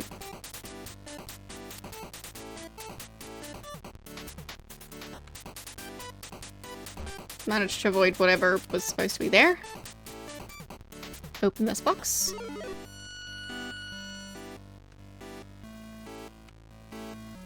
Open that box.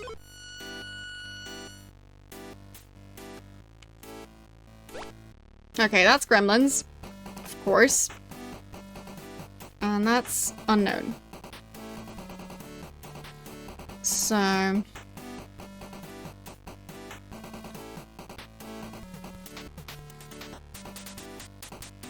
I'll mark the chests that I found. And I'm guessing the other thing was just a trap, not gremlins.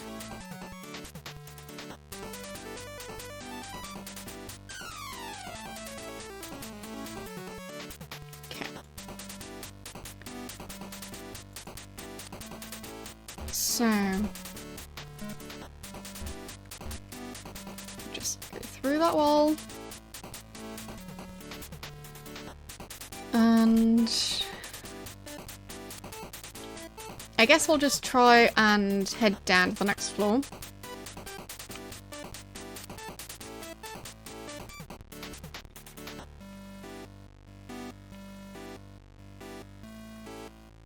So that would be this way. And then... east. Through here. Down the ladder. Right. Now we have this mess. Of course.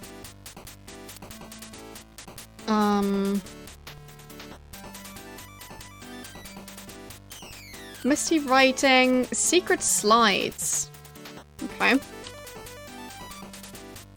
Strange wind. Dang it. Of course. Strange wind, strange wind, strange wind. Yeah. Okay, we managed to retreat. Let's... I guess we can cast the light spell to not, waste a bunch of torches. Glow. That's D.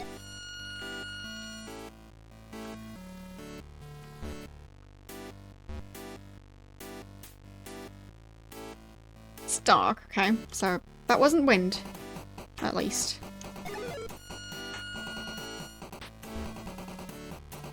Climb up. Wait, what? Okay, we found a trap. Right. I'm so confused. Let's just light a proper torch, and we are in combat.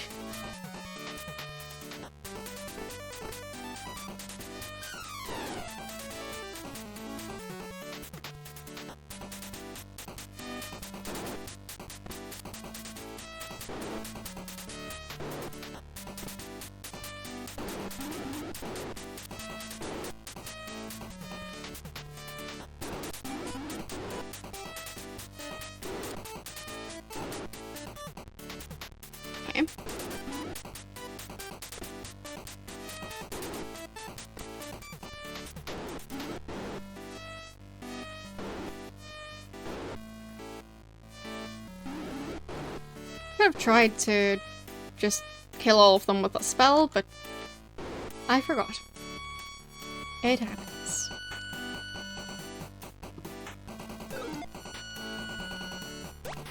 And that failed. There we go. So... I'm not sure where we are though. This looks like a separate level that I haven't seen before. Which makes it even more confusing. Because then there's two first floors on that one. Well... fine, maybe I just went up the wrong ladder.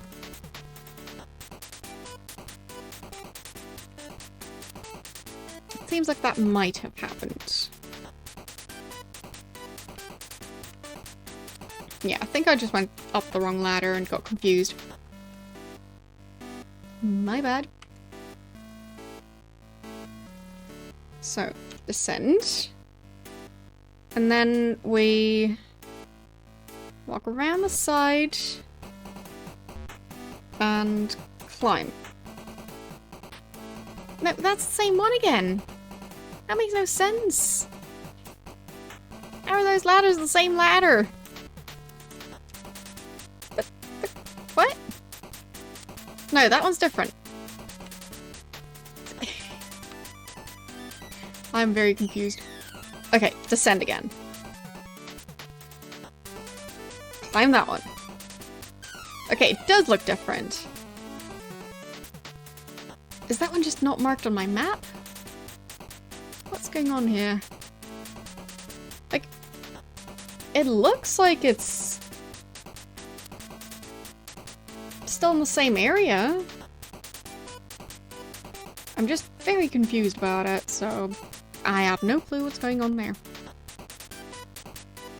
So let's climb back down. And then just stand here. Or between the ladders. No, not in the middle. That's the wind. Dang it, I forgot about that. Okay. Retreat. Now I can ignite a torch again. Okay. Don't stand there. And cast the map spell.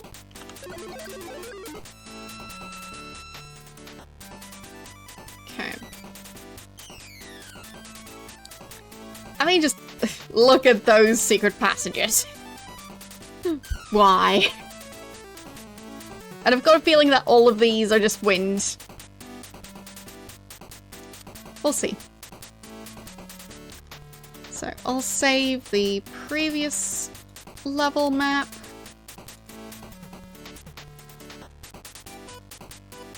With all my notes. And time to take a new screenshot.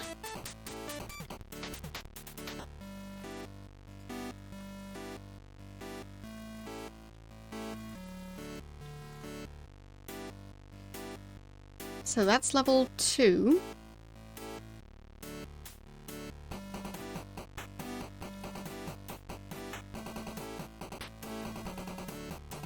Of this specific dungeon. There. Saved it. Okay. Let's do this.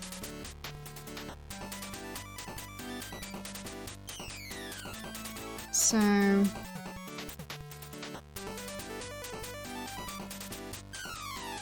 could go south. Through here. And then this way through the fake wall. To get my loot.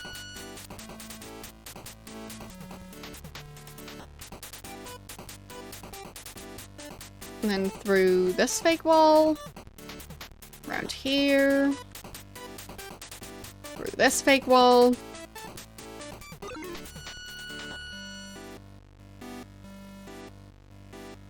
And then back.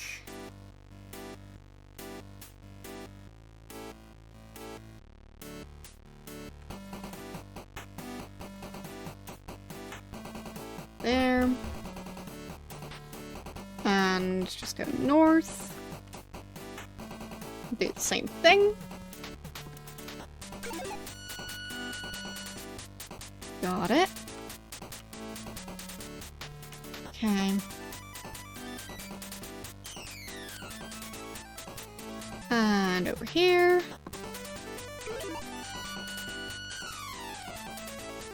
Nice. So I got a bunch of loot from those.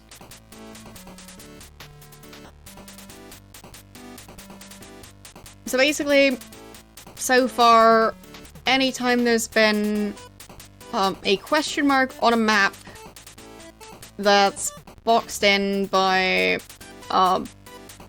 walls or, well, walls and fake walls. So if it's just question mark and walls all around with fake walls being the access points, it's always been a box. So that's pretty nice and predictable.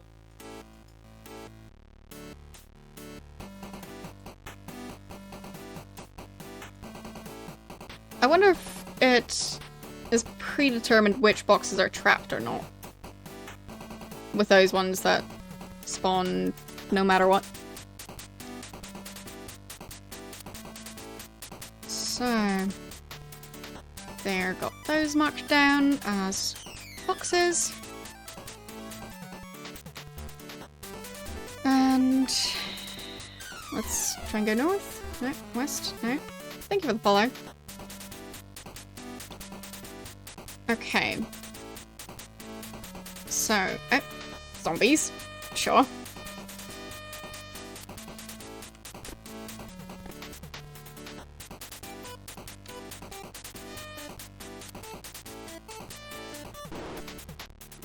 Let's see, can we cast the spell? Yes. There. Dealt with them.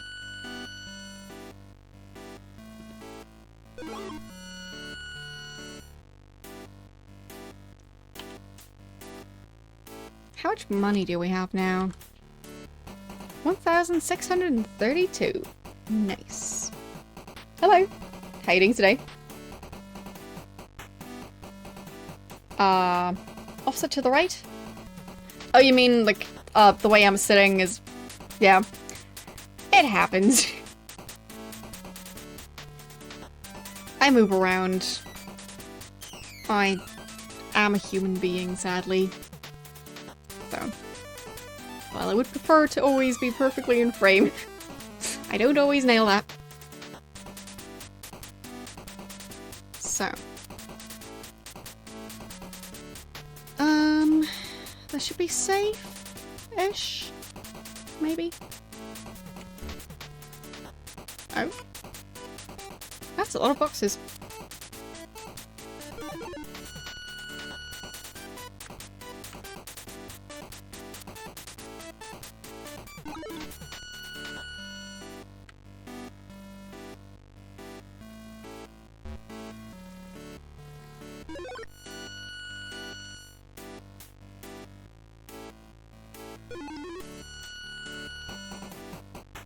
But yeah, I've been sitting here for like 5 hours straight, so I do move around a bit.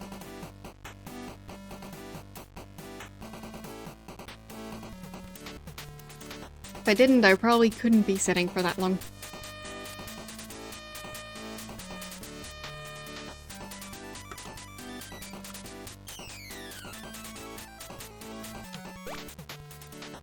Didn't work this time.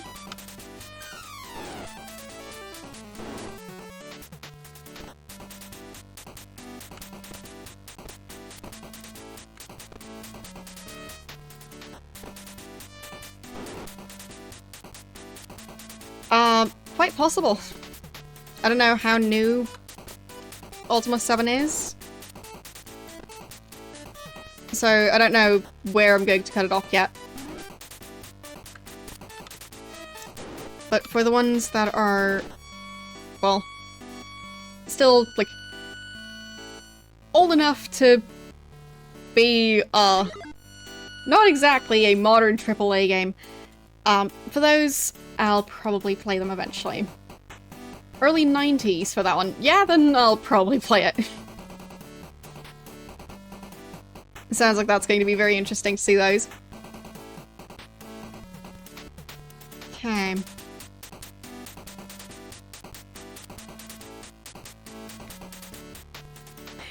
Let's see.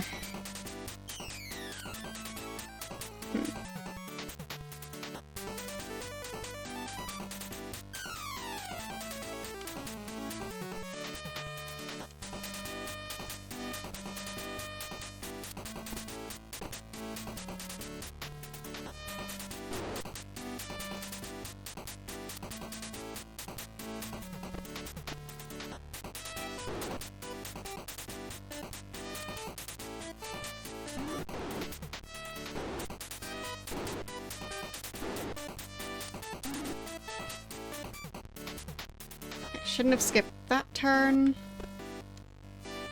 But it's fine. Like, with these... there's not really that much strategy. If I miss some shots because I was aiming at a wall, it's fine.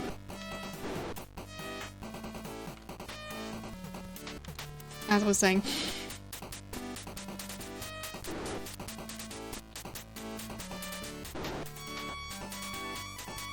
As long as some of them are doing damage. Whatever.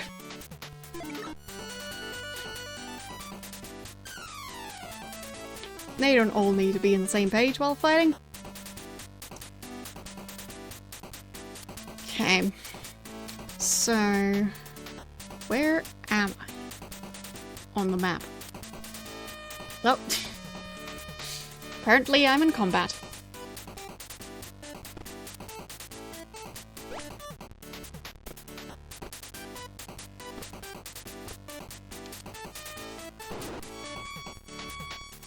I am no longer in combat. It's so silly that my character is now level 43.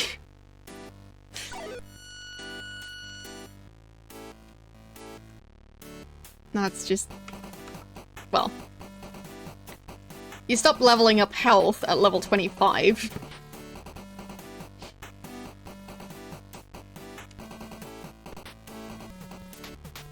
And we still have a character who's level 19. So it's not exactly balanced for, leveling your mage characters. Because they won't be as efficient at killing in melee combat, and, well, Cleric especially doesn't really have that many skills that are actually useful in combat. So, they're just kind of a healer.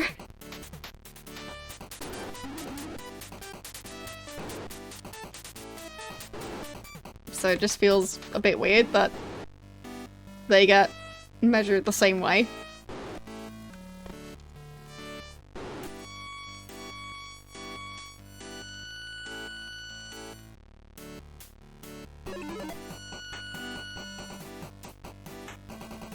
So we've had two characters who had their food stolen twice by gremlins. I guess I might as well hand stuff around to even that out again. There. And from 2 to 1. Okay. Maybe there's some sort of pattern to who gets their food stolen. Or maybe the gremlins just stole 200 food that time. Okay, so we're back down here. Fine with that.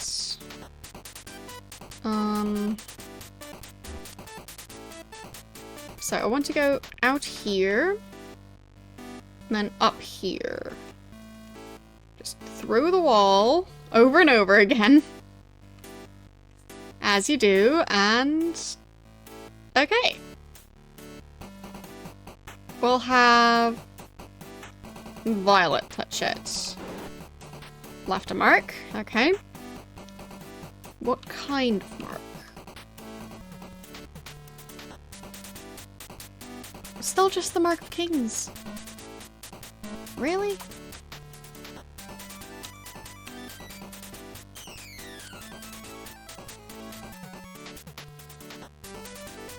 Apparently just the Mark of Kings. Okay. So I guess the other marks are just something else entirely.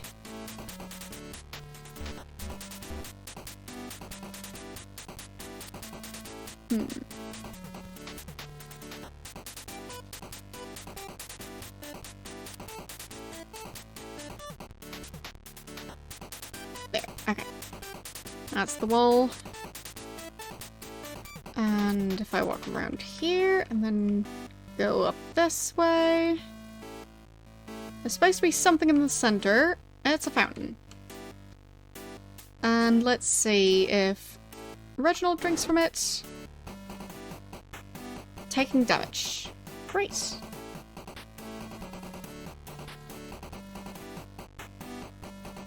At least it wasn't poison. So...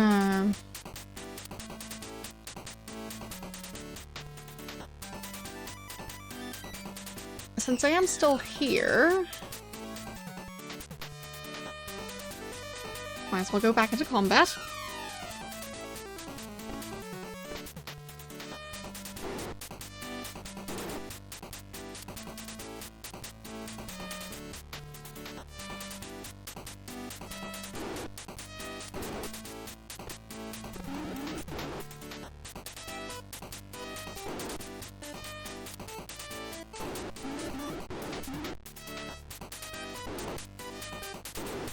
There. And... okay, that's how they're going to move. Sometimes the way the AI decides to move is a bit unpredictable.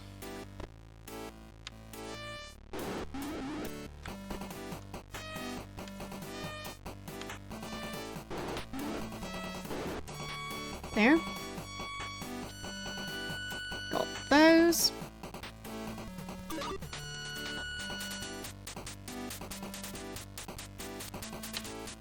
We must have quite a chunk of money now. Yeah, close to 2,000 again. Nice. Exploring like this is surprisingly lucrative. Okay, so we want to go through this door.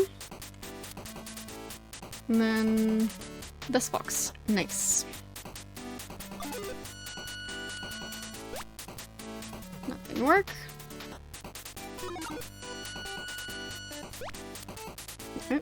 Still nothing. Come on, Reginald, you can do it. There. Got my money.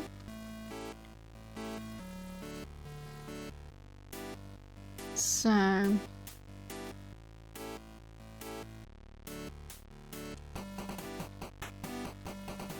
I'll make sure to mark the stuff I've learned on the map.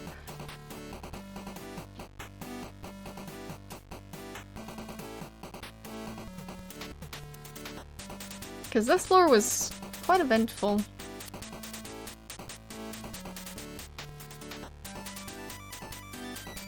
So we had a room with 4 chests, and we had another 4 chests on the outskirts of the room.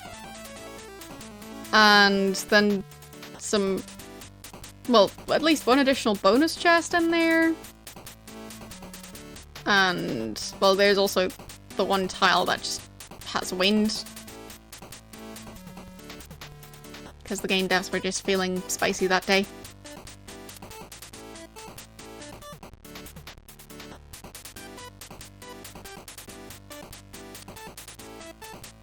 Okay. Thank you for the follow.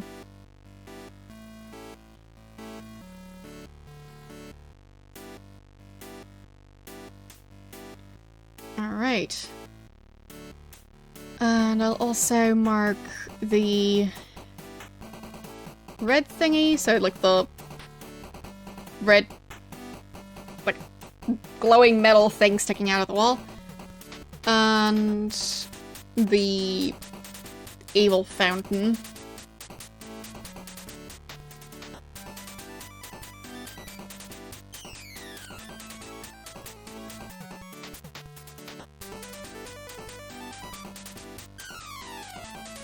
There. I'm having such issues drawing stuff with a mouse. There. Good enough. So...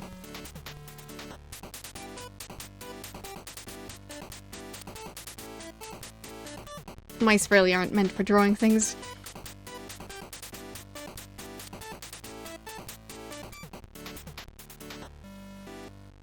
Let's see if I can make it out here without looking at the map and without having Reginald just cast the spell to do it.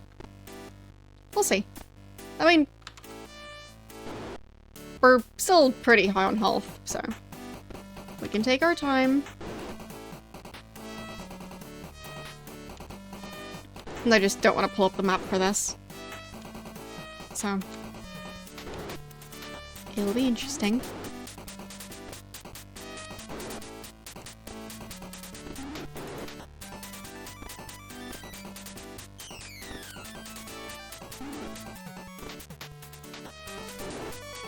There.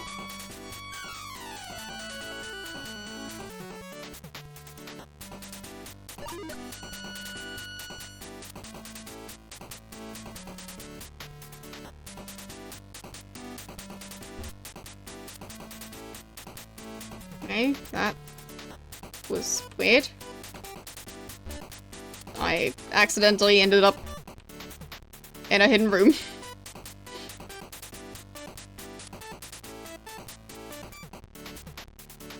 And it's dark.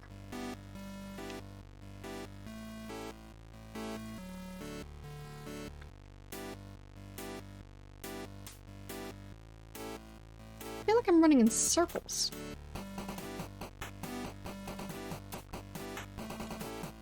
Should probably look at the directions I'm going in.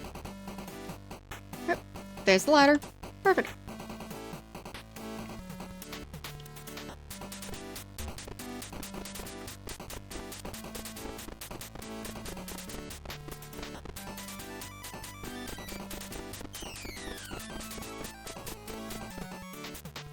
So, how much gold do we currently have? 2,040. And let's look at additional items. So, Reginald has a mace and chainmail that he actually uses. And in addition to that, he has an axe and leather armor. So that's what we want to sell. So I'll make a new list.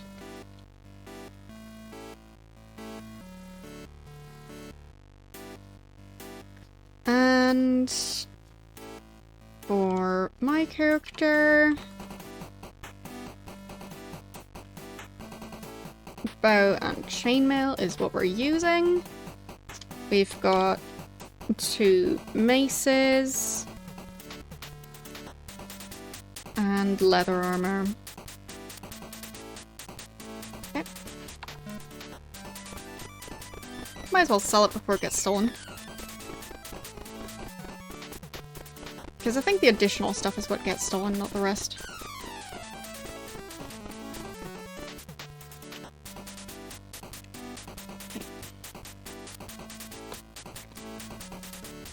We want to sell, and maces are C. There, got 2 of those. And Reginald, sell your axe.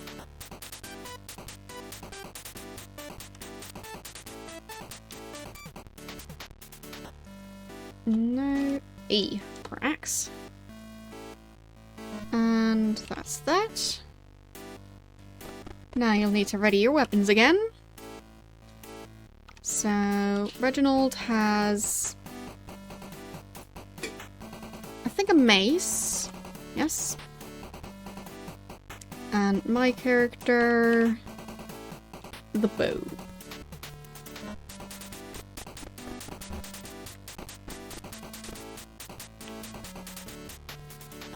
Okay.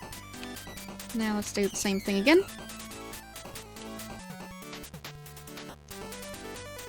And both of them want to sell leather armor.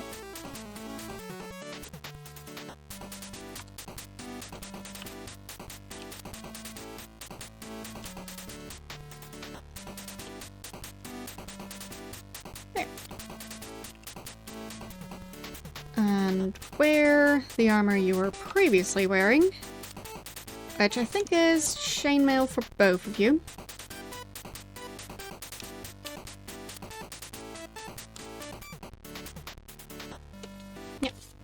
There we go. And put all the money in one bag, and we've got 2,615. Nice.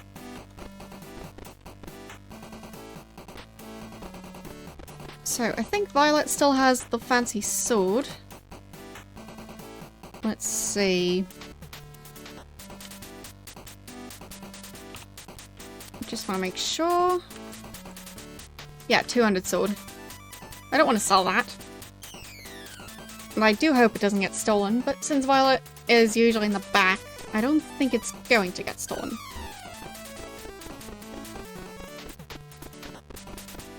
So I think the characters in the back are the safest ones to carry the expensive stuff.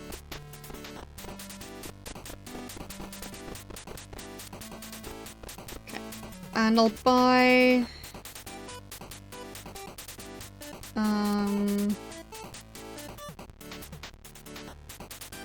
let's do 200 food each to get everyone back over 1,000.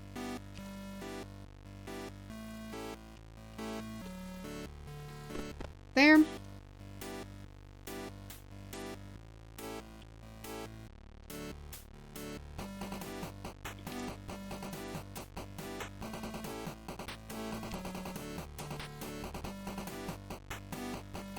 And last one. There we go. Ready for more adventures.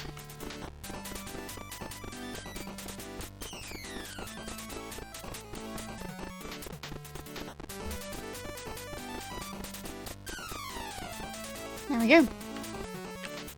But those adventures are going to have to wait for another time. Because my voice is getting quite tired. I spent a lot of time talking yesterday, so yeah. It's just time for me to call it a stream for today. So let's get rid of that music. There. And switch over here. Already saved in game, so that's fine. Alright. But yeah, it's been fun. We made quite a bit of progress. We're mainly mapping out dungeons, but still. It's something. I think next time we might end up looking at a walkthrough to see where I'm supposed to look for the different marks. Because I thought the other marks I was supposed to find were going to be similar to the Mark of the King. So, there's also going to be random hot pieces of metal that I touch in a dungeon, but there wasn't. At least, the other ones, they all show up as the Mark of the King. And I feel like it should show up as different ones. So, I'm not sure where I'm supposed to get the other ones. Yeah. We'll have to find out. But there's that. Regarding the schedule, here's the new one. So, XCOM, we are building, a bigger spaceship. Or submarine. Yeah, so we're building a bigger, spaceship to replace the Barracudas, currently. And, soon after, we should be able to build a bigger spaceship to replace the Triton. So at that point, we'll have a probably bigger crew going on missions. Might even have tanks. So that's going to be interesting. And in terms of manufacturing the ship, I'm also working on speeding that up. In Disco Elysium, we made quite a lot of progress yesterday. It feels like we might be finishing the game next stream, but I don't know yet. I'll just have to find out. And yeah, Ultima 3, as I said, I thought the Mark of the Kings would be similar to the other marks, but maybe they're just all completely different. Maybe I need to find the other marks by trying to talk to skeletons after I've already defeated 7 other skeletons on that screen during combat. I don't know. Maybe it's something super random like that you just wouldn't randomly, try and do. So, I'd rather look it up than, risk just spending an entire year trying to look for it. So, yeah. Thank you for pulling up the socials. Twitter and Mastodon is where I post my schedules. And Instagram is for random pictures when I feel like it. And the thanks bot for adding to the wall of stuff. Yeah, and the two YouTube channels, one of them is where I put my VODs, and the other one is the collab channel I run with Golem. The most recent video was a co-op platformer that we played together. As some of you know, I'm great at platformers, so yeah, it's always a good choice to rely on me when there's a co-op platformer. Anyway, we had a lot of fun playing it, so would recommend checking it out. And let's see who we're going to raid.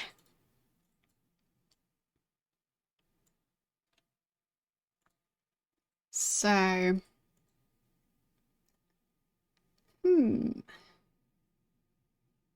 who do we go for?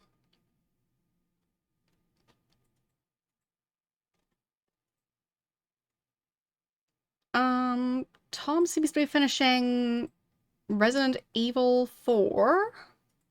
Interesting. Well,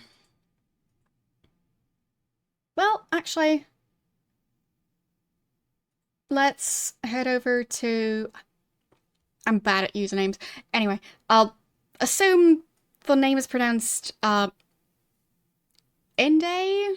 Like, I'm not entirely sure. Either way, we've been over there before. I'm just bad at names, so sorry about that. They're currently playing Gabriel Knight, the first one, and I like that one. It's probably my favorite from the series, and why not? So, not sure if it's a first playthrough or not. We'll probably be able to ask. So, thanks for watching, and I'll see you guys on Thursday with, well, sure, the second one is also fun, but I think the first one is just the best one in terms of, like, being a good point and click. The second one is iconic, but not necessarily good at being a point and click. Anyway. Thanks for watching. I'll see you guys on Thursday with more XCOM. Bye!